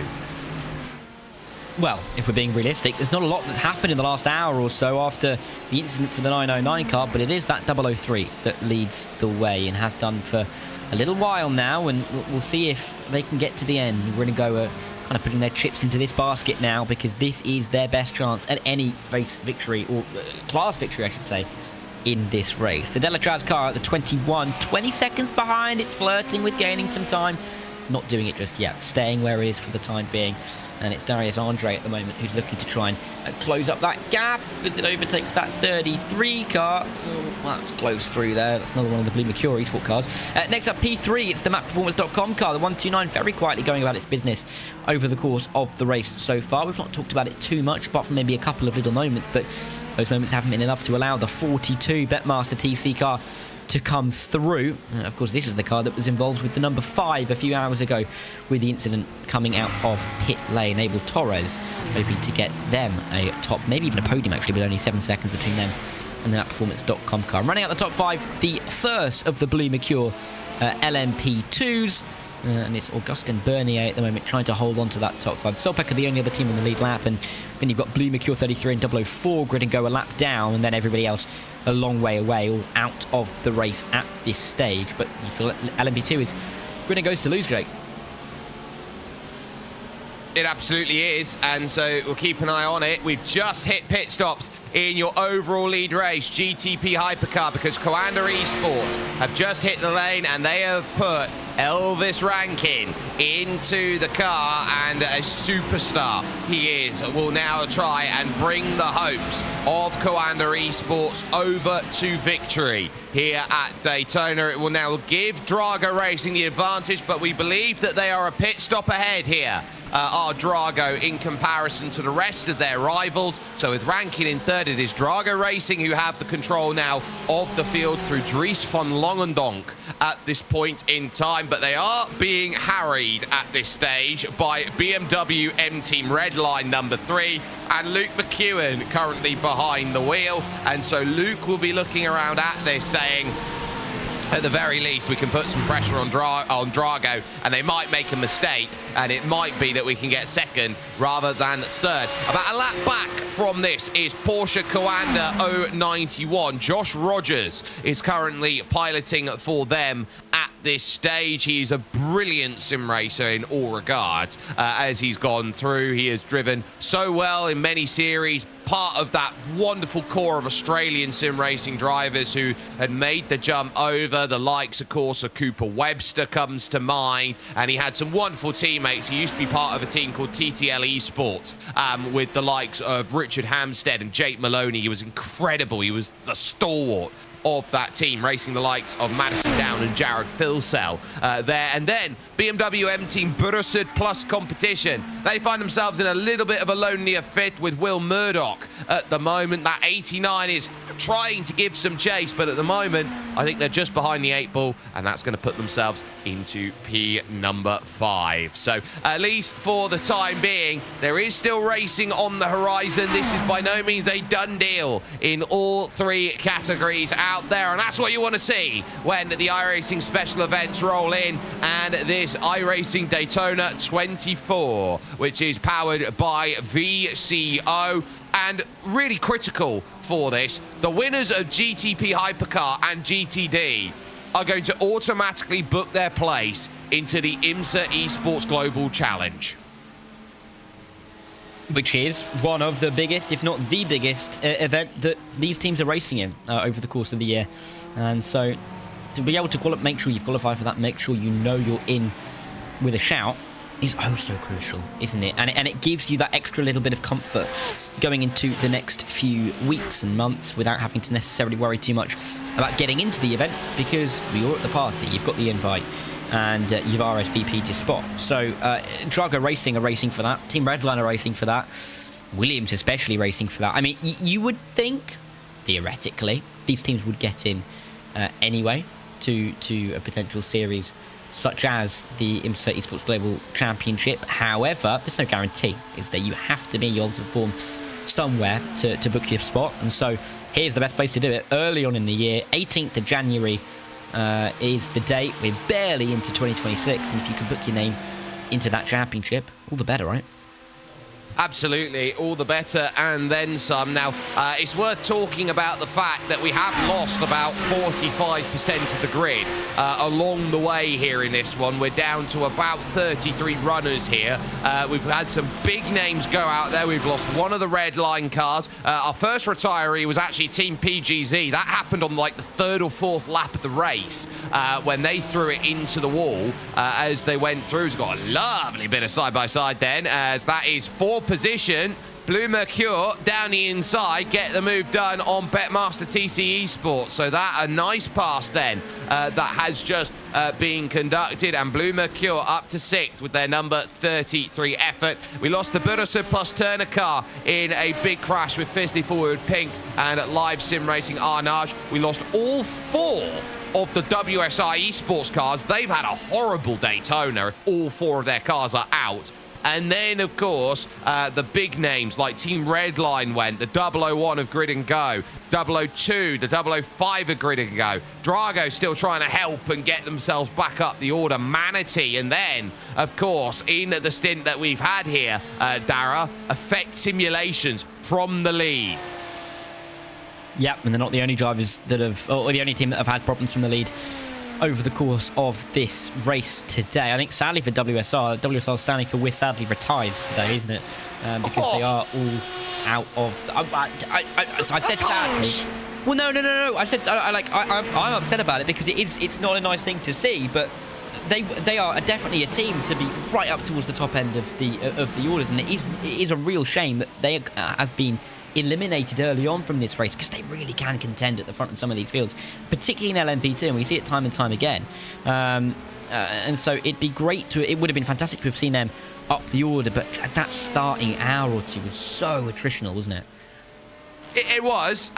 We saw a number of small incidents. We didn't see, quote unquote, the big one happen out there, but we saw a number of little incidents here, number of little incidents there, and, you know, they did give it a really good go, and we were seeing what their data was pulling, actually, with Cosworth and the wonderful work that is being done with the Pi Toolbox that is out there at the moment. So that certainly played a good factor into how hard they were pushing, and ultimately it's not come up for them, and they will come back. They will find a way to go and make it happen for them, and that's a little bit slow.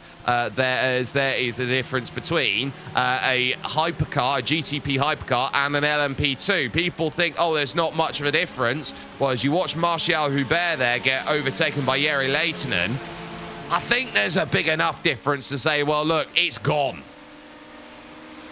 Yeah, it really has. And we're getting to that stage, aren't we, with 109 minutes to go in this race, where if you aren't gaining time on the cars in front of you, it's going to feel like a very long way to try and pick yourself up and put yourself into a good position here. Giuseppe Lafaro from Ivano Rossi, there are a few laps down, aren't they? Quite a few in that GTP hypercar class, but they're still lapping, still looking to get that top 10 finish here at Daytona, which, as we've said, is a really big achievement if and when they cross that checkered flag, finish line with the checkered flag, of course. 1 hour 50 to go, only 3 stints to go for this Movano Rosso car to get themselves to the end. That should be enough. we shouldn't be looking at another one for them. I think for Coanda, we might be looking at a splash and dash. Drago and Redline easily home on 3 more stops. Yeah, they'll be quite comfortable with the way that this is going, and they have been finding a wonderful run. Chat, for those of you who are watching, all 1,400 of you here on YouTube, here with us, the question that is going to be asked to you, because we are in the early mornings here, or heading over towards midday here in the United Kingdom, where both of us are from, what's been your food choice for your 24 hours? You can't go through a 24-hour race without food. Dara, what was your breakfast? I had some puffed oats. Very quickly scoffed down. I've never eaten cereal faster, if I'm completely honest with you. I inhaled that. There's the 909 going off, by the way. That was from the lead of the race. That's why they are out of contention. That was a couple of hours ago now. But yeah, I inhaled some cereal. And I quickly made some coffee, which I've enjoyed over the last hour and a half. Well, I say over the last... I finished it a while ago, because otherwise it'd be freezing by now. But yeah, I had to have some coffee, because that 5:45 alarm was not something I looked forward to this morning, if I'm honest with you. I beat my alarm this morning at 5:30. Oh, I'm impressed that I beat my 5:30 alarm. Immediately went and made myself some strawberry jam and toast. And it was very, very nice that I had just before starting, and I haven't had any food since, and I would quite like some in about 2 hours' time for a spot of lunch. But at least for the moment, this is a race that is starting to hold itself in. Let us know what food you've been in with at the moment. There's some breakfast burritos we're hearing, tub of yogurt, chicken curry, kettle chips have been there, gas food station food. Love it. Absolutely love it here. We're getting the full mixture out there. Chicken curry and a monster. That's a meal. Oh, hello. That's breakfast. That is breakfast to me. That's a breakfast for champions. Chicken curry and a monster. Was it one of the? That's one of the. Was it an instant chicken curry? Like, was it one of those ones that you just like put it in the What microwave? flavour of monster was it? Other exactly. energy drinks are available, but what flavour of monster was it? Someone said the Lando Norris Monster. Yeah, that's an option actually. I don't even know what flavour that is. To be honest with you, it's something. I'll be honest. I don't drink energy drinks, so I don't actually know what any of them mean. But yeah, that is the breakfast of the king, though. I'm sorry. Yeah, melon and yuzu flavour. Bless you. I do not know what that means at all. That. It must be nice, because people buy it, right? Is it nice? Have you had it before? I assume it's very, very good, but very much yuzu is a type of lemon by my understanding of it. So basically it's melon and lemon, which is a nicer way of saying it, as they've all gone through, as that all sets itself out. Jake Sperry and Dara Thacker bringing you all the action as we get LMP2 pit stops, Grid and Go and Dullatra in at the same time. Darius Andre, the Romanian, still in at Dullatra. Off goes Aleix Nahui, the race leader overall in category. And looking at this in terms of, can we get this race in the back pocket? If you're still stationary and you've got another 10 seconds to go, Darius, you're going to have to do it on track. There's no other way around it here. Grid and Go are going to need to have a bit of misfortune, but knock on wood, they're going to be all right. Yeah, it looks like that 003 is Grid and gone at the front, quite frankly, with 21 seconds in hand, because with, what, an hour and 45 to go. 2 stints in the LMP2 class. It's just... There needs to be an error from the 003 for the 21 to have a chance here. That's just how it's going to go. There isn't enough that we've seen so far on pure pace for that 21 to gain up to the back. They get a couple of seconds in that pit stop cycle. That's it. That's literally all the positives that I can name right now, because that gap has just stayed the same the entire time. Solpeck with Garrett Berry are in the pit lane. They are off the track, will be out of the pit lane relatively soon, but it's just how it's going at the moment in the LMP2 class. It feels like those battles are just kind of dangling over our heads, but they're just not going to materialise at the moment. GTD just feels like it's not enough to really to expect there to be a change in the lead, because Williams and Drago, that gap isn't closing. And in the hypercar, we have to wait till the end to see if Coanda can offset the pit stop with Drago. That's what we're waiting for. Give it an hour, we might have some answers. It looks more and more likely that this is going to be a battle of 2 Williams drivers trying to get it sorted, unless they have a bad bump. And there has been one bad bump over the course of this race already, and it was the two Drago teammates in the opening 2 hours of the race, which sent the 69 Drago racing car sailing on at turn 1. Alex Dunn in the 68 and co looked around at it and went, that wasn't quite what we were looking for out there in the run, but they get the clearance now, and they'll be on their way as they look to push forward. But Eduardo Leo is now going to get in to finish the run out then for the likes of BMW M Team Redline 3 as they make their stop, having pressured the number 2 Drago Racing GTP hypercar, which is up there at the front of the order. So we take a look at Eduardo Leo, who is there in the pits, pulling off and away. And the reason why they're down as much as they are is because Eduardo Leo's steering wheel decided it didn't want to work. And this is the difference basically between them biting Porsche Coanda for second or not. Yeah, technological difficulties are exactly what the risks are in sim racing, as is coming out of the pit lane apparently. We saw it earlier, we're seeing it again now. Yeah, I mean, it's tricky, right? You've got difficult... I mean, you can set the sim rig up exactly how you want to at home. This isn't like a LAN event where, you know, you've gone to an event, they've got their own sim rigs, and you've just kind of got to adapt to how they're set up. Here at home, you can sit in your sim rig, you can set up however you want. You could be in a light room, in a dark room, you could have 3 screens, you could have 1 screen, you could have VR, you could just have your 2 eyes. You know, there's so many different ways that you can manage this. The thing you can't manage is how the technology is going to work, right? Your internet connection, you can Ethernet enable it. Doesn't necessarily mean that it's going to stick. You can, you know, you can't guarantee that pedal is going to, the pedals and the steering wheel are going to connect the entire time, and you can never guarantee when they're going to disconnect. And they are issues that you're not going to have in real life racing. That is really the key difference between sim racing and real world racing. Is you can have disconnects, you can have wheel failures. That just doesn't happen in the real world, but you can never really expect them, and you never know when they're coming, and that's why it's so dangerous, isn't it? Yeah, it's always incredibly dangerous, and you're starting to see just how tough of a circuit this is, and it's one that is such a known quantity in racing. And look, this is Daytona month out there as far as I'm concerned. You get to about mid-January, and between mid-January and mid-February, every series out there in the world somehow manages to come to Daytona, and I don't know how they do it. Yeah, and they just show year after year, don't they, why they are at the top, and it's so difficult to do, but they manage it, and that's what makes them a cut above the rest, really. And it's just great to see year on year how they're able to manage this, and the management that's happened in this race has been nothing short of incredible and completely respectable. I'll be honest, it must be boring to be sitting right behind your teammate for hour after hour, just watching the rear end of that car.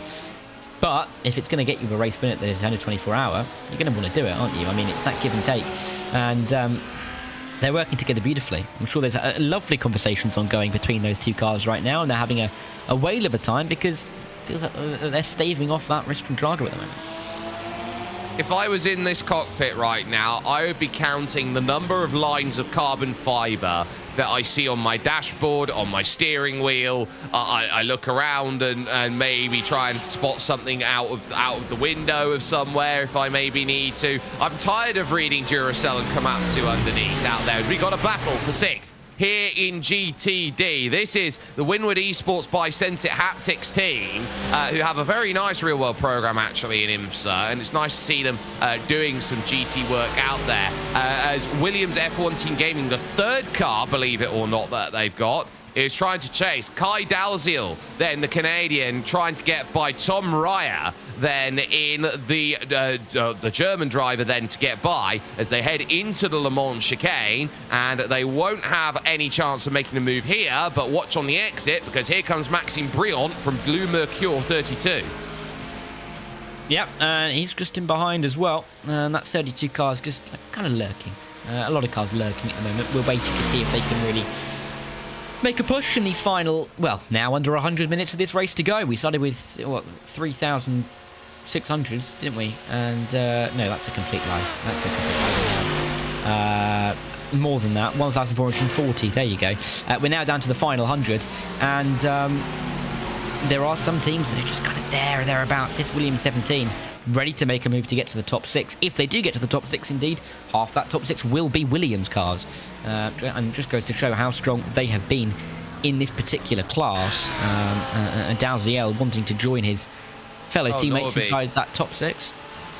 Norby Kish, this isn't going to look good. He's very shallow. Oh, he had to abandon. That's a failure. That's a failure there. The car has just completely gone. It's as if he's just had a failure, and then it rewrites itself, and the car just damaged. Oh, dear. That's a big shunt up there for Norby Kish. Yep, and that's not how that car's meant to look. Anybody new who may not know nothing about sim racing?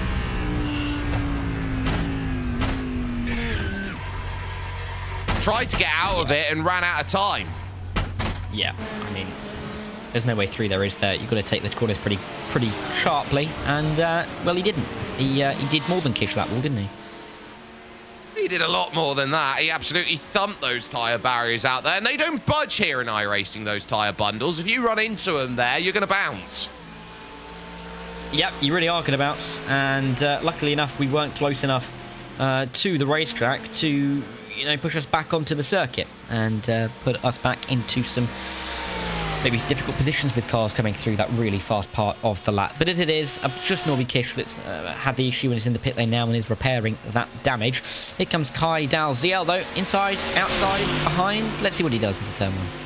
Slant ways. He'll do it slant ways. He'll do it like the Great Glass Elevator. But at the moment, can't quite get that pass done at the moment on the 48. So he's trying to find the right place to go and get that move here. Heading to the International Horseshoe with a headwind. So tougher to get that pass down into turn number 3. You've much better of a chance now into the West Horseshoe to get it done because of that northerly wind that is sweeping down here today around this circuit, flicking through the left, having to leave room as well down the inside from Alexander Spets. And if he was a little more switched on to that one there, Kai Dalziel, he could have got straight to the inside, forced that side-by-side. Now Will Murdoch is going to go through here, the BMW M-Team Burosud Plus competition car. And now behind them, Jere Leitonen and Garrett Berry are going to be the ones who want to go through next. Yep, and it is, again, busy part of the circuit. Not too many cars left on the track from what we started with some 22 and a half hours ago now, but still enough that we get these little pockets of frantic racing action. No move that's going to happen down into the Le Mans chicane. From Kai, he knows better than that. He knows better than chucking it up the inside of the fastest corner of the racetrack, and will continue on his merry way. Just a few tenths back. It's not the best exit he would have wanted, though. He's losing a bit of time as they get the power down. I can't imagine he's going to be close enough to make a meaningful overtake at turn 1, but that slipstream is powerful.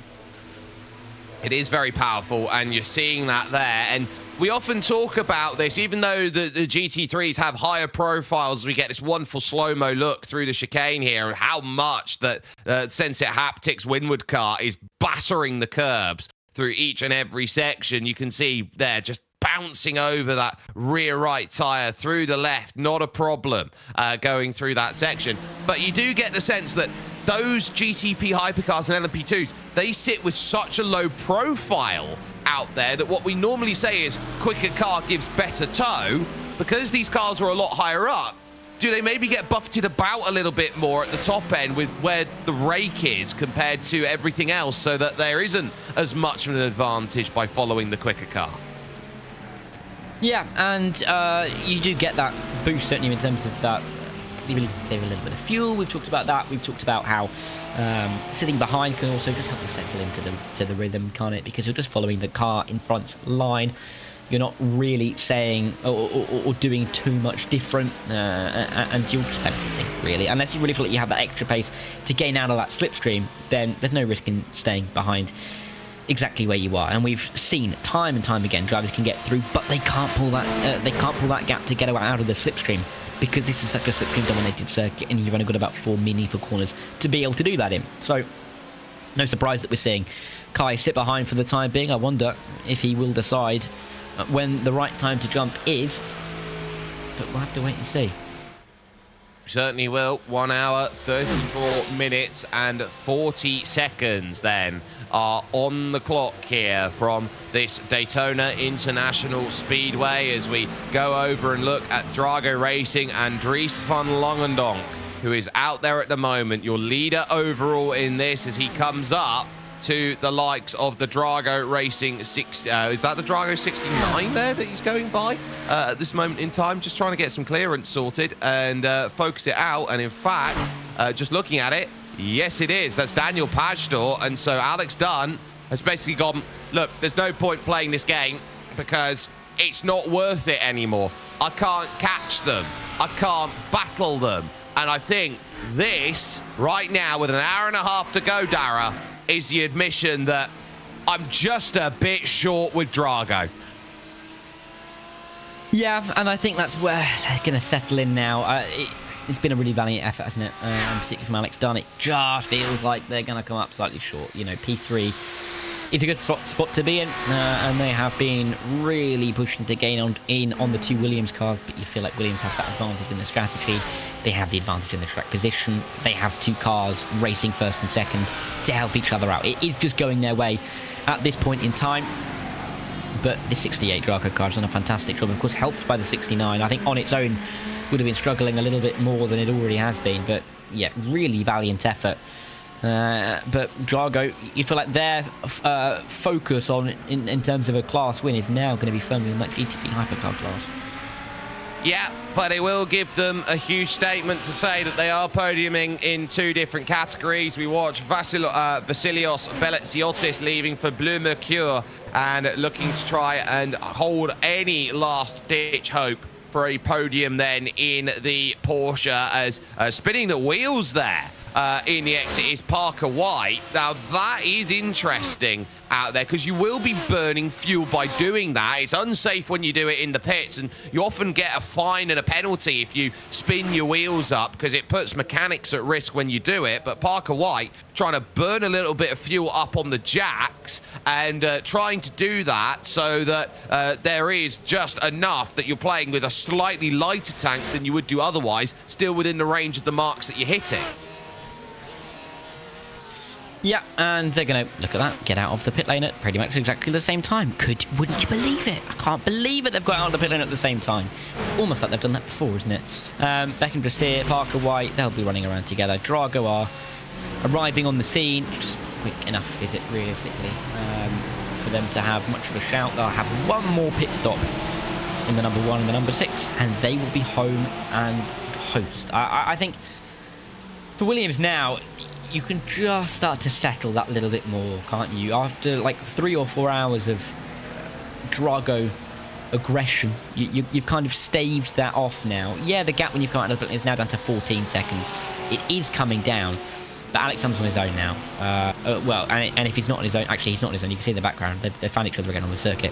He's got help once more, but 14 seconds, they've gained what, 8 seconds in the last 2 hours? You need to gain 14 and then make the moves in the last 90 minutes.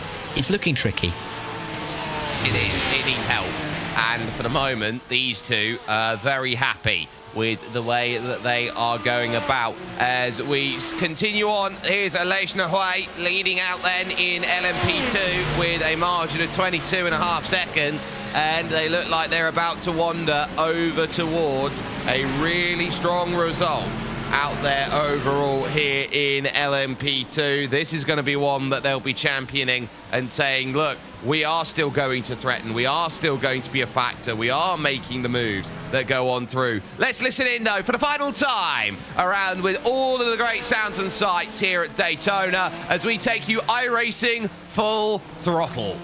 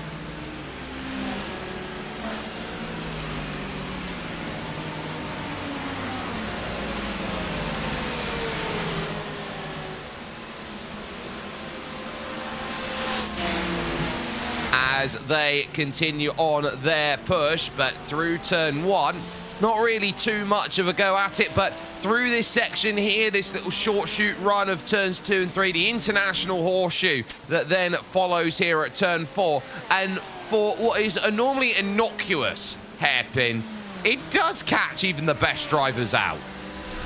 It does, because it's not a hairpin, but it's a hairpin.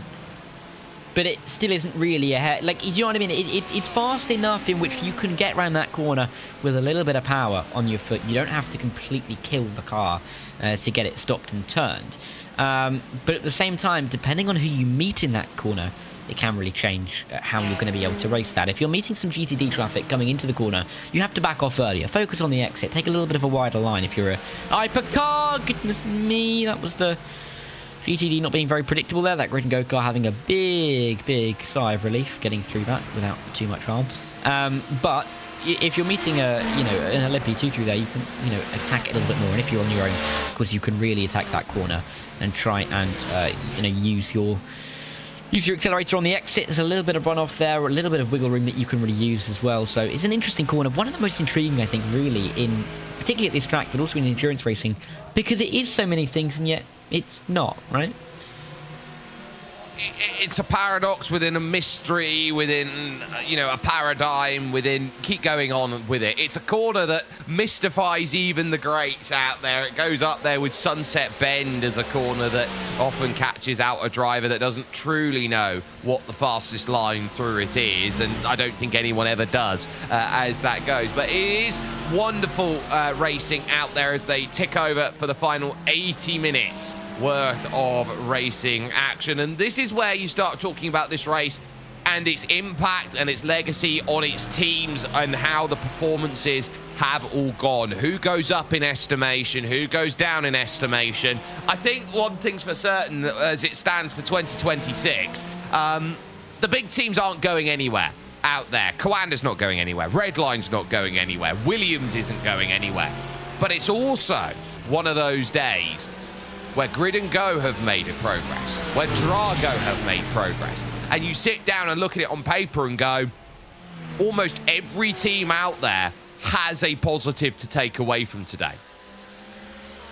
They do. And that's part of endurance racing, right? I mean, you can't always win the race. You can't always get the podiums. There are absolutely things you have to take as positives. You have 24 hours worth of racing.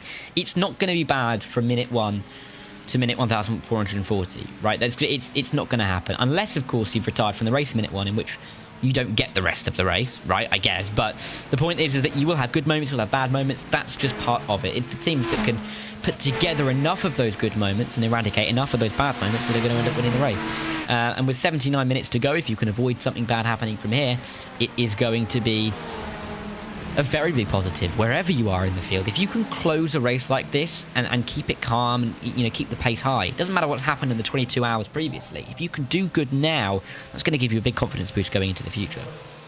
It absolutely will. Tom Ryer then comes into the pits from Winwood Esport by Sentit Haptics, so they'll make their stop and will look for their position to really charge on in the final stages of running here in this race. They will be owing one more pit stop after this because they're running about 57 minutes, longest stint time in the GTDs. But GTD, I think, is always a really exciting category, and I think it's exciting in the sense of how much creativity comes from it. You've given a large license by all the manufacturers to go and build a GT3/GTD car, and when you look around and see that this is a rule set that basically has spanned a normal stint of GT3, an Evo set, and even some going to an Evo 2 spec with everything that they're doing, I think it might be one of the most successful categories in racing history.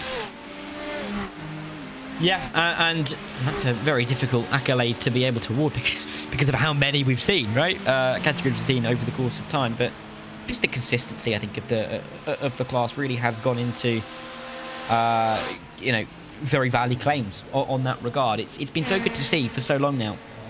It's the 5, sorry. The 5 gets the black flag. It's been so nice to see over time how The category has evolved, but also stayed the same. And we've seen so many drivers that have been able to specialise over the course of the last few years and really become a master at that particular car. When it's so similar, when everything's the same, you can be, right?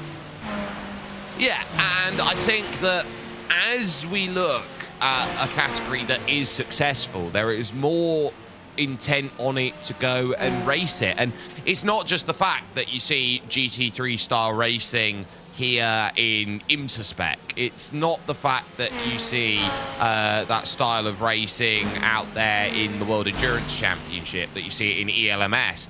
It's the fact that you see it on a national scene in the UK. It's the fact that DTM changed their regs to be GT3 out there, and that's a huge shift that happened there in that regard. It's the fact that every single time we look at endurance racing, there used to be a time where this style of racing wasn't necessarily the most popular, that it was just something that happened and then you got results. There was a time where you only had one team of a hypercar that was going to challenge up at the top levels when you went to the premier events. You now turn around and look at the state of endurance racing in the world of motorsport.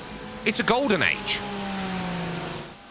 It is, and we're in a really good spot, I think, in the world of motorsport in terms of what we've got on track, what we've got in sim, and it's fantastic, really, that we have so many options and so many different possibilities, particularly in the sim racing world where you could put anything on anywhere, couldn't you? I mean, you could put a you could put a GTP around a circuit which you can't race a GTP at, right? It's great that we have the opportunity to do so many different things, and with the cars that we have and with the qualities that they show and how good they can be to drive, we really are lucky. And in races like this, it really highlights that. And to have three really quite different categories, but are all exceptional in their own way, is really positive and good looking forward for the world of motorsport, I think. Watching the gap then at the front of GTP Hypercar at the moment, as all three classes in. Abel Torres in, Marcus Hamilton in, Kai Dalziel in to the pits. Dries van Langendonk. Now, if I was a team boss over at Drago Racing, if I was Nikodem Wisniewski, if I was there watching this, if I was Nico Varsbicki, I'd look at this, I'd go, Dries, whatever you do not risk an overtake on Eduardo Leo. Well, exactly. It's just not really what you want to be having to deal with. I mean, Eduardo Leo almost defensive line through there, maybe just a bit of a racing line that he was taking, but Dries van Langendonk is just lurking, just sitting there, just waiting. He knows that red line car will eventually come into pit lane, of course. It's had 18 laps in extent, which means there's probably only another 2 or 3, knowing that they shortened on the pit stop last time by. So it wouldn't be long to sit and wait regardless. Maybe they'll even come in this time by. Are they? No, they weren't. I thought for a second that Leo was going to come down below the apron and come into pit lane. But as it is, that was Isaac Phelps popping into the pit lane in the 002 Grid & Go car. And Van Langendonk is just going to have to wait. That's just how it is. It's not going to lose him too much time, and he can save a bit of fuel behind the car in front. It's a positive for him right now, I think. Isaac Phelps is only 425 laps down overall at the moment, right. So just the 425. But this is what Grid & Go are trying to do. They know they've got a car that's on course to win the race out there in Aleix Nahuay and the 003. So they want to have cars available, probably for the form finish photo. Yeah, that's a good point, actually. And Grid & Go, well, they've already had one, haven't they? Grid & Go have had a photo up on that banking at what would be turn 2. But as it is, they'd love one on the finish line. They'd love one with the checkered flag flying. Slap that on the social medias. Slap that as a lovely little profile picture for the team. That'll do well. But yeah, when you have so many cars in the top split like this, you can do that. And when you're able to attract so many good drivers and have the caliber of driver that allows you to have that much iRacing just sitting on your roster, then why the hell not, right? Exactly. So if you got those drivers available, if the cars are fixed and the virtual crews, they don't just haul them up and take them home. They still try and do the work on them, even if you're in the car or not. Then you've got a chance, basically, of saying, look, we might as well get all the cars out there. We might as well take that picture when we get to the line, so long as we don't interrupt anyone else. In comes Eduardo Leo to make his stop. And now what will be for the second to last time. So BMW M Team Redline are probably giving away about 20 minutes in terms of what they need on their stop. So they're about... it's tough for them. They're roughly about a third of a pit stop is what they're going to save at their final stop. But they will be looking at trying to cut down that margin to Coanda at rates of 7 seconds. So they are just trying to manage this to the end. And I look at Coanda, I think they're pretty safe right now. Elvis Rankin here is making his way through the tri-oval right now with 18 degrees of banking to help get the rotation through as you head into turn number 1. They're already clear. I think Redline are, unless something happens, resigned to third. Yeah, Elvis Rankin only pitted a couple of laps ago as well, 3 laps in fact, so he will be getting to the end on that one more stop in this race. It may be a longer stop than it is for Redline. In fact, last time, I mean, those 2 stops most recently for Redline for Coanda, Redline were quicker by 3.7 seconds. So it may be quicker for Redline, but then they've got to find, well, I mean, they're 12 seconds behind, so you can do the math. They'd still have to find 9 seconds over the course of the next 2 stints on track to then try and challenge Coanda. The question really is going to be, what happens to Drago here? The issue for everybody else is Drago are 9 laps into their stint. Actually, Drago, are they going to be able to get this done in 2 with 1 more stop? They've done 10 laps now on their stint. It'll be close. They're likely to get another 15 laps. If you're lapping at about 1 minute 33, 15 laps is going to equate to about 22 minutes. They'll end up coming to the pit lane with about 48 minutes to go. That's really touch and go. If the maximum is, what, 27 laps or so, that's a 40-minute stint. So they could be right on the edge here, whether they'll have to get a splash and dash themselves. But the difference is they have 42 seconds in hand to do that splash and dash. They have 42 seconds right now to do a splash and dash. That's exactly what you got to remember. Coanda are going to be pushing because they know they've got the numbers all right. Elvis is going to continue on. He just did a 33.7 on that last lap. Drago a 33.6. So they were slightly quicker with Drago on that last go around. But I look at Dries van Langendonk here. If they've got to do a splash and dash, it's 24 seconds down the lane. It's the time it takes to stop and start again and put however much fuel they need back in that car. I think Coanda need 12 seconds.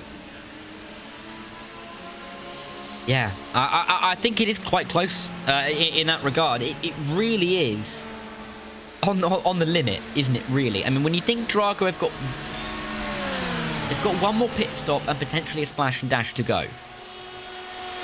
Coanda and Redline have got 1 more stop to go. It's really going to be a case of how long is that splash and dash. And you're right, if it is about 30 seconds, Coanda need those 12 seconds to carry them through. You'd feel like that's too much, wouldn't you? 68 minutes to go and 12 seconds on the track. It's going to be very tricky indeed, but there's still a possibility. It just takes 1 mistake from Drago, and all of a sudden this is a race for the win right at the end. It's big. It's a really big attempt for them, and this is a Drago team that has knocked its teammate out of the race, that has looked around and seen that it's had to take the responsibility of the number 5 Drago car. Dries van Langendonk, Nicholas Matteo, and Michael Romanidis. I mean, there's so much experience there from Michael Romanidis. He's been a guiding hand through this one. And the other thing we've got to remember as well, we were expecting about 800 to 900 laps. We're already on lap 861 of this race. We are, and with, what, 68 minutes to go when you're lapping at about 90. Yeah. What's happened to them in that number 20? Nikolai Pedersen, 3-2-3-3. Ooh, just gets off. Ooh. That's a failure. Yeah, that's a failure of some kind. Very clearly. Let's get an onboard of that if we can, because I love to see the steering inputs of what happened there, whether the steering wheel just locked hard left coming through that section. So here we go, driver's eyes perspective here. If that steering wheel locks hard left, that's a wheel disconnect, and there's not much you can do about that. So you can see fighting through the opening corner, then moving through turn 2, turn 3, goes on there, and it just lisked over. It did. I'm not too sure whether he was getting out. I'm not too sure what happened there. I think that's the sort of thing we'll have to ask Nikolai Poulsen himself. Well, yeah. Because it's not clear from the onboard. It's not a typical disconnect. Again, if you're new, if that was a wheel disconnect, it would just turn left or right in a speed and in a manner that would break someone's wrists, right? It's not possible that a human would have done that. That looked like human intervention, right? We'll have to ask him after the race what happened there. But in the end, he's lost a couple of seconds. He's not affected anybody else. I guess he's all right then. Yeah, it looks like the sort of thing where, you know, you're just trying to stay out of the way. Something's happened, a distraction. I need to make something happen here with my setup before I can get back going again. You try and stay safe, and that was very risky what happened. Andrea Barellaro will get back in for Movano Rosso. Took the start of the race, did Andrea, and will take the car away from Giuseppe Lafaro. You also had Samuele Villa in there as well. A lot of three driver teams out there basically have been making their efforts, as Will Murdoch and Aleix Nahuay in for the penultimate stop of LMP2 as well. A lot of drivers have gone, and teams have gone for the 3-driver team. Now, you can have as little as 2, as many as 16. Why is 3 suddenly the magic number? I'm not too sure. I guess it depends on iRacing and who teams have got at their disposal, right? If you've got for example, if you're Redline and you've got a couple of cars, or if you're Grid and Go and you've got a plethora of cars, you want to split that out over the, balance it out over the course of certain people. And also, if you add a 4th driver in and that brings the R rating down, you may not then qualify for top split, right? So I think it depends on the caliber of drivers that you've got, how you want to use them, and kind of how many you can fit in to the top split without overworking them. Right, and I think that's the point. 3 just seems like a good number to me. You end up doing about 8 hours each. You can have a nice rest in the middle of the race if you're not racing, or whenever you're not racing, because there will be 2 drivers to take over. That's at least 4 hours of racing that you won't have to worry about. And I guess as well, when you have 3, it's enough to balance it out, but also enough that you get loads of time in the car and you get into a rhythm and you feel like you have the pace. So, yeah, I think a lot of teams will feel like that's the sweet spot for the amount of drivers they can have. 1 hour and 4 minutes to go, and we still await the GTD pit stops here of Parker White and of Beckham Jasiah, who hold themselves steady in both of their regards at the moment. 13 seconds over Alex Dunn, the F2 driver at Drago Racing, and this is where I think this becomes critical. Drago know they will have to pit first. They will lose time, because you look around, Williams F1 Gaming Team, they don't need to pit with as much fuel. They are going to be happy, and that margin is going to extend out a little bit more as Marcus Suholm then in the 6th place car at that's going to be over in LMP2, sorry. There for sole pit precision will be back out and going again. Let's say back in the pits there for Alta. You look at this, there's not much you can do now. The bed is made. You have to line it on the strategy, and give credit to Drago for what they've tried. They have gone to every sim racer's trick in the book to go and get this result to happen for them, and it's just not played off. It's not, and it looks like they're going to be consigned to 3rd, and I think for Williams now, it's really going to be a case of wondering when they decide what they're going to do with their cars. Do they let them race? Do they decide that they're going to go home in formation, and whoever wins, you try and cross the line at the same time, and whoever wins, they'll take it as a team victory, blah, blah, blah. There's so many different options that they could take here. And I'm interested to see when they will kind of show their hand. How comfortable do they have to be for them to maybe let them race, to maybe just pull up in formation? There's just over an hour to go. And yeah, the one stop that they have to worry about till they get home, and Drago, they're just falling back that little bit more. It just doesn't feel like it's going to happen for them. But then Williams have to be careful. They can't be lulled into that false sense of security. So it's really that fine line of deciding what to do when, and I think it'll be pretty clear when they do decide what they're going to do. Well, they absolutely want a result, and this will still be a great result for them, that only Williams were able to hold themselves out. A GTD field that, while still incredibly strong out there, you look at what the big main teams were trying to get out of today, like Redline, like Coanda. Their focus was simple. We only want to do a GTP hypercar here at Daytona. We don't want to dilute the pool and do a GTD effort, which is fair play out them, priorities being what priorities are.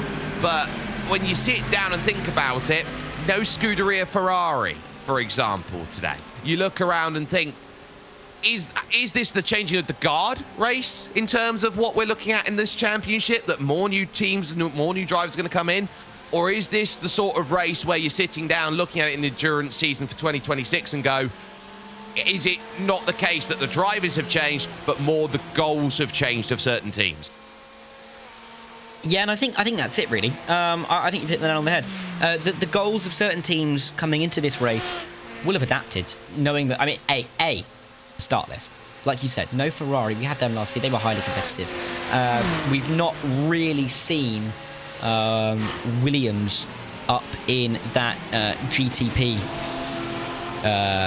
hypercar class, have we? So they're not really in contention, and they were up there last year as well. You know, it just kind of changes the ambitions of the race. A, when you know who's racing. B, when you get through the first hour, because again, we saw it was so attritional that teams fell away. We've had different names come up towards the front. There's been more drivers that have got themselves involved towards the front of the field, and more of a cycle of teams towards the front. Their ambitions are going to change, you know, minute by minute in the first couple of hours, and then that goal adjusts the later on you get in the race. Drago, Commander may need, you know, a single-digit number of seconds to try and gain on Drago to maybe win this race in the last hour. LMP2, Grid and Go, for example, in the middle of the night, they're fighting to try and get to the lead of the race. Then they're in the lead of the race. Then they're fighting with Effect Simulation. Effect Simulation crash. They're out of contention. And now their goal is to try and manage the race. I mean, it adjusts minute by minute, hour by hour. And what we're seeing, I think, particularly in these final stages, and as we tick into the final and 24th hour of this race, lots of drivers and teams either settling for where they are or pushing on a little bit more aggressively. And you can tell by how we're seeing drivers lap, by how we're seeing them race one another in their own class, and it's really intriguing to see how it's going to play out as we get towards that final set of pit stops. So now with that look in mind, we are now officially 23 hours down here at the Daytona International Speedway. You just got to go once more around the minute hand and make sure that you can get yourself home and hosed in 1 hour's time. All the blood, sweat and tears and toil that you have put into all of this effort now culminates with this result in the final hour. And we've gone through the sleepy hours in the early morning where sometimes you make a mistake and you haven't realized that you were going to make one. We've gone through all of this. This is where, if you're not awake, you get awake. If you are not focused, you find focus, because this final hour, it's so easy for something out of the ordinary to happen and go wrong. You are just hoping that you hit your marks for what will be at least 30 more times in the GTP hypercar category. This is the end game, and this is what you raced for. Yeah, this is what you prepared. Well, this is what you set the first 23 hours up for, isn't it? It all comes down to this final sprint to the end, and there are really, I think, some stressful times up at Drago, some hopeful times over at Coanda. But the strategy battle has really been the key factor here. Over the course of this race so far, all three of the front cars have pitted 20 times. However, Drago pitted that little bit earlier. It almost feels like that pit stop cycle, which felt like it was going in favour of Drago, is going against Drago now. They are almost, well, if anyone's going to have to pit for a 22nd time at the end of this race, once they will make their notional final pit stops in the next few minutes, Drago would be the only team in that top three to have made that 22nd pit stop. They have been able to manage the strategy a little bit better up to this point, being that little bit quicker each and every single stint. I mean, if you think about it that way, they've gained 2 seconds a stint on Coanda. And that could be enough that if they have to do that extra splash dash, they have that gap to fall back into. So they've out-strategized Coanda and Redline up to this point, and in a way they've outraced them a touch as well. But we are talking very, very fine margins. I cannot see the top three in this race finishing any more than 30 seconds apart from each other after 24 hours, no interruptions. That's incredibly close. It may not feel close for those of you who may be used to a half an hour race, 45-minute race, 1 hour race, but over 24 hours, 30 seconds is really a nothing gap, particularly when you've done 900 laps. Yeah, it's not much of a gap at all. You're talking, what, a tenth of a second, less than a tenth of a second every single lap over that. So it's a huge opportunity for all of these drivers to sit back, understand what they've had to do, had to deal with, had to go and get to in terms of level. And as I've said over the course of this race, I think this has been one of the most magical Daytona 24s that we've seen on iRacing for a number of reasons, and we still don't know which Williams car could come out on top or whether Drago's going to get a lucky break at some point here and get it sorted. We thought that this race with 6 hours to go was a foregone conclusion for the number 5 Drago car. It wasn't, and they found themselves way down the order. This is why I love sim racing. It's the unpredictability, but at exactly the same time here, Dara, these drivers, in the attempt to try and win this race and having the same tools to go out there and battle against each other as everyone else, creates a stronger racing dynamic than what you see in the real world. Yeah, it really does. And I think as well, almost the mystery of sim racing, just generally, is that everybody in this race is at home. Or I get sometimes, they're at Team HQ, as we've seen from Coanda and the ART in past as well. These drivers aren't with each other physically, but they are talking to each other all the time. They know each other really well. They're friends outside of the sim rig. Those that are lucky enough to go to LAN events, that are good enough to go to LAN events, they'll meet up with them. They'll know each other very well. I'm thinking particularly of Porsche Coanda in this, or Coanda Esports in this particular race, where they have that real unity, and they have Team HQ, they have loads of events that they go to together, and you really build up a sense of community in sim racing, even if you haven't met certain people. I mean, for example, even us as commentators, Jake, we work with so many people, and we've never met quite a few of them, me and you included, right? And yet we've spoken for how many hours together, and it's just that notion of everybody being separate but yet being together. We all know what's going on the circuit, everyone's a part of it, but we're kind of not together, and it just brings us together in a way that we can from our own homes, and it can be a hobby, but at the same time can be competitive, can be important. We see drivers here that will go into real world events off the back of sim racing because of how successful they've been, and it's a really, I think, special little, almost like a micro world of all of us that take part and are part of it, where we're together but we're not together, and yet it can still really feel like a really important thing. And that's why we see so many important events that go along over the course of the year. You got Sim Racing Expo over in Germany, Sim Gaming Expo, which was huge last year, over in Schaumburg near Chicago. This is a scene that I think you are starting to see now. The big LAN event is becoming a little bit more popular. Drivers want to make that push. There's Alex Dunn, now made his final stop of the race with 53 minutes to go. But again, a full pit stop there. That's not going to be a full pit stop. 40.4 that we're going to see from Williams F1 Team Gaming. They are in a really sticky position and know that they are going to be third only. But I think the only thing that's really missing here from what the big events are is that those big teams and those big event organisers, the likes of the IMSAs, the likes of, let's say, what's going on with IndyCar, the likes of NASCAR, does it with their final round. But the only thing that's missing is a true dedicated LAN experience of what the top level of sim racing should be. And I think it's not there because the money's not there, but we're comparing ourselves here. This is where it gets very awkward, actually, as a platform. We compare ourselves with real racing, and we're also comparing ourselves with the likes of the LCKs and the big world tournaments with the likes of League of Legends and co. Yeah, I think those comparisons are fair. We've seen in the last few years the growth of sim racing being put on the same platform as those events as well. So, it really has grown into a really important event.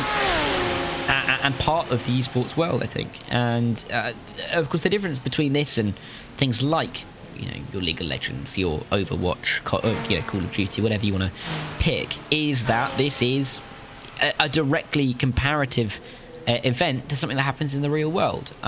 You do get people that win championships, with esports championships, in sim racing, that will go on to, obviously not in sim racing, but will go on to do great things in real world racing as well, and will get opportunities from real world racing. You don't really get that, do you, in other esports, purely because they're not quite, they're a game, right? They're a complete game, they're a creation, and that's nothing against them, of course, but this is a replication of what we see in the real world. And yeah, it just means that it's that much, a little bit more important for people who are taking part, because there are really real world ramifications beyond just prize money and trophies. There is, and it's not about how much you win.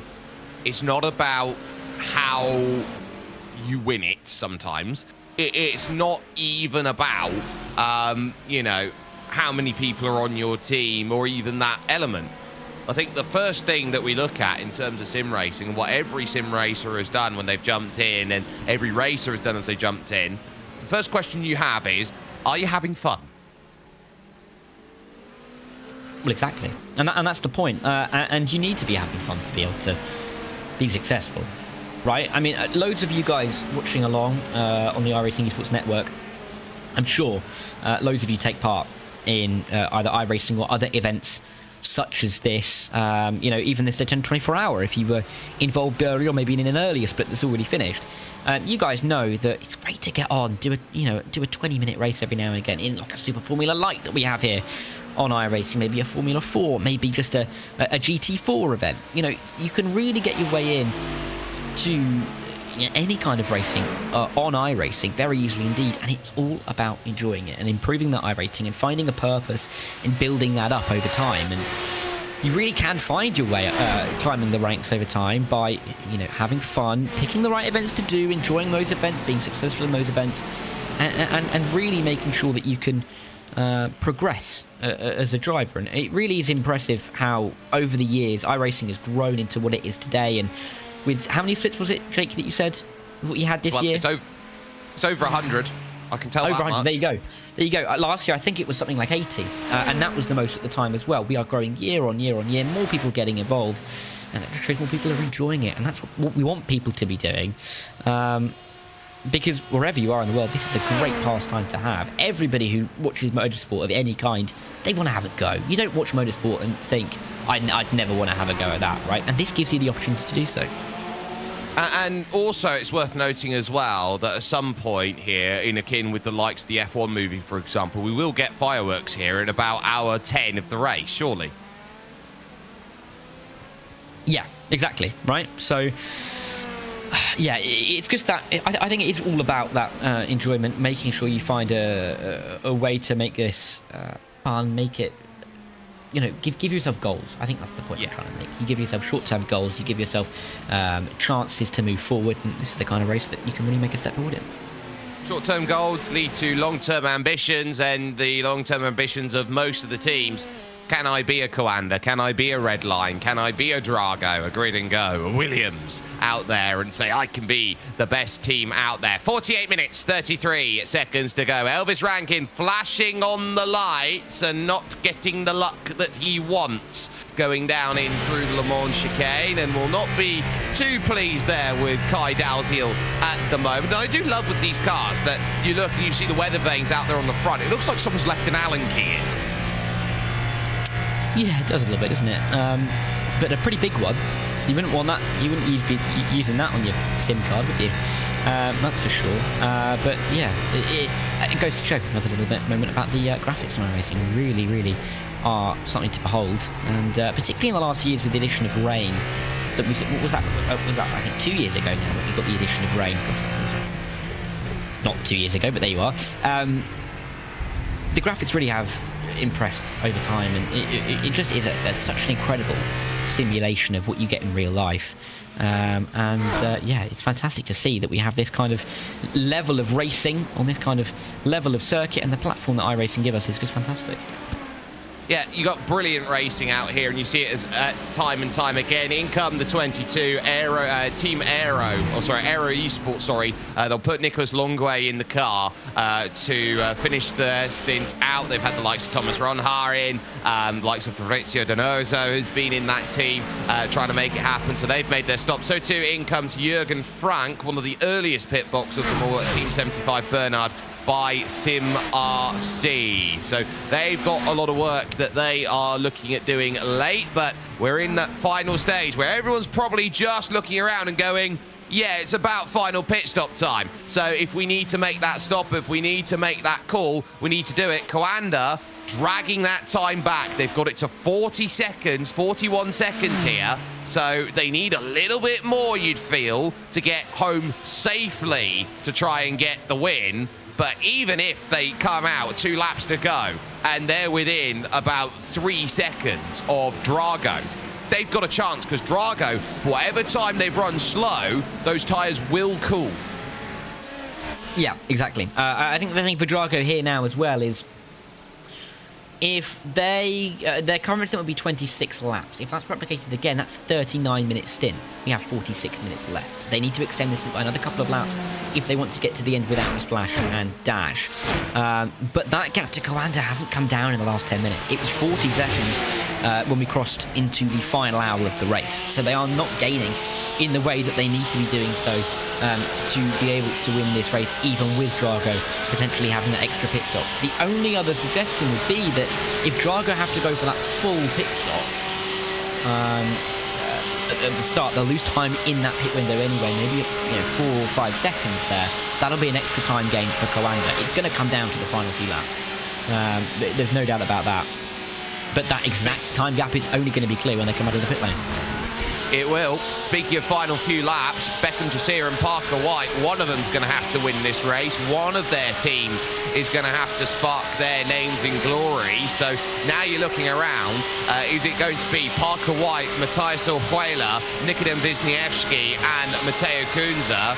Or is it going to be the number 1 car of Beckham Jasir, Alessandro Bico, Benedette Vida and Moreno Sirica? This is the question now that you start asking here at Williams. Are they going to be allowed to race it out for the result here? And if they do, how hard do you race? And at what point do you get a gap, start playing those games of, oh no, I won't take the race lead, oh, I will just sit behind? Yeah, exactly. And it's all about making sure you're on the same page and you're not going to trip over each other. There's nothing worse than teammates colliding in the final hour of an endurance race when you're 1 and 2, quite frankly. You look at things that have happened in the past in the real world. Think of Toyota a long time ago now, of course, pulling up in the final couple of laps at Le Mans. That's 8 years ago now. I know. 8 or 10. Something like sickeningly long ago.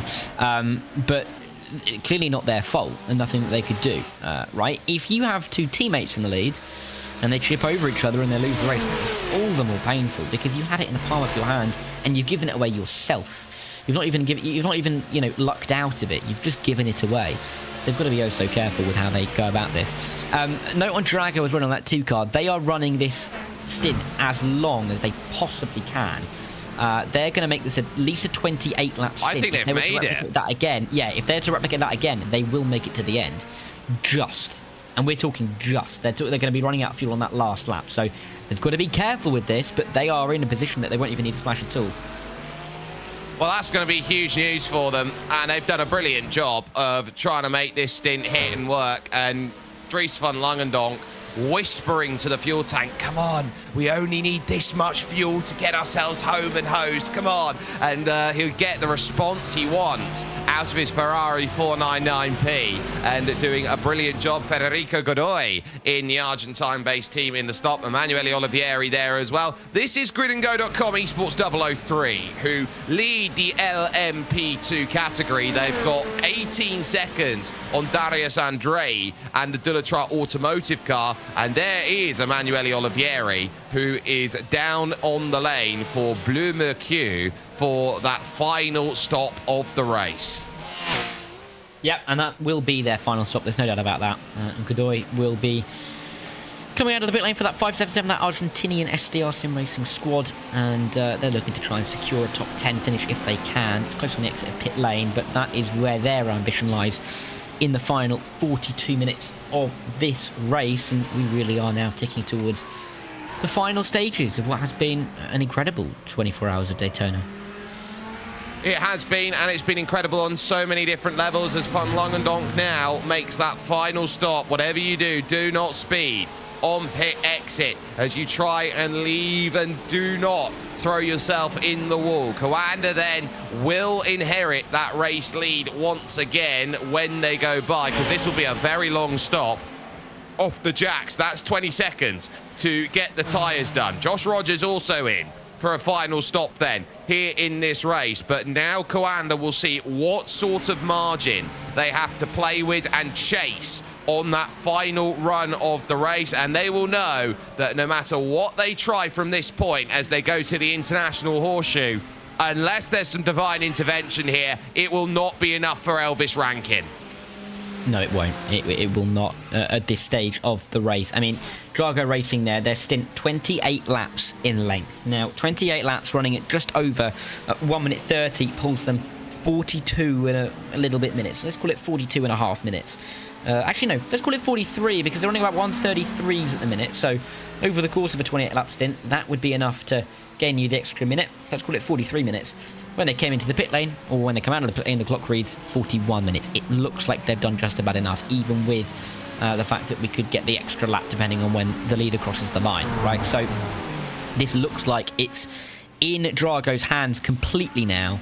And, well, I think they're going to be feeling pretty good about themselves. That's an incredible stint to get them that far from Langendonk. And that's probably why they put him into the car towards the end of the race, because they knew he could make that kind of fuel save.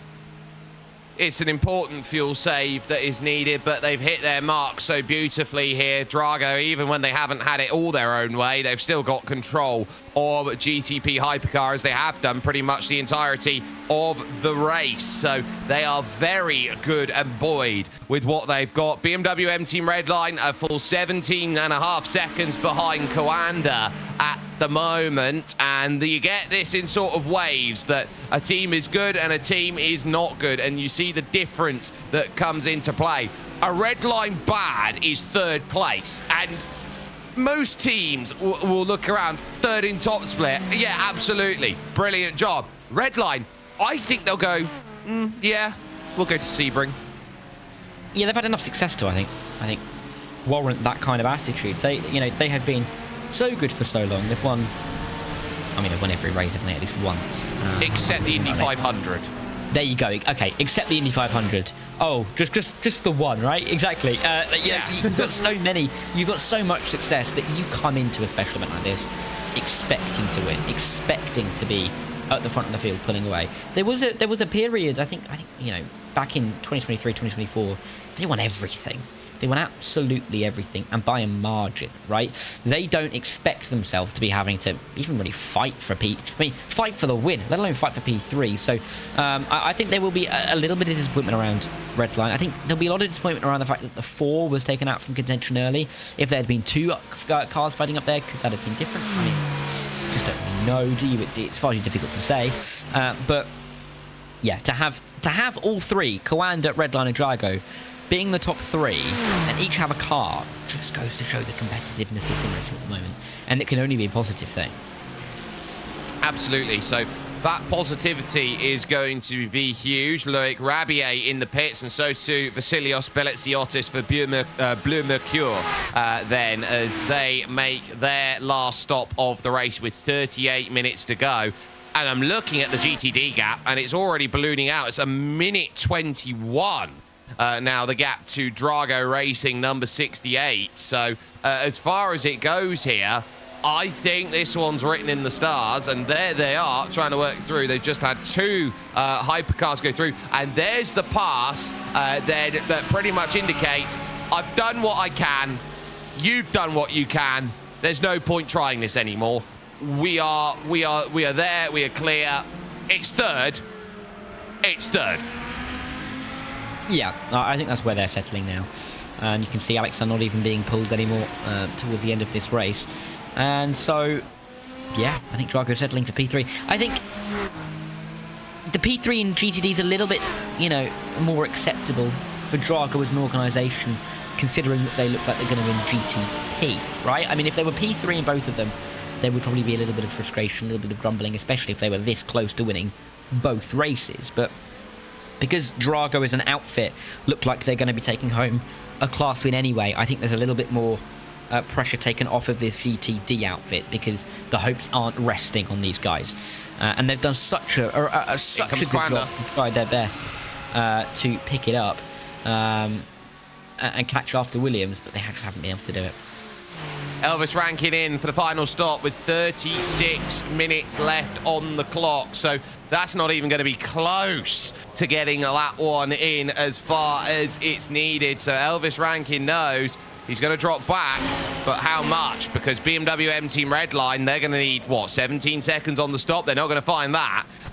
But they do know that as far as their stop goes, they do have that one final run to get them over the line. And they've built a really lovely platform here today with the 08. You could argue in terms of the talent and the drivers that they have put into this effort here in this 08 team, that you got Elvis Rankin, Mitchell de Jong, Julian Sunan, that is on paper not as strong as the 091, who's got Josh Rogers and Alejandro Sanchez and Dane Warren. I'd call that the A team on paper. But the way they have worked with that Ferrari 499, that's what's given them the result and the opportunity.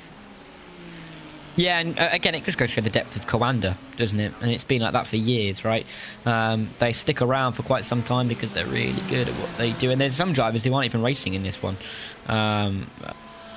who are more than good enough as Oxford, more than good enough to fit into some of these teams that are part of that Coanda stable. So, yeah, no wonder that they're at the front once again. And you're right, to even, in your mind, the A team being the one behind just goes to show that there is a pretty level playing field, and either team realistically could win. Just needs to have a little bit of luck go their way. Yeah, over the course of the 24-hour race. Williams have just finished their stops, and look at the gap. They are 35 seconds clear of Drago Racing. There is now no doubt in GTD. It will be one of the Williams F1 Team Gaming cars. But which one will it be? Yeah, I think that'll have to be done, decided by the team. I wonder if they're going to race on this final stint. They're allowed to race. It's a big gap. I don't think they're going to be overly worried by this. 33 seconds. Unless you crash, you're not going to lose this even by fighting. Do they race? Do they bunch up? We'll wait and see. Well, the only place you can find out is by staying here with us on iRacing. There is a lot of amazing racing that's coming up on the horizon, because we'll be at Eldora for racing action with the World of Outlaws Dirt Championship. That will be absolutely fantastic to see them all trying to run as much as they can to get into championship formation. And as well, on Thursday, we will have the likes of the IndyCar Pro Series, which will be heading to 16th Street and Georgetown Road at Indianapolis Motor Speedway. That is going to be massive to keep an eye out on. And then the final thing to keep in mind as well, the return of eNASCAR qualifying, which will be bringing itself ready for that 2026 season, and who can challenge Stephen Wilson for the title, of course, here in this brilliant eNASCAR season coming up. Yeah, and so much to look forward to on the iRacing network. So much. Pass the lead. It was past the lead, but again, it looks like that was coordinated between the two cars, so not too big of a surprise. GTP coming through as well, and they will sort it out. But yeah, Williams swap over. So much coming up in terms of the iRacing, not just the special events, but the series as well. We talked about the IMSA Esports Global Championship as well. That's on the horizon too. It's not officially down as a special event, but the teams will view it as a special event themselves. Really big events that happen year on year, and they only get bigger and better. Big scare there for De La Trotte Automotive by Major's Garage. They were in the grass coming out of the King, because there was no love given by Parker White and Beckham Jacir. They said, no, wait, and De La Trotte said, no, we'll go around the outside. And Darius Andre very nearly went round the outside into the grass and spun the car around almost there. So had to be very controlled on the steering to make sure that car continued to point straight. Yep, and that's the difficulty. He was very careful with how he went about that, but you've got to be oh so careful at this stage of the race. 32 minutes to go. You cannot afford a mistake. Sun high in the sky, checker flag, getting prepared in the hand at this stage. You cannot, do anything to jeopardise your potential finish in this race. Final pit stop for the 003 Grid and Go team are race winners elect, you could say, at this stage. Of course, if Delatrans go through, they still have to come into the pit lane at some stage, as do the 129. And this will be just a short-ish stop for the 003 to make sure they get home and dry. There is the 21 into the pit lane. So that means that Aleix should hold the lead to the flag, barring some kind of mistake. Taking the fuel, taking the tyres, needing to make sure this final stop works. Off of the jacks then, is onto the jacks behind, almost exactly 20 seconds. The difference there between Grid and Go and Dulatra there, and that's a very big marker. And they'll be looking at this going, well, we only need 75% of a tank to go and bring us home, and they will take as much fuel as they can. 38.2 in the stop there for Aleix Nouret, and off and away he goes now, knowing that Darius Andre has to go and chase this one on track. But there is a little spanner in the works here, and it is the form of Aaron Vasquez and Matt Performance, who are ahead, but will need to make their final stop. So if this is a case of they get too far or they get too close, there might be a battle just before the 129 comes to the pits, but we doubt that will happen because cold tyres are a big factor. Yeah, we would doubt that, of course, and I think the 129 will come in this time by. In fact, we've not seen LMP2s be able to go much more than the 20 laps that Vasquez has already done in that car, so I wouldn't be surprised if they come down this time by, and that just solves the problem for Grid and Go anyway. 30 minutes is all we've got now. Time really evaporating away from us, but the battle's still on. Not for the lead of the race in the GTP though. Eduardo Leo comes down pit lane, and that gives Drago Racing the lead, which they should, I emphasise should, hold at the end of the race. Eduardo Leo then making that stop. You just wonder whether it would have been second rather than third were it not for the issues with his steering wheel over in hour 7 of this race. BMW M Team Redline, not much they can do about it. They have thrown what they can at the wall. They've hoped that it was going to stick. And ultimately today, they have come up a little bit short, and it's not often that we get to hear that from a team of their caliber. Coanda Esports making their way then over the tri-oval. This should be an overtake for position then that comes through. It just about manages it. Off and away goes BMW M Team Redline to number 3, and they will realise that it's third, and it's quite comfortably third place for them, as Eduardo Leo will now have to just make sure that they bring the car home. Yeah, that's the key. Don't make too many mistakes. Make sure that the car is going to get home in one beautiful piece and solidify that P3. I mean, we've talked a lot about this top 3 in GTP. We've not really talked much about P4, but they are some 84 seconds behind. That's enough of a gap to make a mistake and come into the pit lane, but you don't really want to be having to make those decisions towards the end of the race. That is a real banana peel factor for them. If they were going to do that, I think just running home in P3 is the safest, if not the most boring option for them here. But I guess number 3 in P3. Drago, we're hoping to avoid the number 2 being in P2 as well. They would be, but they do know that the number 1 could be in P1 and GTD out there overall with Williams F1 gaming team. They've got a little latch on the back actually at the moment, which is quite interesting. Emanuele Olivieri has decided, I feel like I'm a Williams car, therefore I am a Williams car, and I will also play this game. Yeah, and why not, right? You might as well. Join in. I think it's been there for quite some time now as well. And there's one behind the 2 Dragos as well. So they've got a few friends. It's not just Williams joining the party. Williams are bringing along a few friends. Maybe they're hoping to celebrate as well when they cross the line. Who knows? Who knows? But either way, Williams looking like they're in control of this one. Will they keep... Well, I say keep fighting. Will they start fighting? That's the question I'd like to know. 28 minutes to go. They haven't started just yet. Not yet, but Parker White has the control. Beckham Jassia just behind, and so At what point did the gloves come off? We knew that the gloves came off on the last lap at Spa with Team Redline last year when they did exactly the same thing to give themselves the ability to get up to the very pointy end. So it's just a case of will they and how aggressive will it be between them, because they know as well that in terms of how you set up a last lap, it's a tale as old as time. In almost every series out there, if you've got two cars together, whoever is second coming out of that final chicane traditionally has about an 85% chance of winning. Yeah, and that's what you kind of come into this race with, right? And we find ourselves in that position. 80% is never 100% though until we see that checkered flag, and that's the entire point of an endurance race like this. There's things to slip up everywhere. There's issues that you could run into pretty much any point in a race like this, and got to be careful. Drago know that all too well, and this is going to be a stressful 27 minutes for them because they have it again. They have it in the palm of their hand, as do the 003 once the 129 comes into the pit lane. It's on them to lose it rather than anybody else to win it at this point.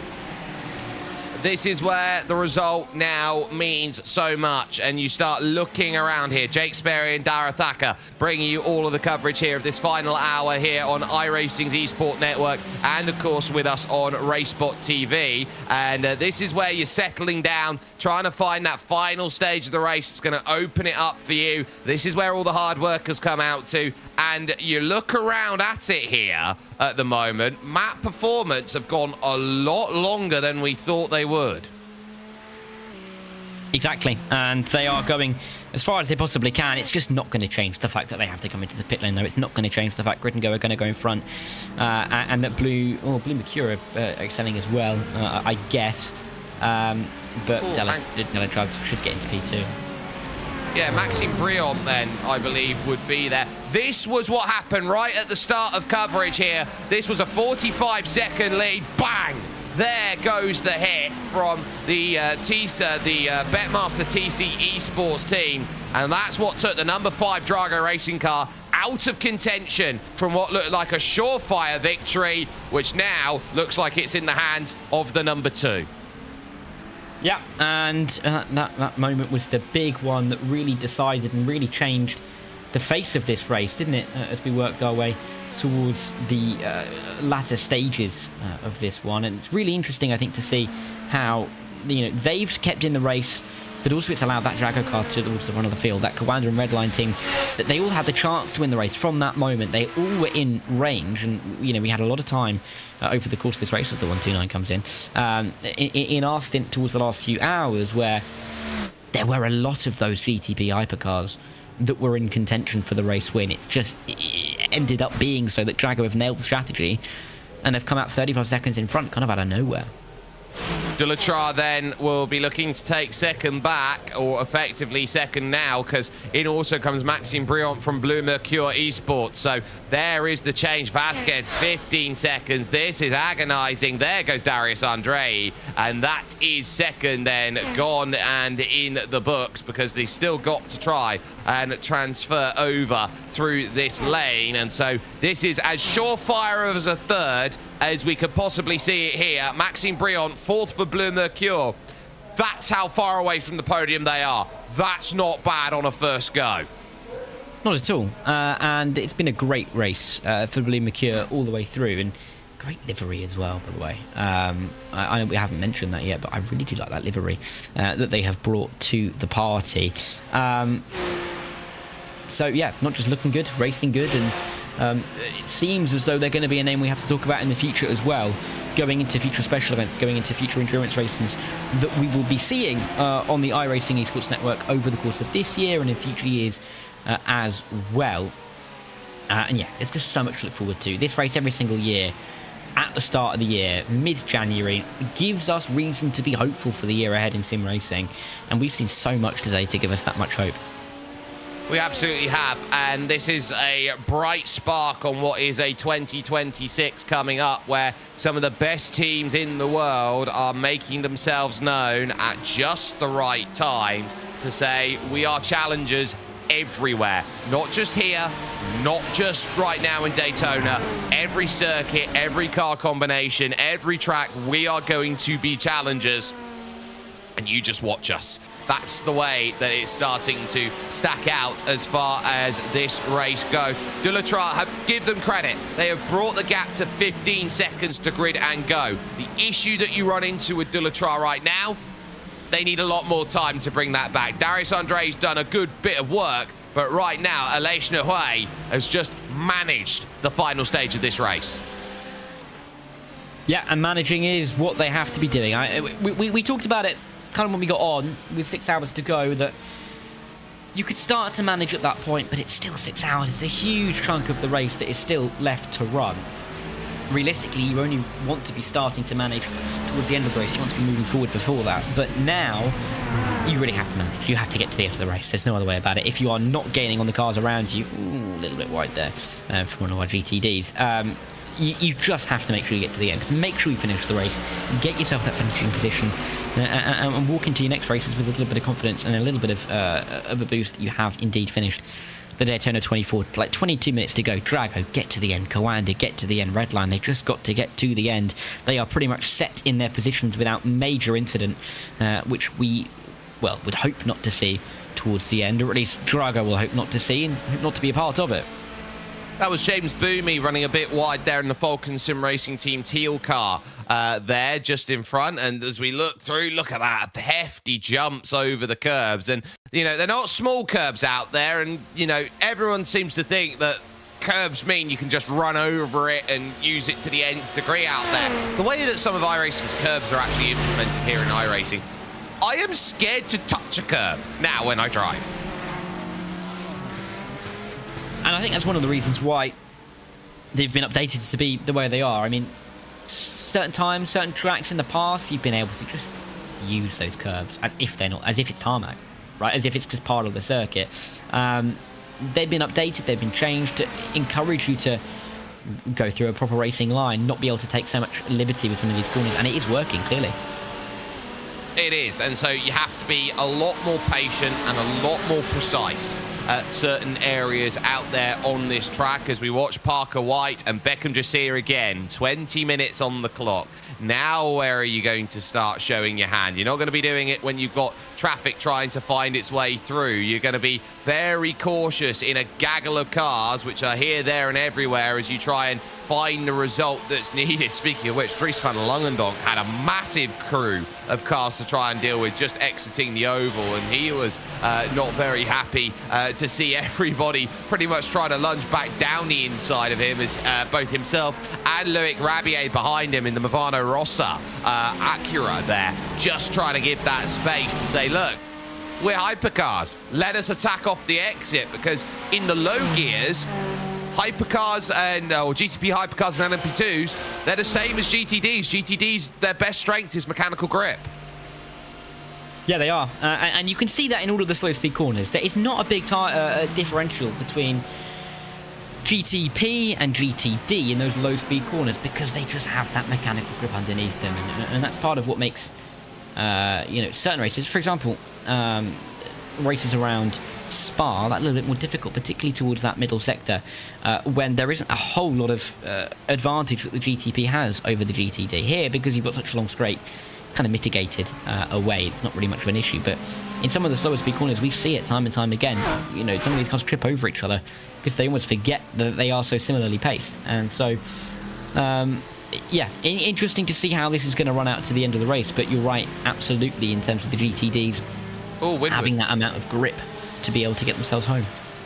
Winwood Esport by Sensor Haptics, they have got a penalty, and that is going to hit them hard because it is speeding on pit entry by the looks of it. So they're going to be in the box for at least another 40 seconds. They are, and not what you want as your final stop, is it, really? But at least you're not the 909, which are back in the pit lane for another 13 minutes. Here's the 33. What happened? Oh, that's Alex Dunn. Goes through. Now, is there going to be a second one that comes through? I think it's just a bit of Oh! Oh, he tried to let himself know with Alex Dunn there that he wasn't happy, and then he gets turned for his troubles. You never use your car as a weapon. What was Ethan thinking? I'm not too sure. It did look like he came down a little bit there. I'm not entirely sure why Alex Dunn trucked it up the inside at turn 6 in the first place, but that being said, that doesn't really make a difference to what happened on the banking there. Ethan just deciding to come down a little bit, and I mean, in the end, he's come off worse, so he's not going to be happy. Alex Dunn's certainly not going to be happy. And I mean, if Drago were gaining, that would have been a huge moment, but as it is, it's just going to settle them in P3, isn't it, by the end of this race? I don't know. Look, and Falcon Sim Racing Blue having a spin as well. That's not going to be helpful as well in 44. Someone's just got to tell these drivers towards the end, look, you got 15 minutes. Let's not spoil what has been a truly magical 24. Yeah, and I think people maybe just, you get towards the last hour, you get a little bit cranky, don't you? You get a little bit more tired. You start to see red mist a bit more as those eyes start to droop, but either way, we just want to get to the end of the race without people wanting to shout at each other. That's never fun, is it? But it sometimes happens, and I'm sure there'll be words said after that from that moment that we just saw between Ethan and Alex. Elvis Franken nearly into the marbles there, nearly went very wide.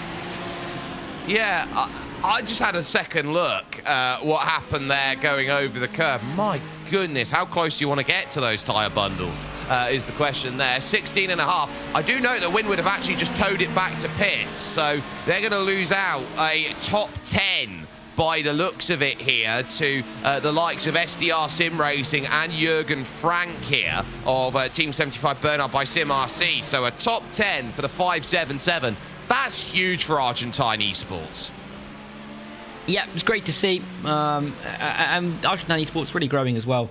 I think it's also great to see, we've had Agustin Canapino in this race and other sim races as well, of course, former IndyCar driver, most notably, of course, that's taken part and really helped to grow that side of Argentinian esports and sim racing. And it's great to see that growth and that we've got that team in this race towards the end, still running with only 15 minutes left to go. And yeah, exactly, the Betmos for TC. The 42, who won't be the number 5 GTP's favourite team in the world, but they've done a great job to be in P5 by this point in this race. Well, it's not going to be Feliz Navidad for them when they don't get a Christmas card from Drago, and they'll go, well, do you remember Daytona? That's the reason why you're off my list. But they have driven a very nice race. They've survived all of the dramas of what can happen in the various classes. And actually give credit to this LMP2 class right now, which still has 6 cars basically within a lap of the leading grid and go team. So that, I think, is a huge achievement for just how close the racing has been in LMP2. Yeah, and the LMP2 categories, it's not one that we've talked about too much in the last few hours because we haven't had that close battle for the lead. But it's just been there. It's just been kind of dangling like a carrot in front of our face, really, to see if that 21 could catch to the 003. But it just looks like Grid and Go are going to have enough here in the final 15 minutes. We're talking about less than 10 laps to go. Single-digit laps remaining in this race for Drago, for Kawanda, for Redline, for everybody else in this field. And still, a couple of questions to be answered. I think we've got them in the GTP Hypercar class. You'd like to think we've got them in the LMP2 class. GTD, it just comes down to what teammates decide to do.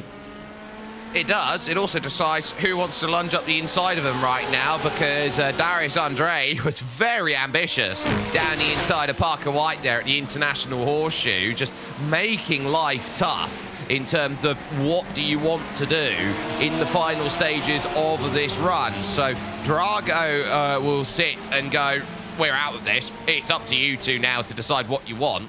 13 and a half minutes they'll be looking at soon and going, where do I want to be? Who am I going to be the one to stand up ahead of everyone else? This is where you now start thinking, well, I don't have to make the move. Maybe this is you're free to battle, and Beckham Jasier goes, no, I quite like it right now. I'm just going to sit here. I'm not going to let you do anything. I'm not going to let you lift off and take the position. In fact, we had something on Race Spot on Friday night where this exact situation happened in the Radical E Cup between Alfredo Mallow and Heinz Braun.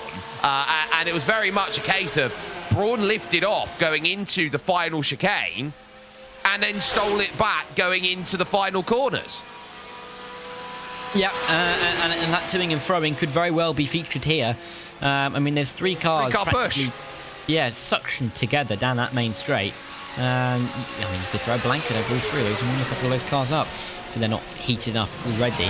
Into turn 1, they'll split up a little bit of a back off from the cars behind. You don't want to hit the car in front, and they've been running like this for hour after hour for so long. Really incredible precision for this long, and to keep focus as well. It's incredible. And some people will think, why is the Blue Mercure car of Emanuele Olivieri pushing the 2 Williams cars? And actually, what you've got to remember is this is a big community. Drivers will remember what drivers did at certain points in time. And this will be the sort of, I want you 2 guys or one of you 2 teams to go out there and win. So what I'm going to do is I'm going to help you out a bit in the hope that somewhere down the road, this is an IOU. I think that's what the number 9's going to be hoping for. I'm not sure that's how Williams are going to view it, right? I mean, they're already winning the race. They feel pretty comfortable. They'll see this as the number 9 just wanting to hop along, really.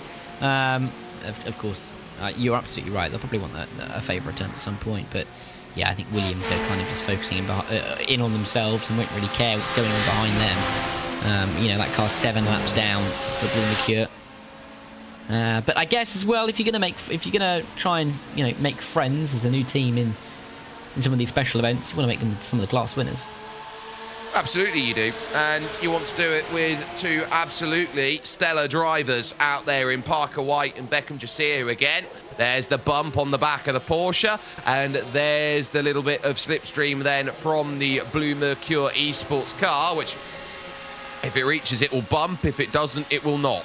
At that point, and so it doesn't quite have enough to go and reach, so it will not, heading in towards this next section with 11 minutes to go. And so now you're starting to wonder, not only when are you going to make that move, but how much time are you going to have left at the end of this race to do it? Because it will be dependent here whether they go a lap longer or not on Dries van Langendonk and when that number 2 crosses the line, because when they cross the line, it's basically a case of everyone on that lap. If those are the last 2 cars on that lap, they got a chance. Little bit of overlap then as they run into the West Horseshoe, which was created there by Elvis Rankin's Coanda Esports 08 Ferrari, and ultimately not enough to go and get a move done at the moment. Beckham Jasier, resolute, they're in 2nd place.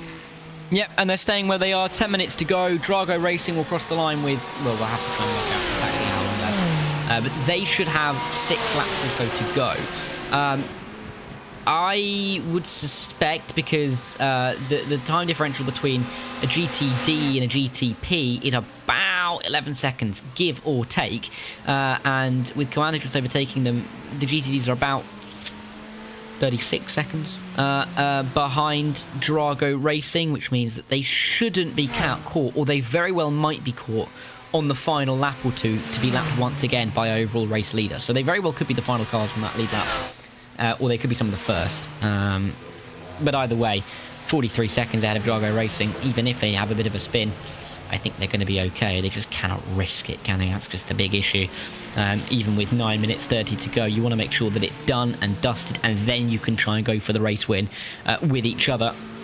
But as long as Williams win this race, I don't think Williams care which car wins, quite frankly.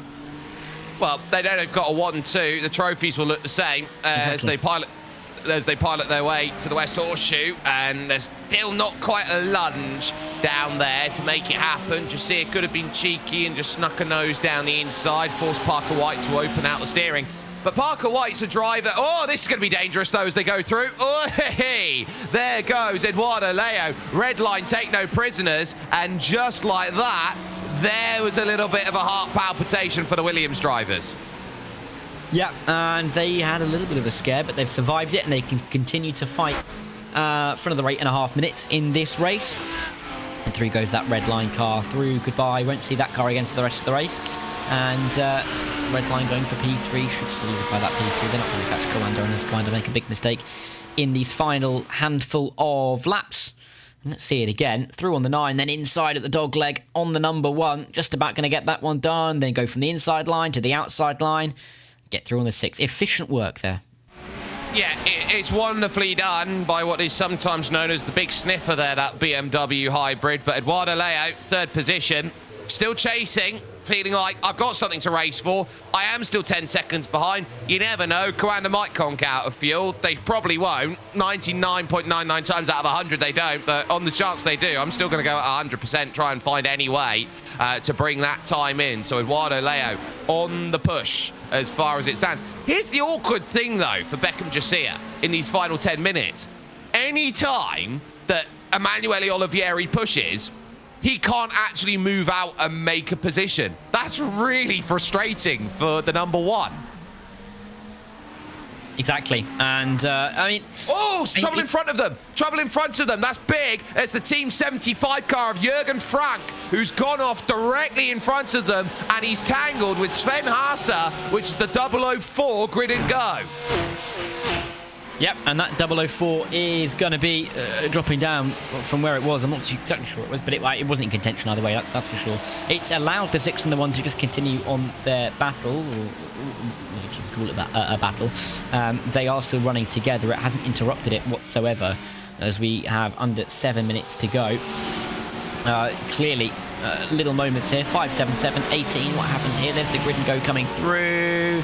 Oh, there was contact. Oh, that was aggressive from that grid and go car. The 18 spinning across, and in the end, not affecting the guys and not even hitting the barrier. Oh, very lightly tapping the barrier.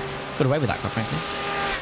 Yeah, well, Jürgen Frank frankly does. And so there's the look. No, gap's not there. You've got racing room at best, but Jürgen Frank's corner all day long and twice on Sunday morning, and just about kept it out of trouble. That's the experience that Jürgen Frank brings to the table here. With 6 minutes to go, it looks like 2 categories are finally decided, but what about this one here? And Olivieri again will just stymie any attempt from Beckham Josiah to go and make that move. And this is the thing, this feels like a NASCAR race. You're up against an NASCAR champion who knows how to drive like this at Daytona. Yep, and has won across those that very start-finish line in that series as well. So Parker White, definitely the man you want to be bringing this one home. Will he be engaged in a battle towards the end with Beckham Josiah? The further we go, the more I'm thinking absolutely not. I'm kind of hoping we avoid it, because I'll be honest, Jake, I don't want to be part of the fallout if they come together and Drago are able to walk through on this one. You know, that would be... that wouldn't be a fun conversation to be a part of. But the number one is just sitting there. I think as well, the fact that the 9 is there, just keeping them honest, also makes them just not want to do anything different, because the 9 is sitting there with them. Why would you want to then risk maybe going side by side and then maybe getting hit by even the 9 car? It just doesn't feel worth it with 5 minutes to go. It doesn't, but now you're starting to wonder what you need. And again, I will push a bit more, maybe lisking out half a car alongside, say, I'm going to get in your mirror a little bit. I'm gonna keep you honest at this stage, says Beckham Josiah to Parker White. And they will play this game of, do you want it? Do you not want it? Do you need that position? Do you not need that position? Again, they can't afford to play too many games, but they are probably looking around at about 3 laps of racing left. And Dries van Longendonk, for example, is making his way through the turn 1 and 2 banking. These drivers through the 3 and 4 banking. That's going to be very close, whether it's going to be these drivers having 1 lap or 2 to fight for it. Yeah, indeed. And when Drago across the line, there should be another 3 to go, because we've passed that point of, 4 minutes 39, in which we'd have an extra lap, and we're not going to get down to 3 minutes 6 or so. So there will be 3 laps to go for Drago and everyone behind it when they cross the line. Not long to go then. We're already down to the final, couple of laps. We've done 901 over the course of the race. We have crossed that 900 lap threshold. And we're going to get to about 904, 905 by the end of the race. Incredible length. It's 3 laps to go from here, so it'll be 904 completed laps of racing by the time the checkered flag is taken here from the Daytona International Speedway for Dries van Longendonk and Drago Racing, who have just set a new standard here in GTP with what they've needed to do here today. But it's all about the run that you've gone to get to this place, because this was not the team that was leading the entire way. This was the car that had to find a way to fight back and then convert its strategy to something successful. And in the final 6 hours, they held strong and have got the numbers correct against Coanda and Redline. Not often you get to say that. No, and they've done this perfectly in the final few hours. They've played this absolutely to a T. They've not engaged themselves in battles they didn't need to be involved in. They've not allowed themselves to get lost in what the others are doing on strategy and maybe fall into their trap. They have gone on their own way and played it out perfectly. So you could say the same for the Williams F1 team gaming cars as well. They have not allowed Drago to get in their heads. They've just pulled away from the rest, and they have showed people like Zach Sweeney exactly why they're not a community team.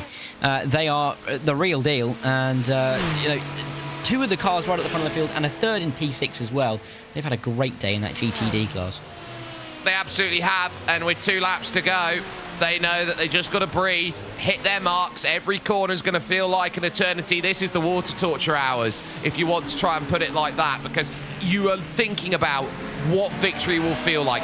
Every measure is going to be on an absolute tenterhook, and the team will be getting ready in their various places around the world to say, we've done it. We've got the big result that we've been clamoring for. We watch on the bottom of your screen the Battle of Williamses out there of White, Jasir, and Olivieri in body quotations. As we look around at this group right now, they've got another car in front of them actually as well. That's going to make life interesting. That's Federico Godoy for SDR, who are running 10, actually now running 9. Yep, and they were running on the fringes of the top 10 as well. It would have been would still be a great result to get into the top 10, but just little moments in these last couple of laps can be ever so costly. 1:23 to go. These 2 cars are not yet overtaken by Drago at the moment. Will they be overtaken as we get through the white flag lap? I'm not too sure, of course. Yeah, it looks likely. It looks likely, yeah. So it looks like they're about to get head on to their final. Yeah, it's right there, just in the background. Yeah, so they're going to be heading on to their final lap here. These 2 Williams cars. Are they going to fight? Are they going to? We've talked about it for about 5 hours now, Jake. Is it going to happen? Well, they're only going to have 1 lap to fight for. Oh, I'm going to pull out a little bit here. Try and see if I can get a run, and here it comes. Then from Beckham just here. He wants a push. Oh, and he's going to push Van Longendonk up high as we start the final lap of this race. They're going to lead on each other here into turn 1. They know how important this is. Now they've been given license to attack. And in towards turn 1, it is going to be Parker White who holds, lunges down the inside. Oh, gets a tag there from Godoy, there of SDR, and it now sets up the opportunity here for them. International Horseshoe. No look from Beckham just here. Not surprised to see no look here, because you've still got all that oval banking to go and make it happen. Williams, no, it's one of these 2, but don't do anything silly. They have put risk in the factor. They've got the lights behind them. Maxime Briant trying to get through. They've got Isaac Phelps in the 002 trying to make some progress through as well. They'll want them to wait to the banking, and they're just about to hit it. Officially 24 hours hit on the clock. We've gone twice round it, and now on this final attempt, who is going to stave off the charge of what they've got? This is brilliant between them. Jasir sitting and waiting here with Parker White. Do you go now or do you go later? Because I think he's going to try and just see this push around into the Le Mans chicane. Will go Dries Van Longendonk, because he knows that with his number 2, the day it's going to be written in folklore for this team that started off as the little team that could. It was one of those teams that just needed the perfect spark to get there. Now they stand on the giants of Coanda and Redline. Drago get the win in GTP Hypercar. It's on for LMP and GTD as well, but GTD now comes to a drag race form finish. It's Parker White who's going to get it. A try in the grass does not work for Beckham Jasir. Brilliantly done, and now we wait for Aleix Nahuay to come over towards the line, because the 003 has walked through on a treacherous tightrope here today. Fought so hard with effect simulations in the final 6 hours of this race, and what's fitting is that effect simulations car they are going to pass on the top there and stay behind. Sasha Lehman says, we were that close, but it is Aleix Nahuay and Grid and Go who finally get the result that their team numbers deserve. A win in LMP2. Dara, a truly legendary Daytona 24. Yeah, 3 races that went all the way towards the end. We had, lead changes in the final 6 hours in all 3 classes. We had leaders taken out of contention towards the end of the race. We've had new drivers win. We've had old drivers win as well. We've not just had great battles all the way throughout the race. We've also had a really interesting storyline in each one of these classes. GTD with Williams at the front of the field. How were they going to play it? They fought at the end. In the end, it didn't really make much of a difference. The 6 still coming out on top. Drago nailing the strategy, and Grid and Go staving off any kind of fight from anybody who would still challenge them after a couple of drivers fell by the wayside. But what a way to end this 24 hours. And the donuts begin for Drago, who now start this 2026 season as the favourites, and with the likes of Drago and Williams. Both the Williams F1 Team Gaming 2 car and the number 2 Drago Racing car have booked their place in the IMSA Esports Global Championship for 2026. Let's get confirmation of result then up on your screen here, ladies and gentlemen, here on iRacing. And of course, here with the work we've done with RaceBot, Dries van Long and Donk will take it for Drago Racing here in the iRacing 24 Hours of Daytona, powered by VCO. They will take the win by 34 seconds over Elvis Rankin and the Coanda Esports 08, with BMW M Team Redline finishing off in 3rd. Porsche Coanda 091 would be 4th, the first of those a lap down, with the BMW M Team Burosud Plus competition team 5th at 2 laps adrift. Loic Rabier from Havana Rossa would be 6th, ahead of that Drago Racing number 5, which had every chance today to win that race, and unfortunately with 5 hours to go, it all unraveled. Andrea Barilaro and Havana Rossa will be 8th, with the last finisher in your GTP hypercar field, Kevin Hayes, in 9th, as it will be Grid and Go Esports 426 laps down, Isaac Phelps there to 002, finishing off in 10th. And then your retirees, Sam Keita there for Team Redline's number 4. You then had the likes of the Grid and Go 001, fiercely forward Red running into troubles early on, and so too WSR Esports Blue, who had Adam State behind the wheel at the time. Darataka running through your LMP2 results. Yeah, and it was Grid and Go, the 003, who ended up winning the race by 15 seconds. It was a little bit touch and go for a while. You had another couple of challenges in there in the final few hours, but in the end, they staved off the challenge from Delatride's Automotive by Majors Garage for the 21. Darius Andre in there for the final few hours. Not able to do enough to try and overcome the advantage that Grid and Go had built up. It was MapPerformance.com, the only other driver officially on the lead lap. Aaron Vasquez, it was in the 129. Podium finish for them ahead of the debutants Blue Mercure Esport with the 32 car finishing inside the top 4. A few cars that were just a little bit off the pace, but still very much in contention all the way through. Top 5 rounded up by Betmaster TC Esports. Of course, they were involved in that collision with the number 5 about 5 hours ago. But they still finished inside the top 5. Solpec Precision Racing finished in 6th, ahead of the second of the Grid and Go cars, the 004 and P7, and then it came the second of the Blue Mercury Sport cars, the 33 finished in P8. Effect Simulations, of course, they were winning the race until they crashed, quite frankly, in the Western Horseshoe, 113 laps down, and it was the 3rd Blue Mercury car that finished inside the top 10, also a long way down. We saw the Chesney Sport and the 2 WSR Sport cars leave the race very early indeed, and they didn't see much of the second half of the race, if any at all. Well, a shame for Sesha because they were in control of the early stages of the race, but what a day for Williams F1 Team Gaming. 1 and 2, 600ths of a second. The difference over the line. Beckham Jasiah will end up with that second place after trying to go in the grass to win the race out there, but didn't quite manage it. Drago Racing gave it a good old go, but Alex Dunn a little bit short at 45 seconds behind. Vasilios Beliciosis and Blue Mercure on their debut get a 4th place in GTD. Brilliant job for them, and Falcon Sim Racing Teal will end up in 5th. It was then Dirt Esports by SX and Williams F1 Team Gaming's 3rd team car there in 7th, with the Falcon Sim Racing Team Blue, SDR Racing, and Team 75 Bernard by SimRC still a top 10 despite a spin in the final 5 minutes of the race. Just on the outside of the top 10 would be Aero Esports and Nicholas Longway, and the likes of Stint 1 and Blue Mercure's car in the number 9, 12th and 13th, Olivieri masquerading as a Williams Esports driver.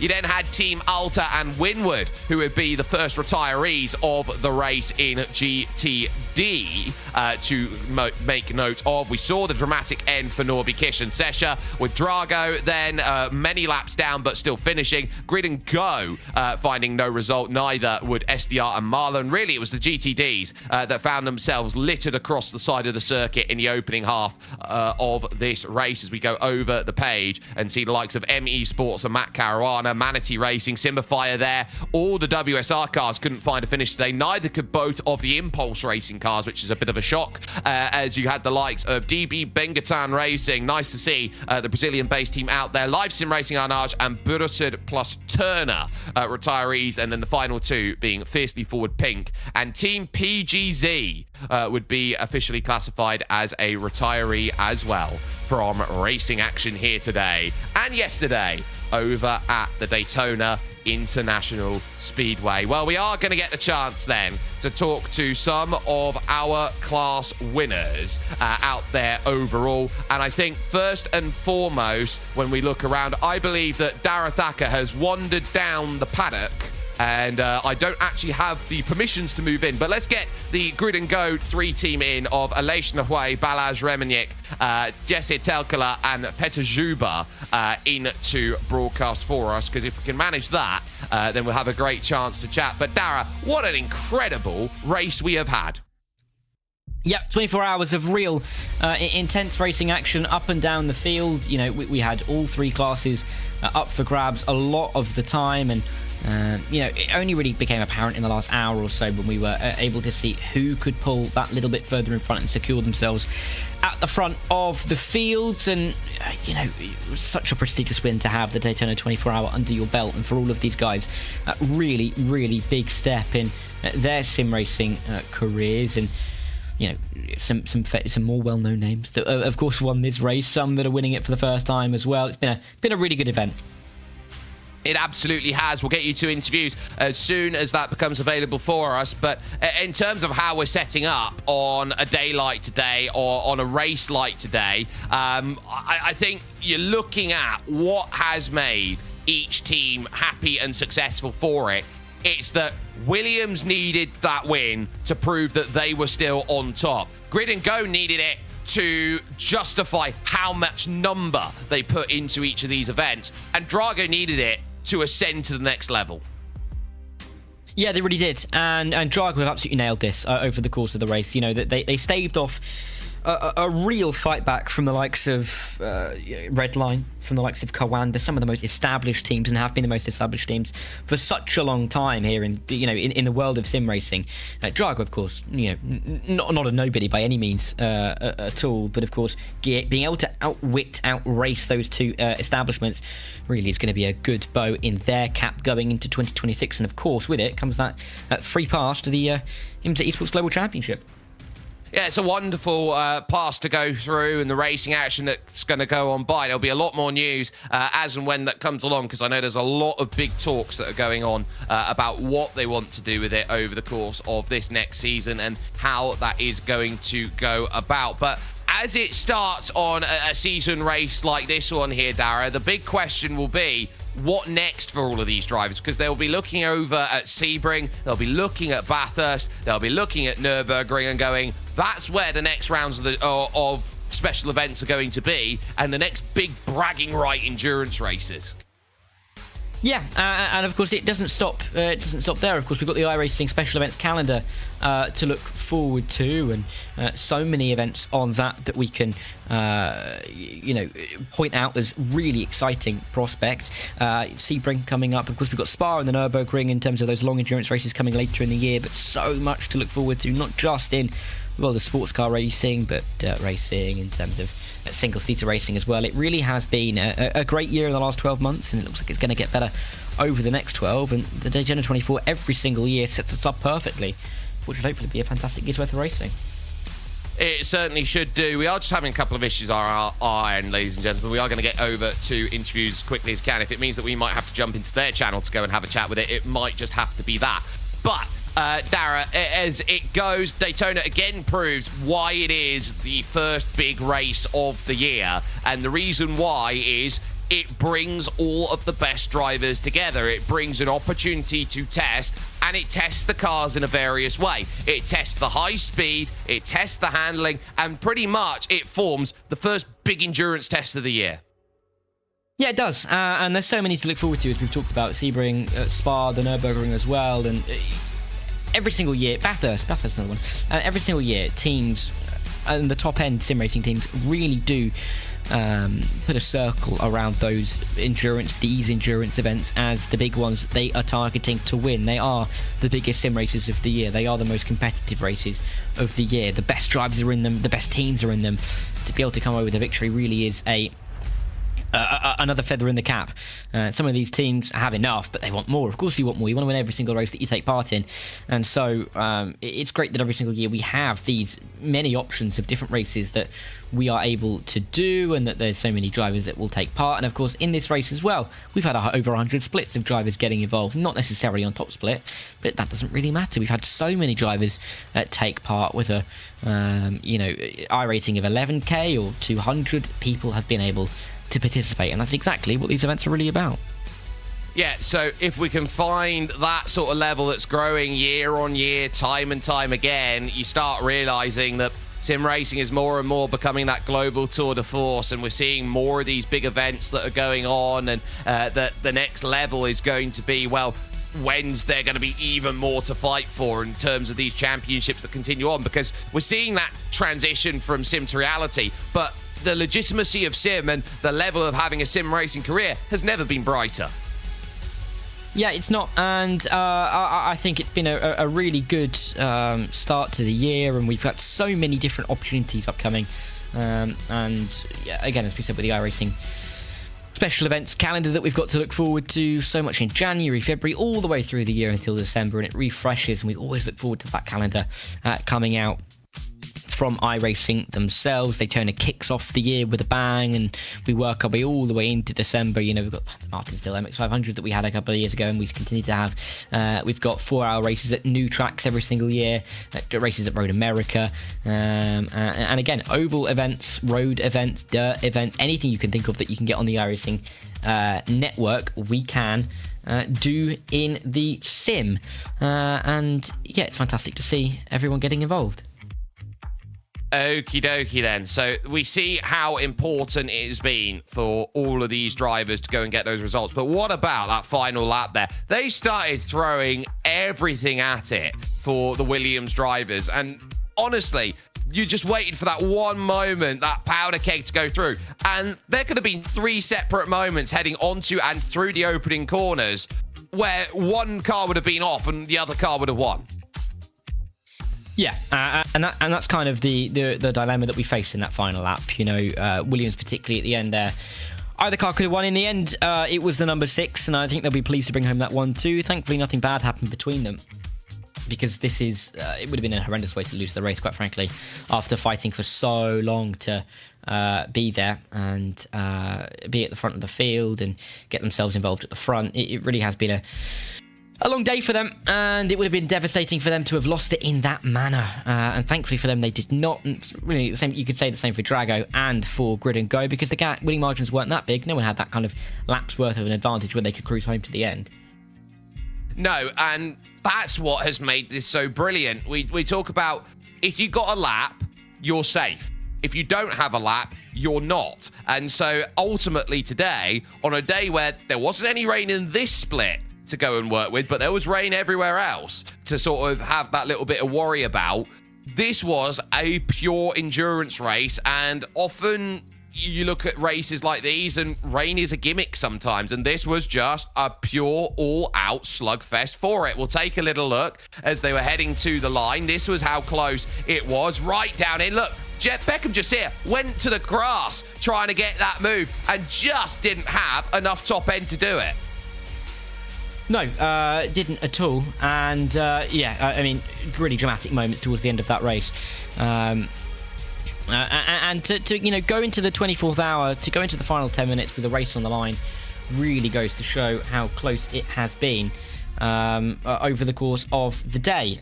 So I'm really looking forward to seeing if we get some more of the same over the course of the year. Hopefully it's going to be as good as this next year, right? Yeah, hopefully so. And this is going to be as critical as it possibly can.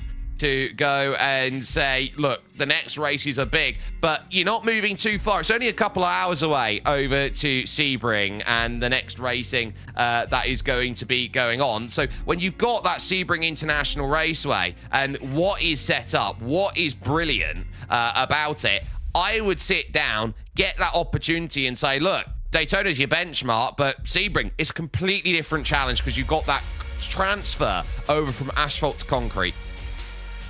Yeah, and it's not going to be a huge difference. Of course, Sebring, as you said, not a long way away. And the characteristics of the circuit, of the infield here and of Sebring, are the same.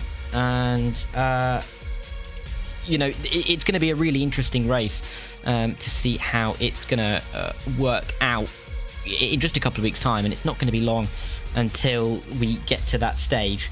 And yeah, I wonder, yes, yeah, there we go. I was hoping we'd get this, the iRacing special events calendar. You've got that Bathurst 12, you've got that Sebring 12, Red America 500, lots of those sim races, they're all sim races, obviously. Lots of those endurance races packed into the early part of the year.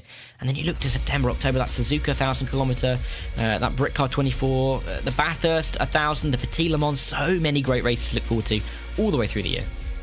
Unfortunately, we're going to be unable to bring you interviews here today, but what a wonderful race we have done, and we got some brilliant action. The first open wheel battles will be those two Indy 500s in May, and then you've got the likes of more to come. The Crandon Championships over in August with Knoxville Nationals. That is a very busy August of dirt racing to get yourself sorted, and then that FF 1600 Festival ending with the Production Car Challenge, which will be setting itself up then with action that they've had. What a wonderful chance it has been to jump in with iRacing and with RaceSpot and all of the action. A massive thanks to the entire crew who has been along for the ride here today, from Drew Adamson, Cisco Scaramuzza and Sean Ambrose, who have been technically directing some racing action here that has been absolutely sensational, from Paul Smith, Justin Prince, Lorenzo Bonda, Jay Kennedy, Justin Malillo, who has been involved in this one, Joe Peak, Taylor Burris, and of course from the likes of Jeremy Scott, Ramiro, Augustine Cisneros, Brad Dalton, and then Darragh Thacker alongside me. My name's Jake Sperry. What a day we have sat ourselves in with the most incredible racing action that Daytona had to offer. It came right down to the very wire in GTD, and Williams will be happy. Parker White getting the job done for the team and saying that's our win. But Grid and Go finally realize their potential and say we are challengers and we can win. But what about that little team that could? It is Drago who now join the pantheon, in my opinion, of Coanda. They join the pantheon of Redline, and they say they are the third big team. They are the next challengers, and they have come to upset the apple cart. A win for Drago at Daytona, and they will look to capitalize on that when we see you in February over with racing action at Mount Panorama Bathurst.